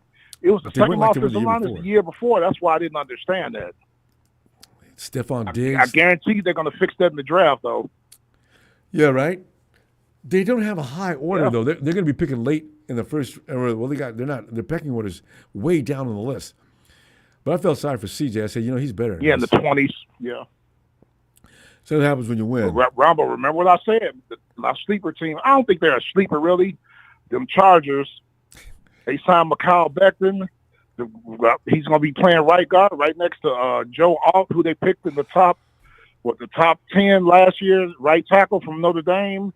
You got that left guard, Zion Johnson from Boston College. You got the left tackle, all-pro, what's that kid's name? Out of Northwestern. See, that's hard. 4 offensive linemen, all former first-rounders, all picked in the 2020s, and one of them is all-pro. That's Harbaugh-esque, man. Harbaugh made a statement about that. You're not doing anything without an offensive line. So he's building it. He's building it. Rashawn Slater. And you got a quarterback that actually, I give what's his name a lot of shit, but he's a good quarterback. He can. I like Justin Herbert. I don't people to be on him. I like Justin Herbert. Oh, and he's been in the wrong They re-signed Mike Williams. They re-signed the receiver Mike Williams. He's back in the Chargers. But the thing is, because I said, you know what, Justin Herbert, you put the ball in his hands all day. Tony, and I think we might agree on this. You look at the Rams. We said the Rams got a running game, and all of a sudden they look a little more respectable, right? But when they had Stafford back there, Stafford just slinging 89 times a game. I said, you know what, I don't like him because he's playing the Rams. But hell, if you're going to throw the ball that many times a game, you're subjected to all them picks. And, of course, he got them, right? So Yeah, but they got that balance now. Yeah, Herbert's got a running back. You think Najee Harris is going to have a field day behind that offensive line? Najee's been waiting to get loose. He's going to get like 1,000 yards, close to 1,100 yards like he did in Pittsburgh. I can see him getting between 12 and 1,300 with the Chargers. I can see that. And you got the receivers the Chargers got in the offensive line. You got Herbert. They're going to be contenders for sure. That division. They just got to get them a tight end. They might try to address that in the draft. I don't know if there's any free agent tight ends out there, but they need a tight end. But they got receivers, running back now, the line, defense. Because Khalil Mack decided to stay there. They re-signed him. No, I didn't know about that. I thought he was hell on leaving. It's Chargers. The Chiefs are not going to lay down long. I figure they're going to be back. And Denver looks like, oh, my God. And the Raiders are probably the only team that's going to drag ass. They got to do something about that line. Jawad Taylor, I know they're going to get rid of him, all them holding penalties. And then, they lost Tooney. They traded Tooney. So they got some up their sleeve. They know what they're doing by trading Tooney. They're all pro. Yeah. They got some up their sleeve, I think, in the draft. That division it's becoming special. AFC West. Jay, Tony, we're going to go, though. I tell you what, I'm going to see you Sunday. Let's see what develops between now and then. Ronbo, I'm still mad. Grady Jarrett in Chicago playing next to Caleb. Playing next to Montez Sweat in Chicago. I'm mad about that. Oh. Yeah, man. I thought about you when they showed that clip. I said, Tony's going to be sick. I knew you would be. Yeah. It's tough to hold on to ball Ronbo, players the now. Rams are ass. No. They're being overhyped. They're overrated already. And we ain't even in training camp yet. They ain't even at the draft yet. And everybody hyping them. Keep hyping them, Fox Sports. Keep hyping the Rams. Just keep it up. Keep doing it. Now, the small fry Falcons in no position to talk about the juggernaut. Oh, we're going to beat y'all. Y'all got to play us this year. We're going to beat y'all. Los Angeles Rams, player. Now, Tony, whenever you start making predictions, if I'm a 49ers fan, I get nervous. I start saying my Hail Marys, Sweet Jesus, and all that good stuff because you're known as Tony Wrong in the community. Thanks to Jim Everett. Talking because you sound like you're drunk. You know it is. But now, see, he didn't even know it was the Legend Marketing Pro. See, point certified. Marketing slow. Self-explanatory. Well, you know what, you guys... See, you lottery team Atlanta Falcons ought to be ashamed of yourselves. 28-3. The only thing good in ATL is Deion Sanders and Evander, the real deal Holyfield. The rest we have a nice young football team. Sodom and Gomorrah. We got Leonard Floyd to help us out on our defense. We're up and coming. Falcons we got need weapons. help and John prayer. Robinson. We got Kyle Pitts. We got Drake London. We got our new quarterback. We got young weapons. You ever heard of the name Devontae Adams?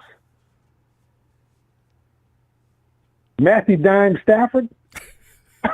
You mean John the Stafford? Genius McVay? He gonna reincarnated? He's going to piss Devontae Adams off. Just watch what I tell you. You know, He's going to piss him off all year. This is going to be Tom Brady. Rams fan and a Falcons fan arguing. Stafford looks back. He throws deep. To Devontae, touchdown. That's going to be the ring of 2025. He's already entered this world of fantasy. Tony, listen. Tony, let me see his Sunday. We want Philly, Rumble. We want Philly. Finish up his stand-up and we're going to routine. make Saquon Barkley pay. All right, Ronbo. Yeah, let him do the stand-up comedy. And I'll see you Sunday. But you and I both know Stafford's going to be throwing the triple coverage. I'll see you Sunday. You are, okay, the 49ers are little brother. You're a little brother, Falcons. Yeah, you don't win a championship. Have another drink. Good night. Wrong. Night, you don't Tony. talk to the big brother Rams. Oh my God, you got into We that are status. modern day champs. No, wait a minute. You're the big brothers now. You know, Marketing Pro. Give me some justification for this sudden shift in status. I don't get it. Because you got players, you got to play the games. You know. Well, you know, OG Ronbo. And where's that dog? Oh, he's chilling in the backyard with his little soccer ball. And, I don't want to say Sean McVay too loud, or he might go off. I don't blame him. Yeah. Yeah. He's got problems. That dog got, I got to take him to a preacher, get him exercise those 49 demons out of him. Because I really think this guy is a Niner fan. Yeah. Well, you know what I'm saying? He doesn't. If he doesn't like if he doesn't like dry food, I mean, you got to get him more than kibble. This player, he just ate a quarter pounder saltless patty, 2 Nathan dogs, 4 scoops of that diamond, protein German Shepherd big dog food. He's good. Okay, well, you do other brands of good stuff to give him. Okay, I'll give credit to that. Because if he's a 49er fan, you got to treat him right. Mighty Pro, what is on your mind tonight? Why are you in here and rampaging through the chat, pissing people off? What is it? What do you want? The thing is, my sources were right again, Ronbo, and we're gonna have to go back to memory lane. And I had told you, my sources told you, 49ers in the rebuild. And you're like, nah, Greenlaw is gonna stay. All these guys are gonna stay. Now you got a whole heap of trouble because Brock Purdy's feeling himself like he's Matthew Dime Stafford. He wants $60 million. He wants that Dak money. Okay, that can't be confirmed. Well, all we know is he's in negotiations. The media is doing that to get attention. They don't know how much. The 49ers don't let these things get out. They don't know how much he's getting paid or even offered. Brock Purdy, this is what y'all need to do. This is what my sources were telling me.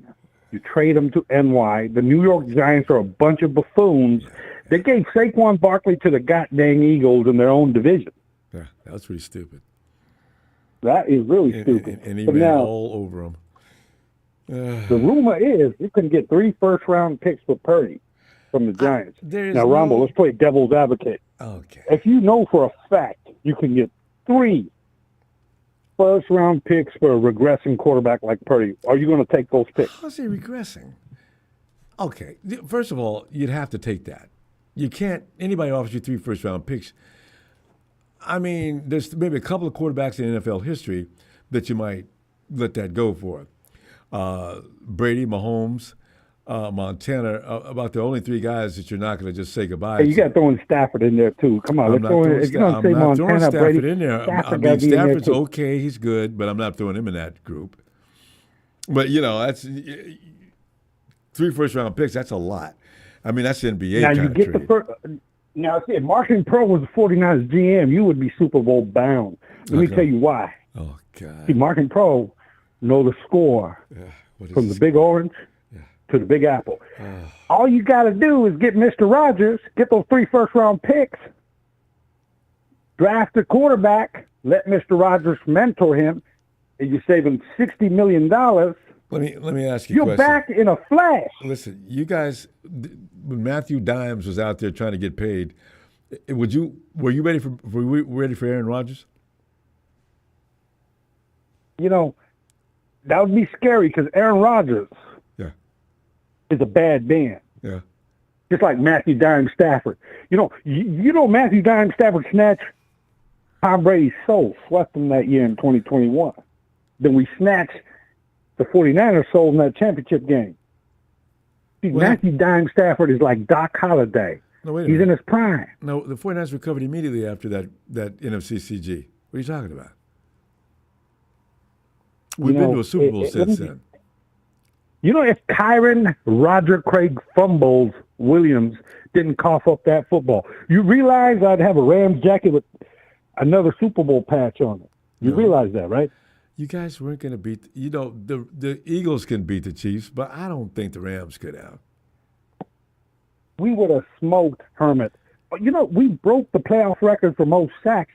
Gerard, modern day Lawrence Taylor burst is an absolute tornado hitting a Oklahoma trailer park. It is scary. Argue Pro, there's no comparison between Lawrence Taylor and Verse.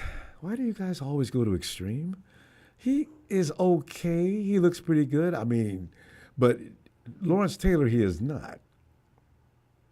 You know what the GOAT, Aaron the GOAT Donald said? I think he's better than me. The GOAT is Did Aaron Donald say that? Yes, You made sir. that up. Now Aaron Donald, too, listen to me, Claire. You got the meanest front four. Just come on back. Come on back. And it'll be ring after ring. Imagine that. Now he's rhyming. We're going. I'm leaving. I've had enough. And I'm going to the front and ask for my money back. Let me just shout out Big Show. Yeah. I got to shout out, Rams certified OG player Big Show, Rams certified Papa Dragon, and the OG Ronbo Sports. Now, Aaron Rodgers. Get the 3 first-round picks, Ronbo. Okay. Don't be politically correct. Fire Purdy's ass. Send him to NY. Pour yourself another round. I'll be back. I'll be back Sunday. All right. And say hi to that dog for me. Crying 49ers, Brian. Rams Nation. Get off the phone. I'm going. All right. Fam, we had a marathon show tonight, didn't we? Oh, my goodness. I'll be back Sunday, and let's see what's going on in Ninerville, because there's no telling what is going on, actually. God, but John Lynch, I love when they corner him. The big cheeks shot out. Well, you guys, there's this thing called the draft. We got 11 picks, and we're going to replace all those players in the draft. Go get them, John! Go! I'll see you Sunday, fam. Have a great night. Appreciate the contributions tonight. Thank you so much. And please, don't forget to subscribe before you leave. I love to know that you're going to come back and see me again. You didn't like it? Or should I say us? Except for Marketing Pro. But don't worry about Marketing Pro. We have lots of people in there that handle Marketing Pro handily. You don't have to be bothered with them. There's people that spend half their time working his ass. All right. Niners!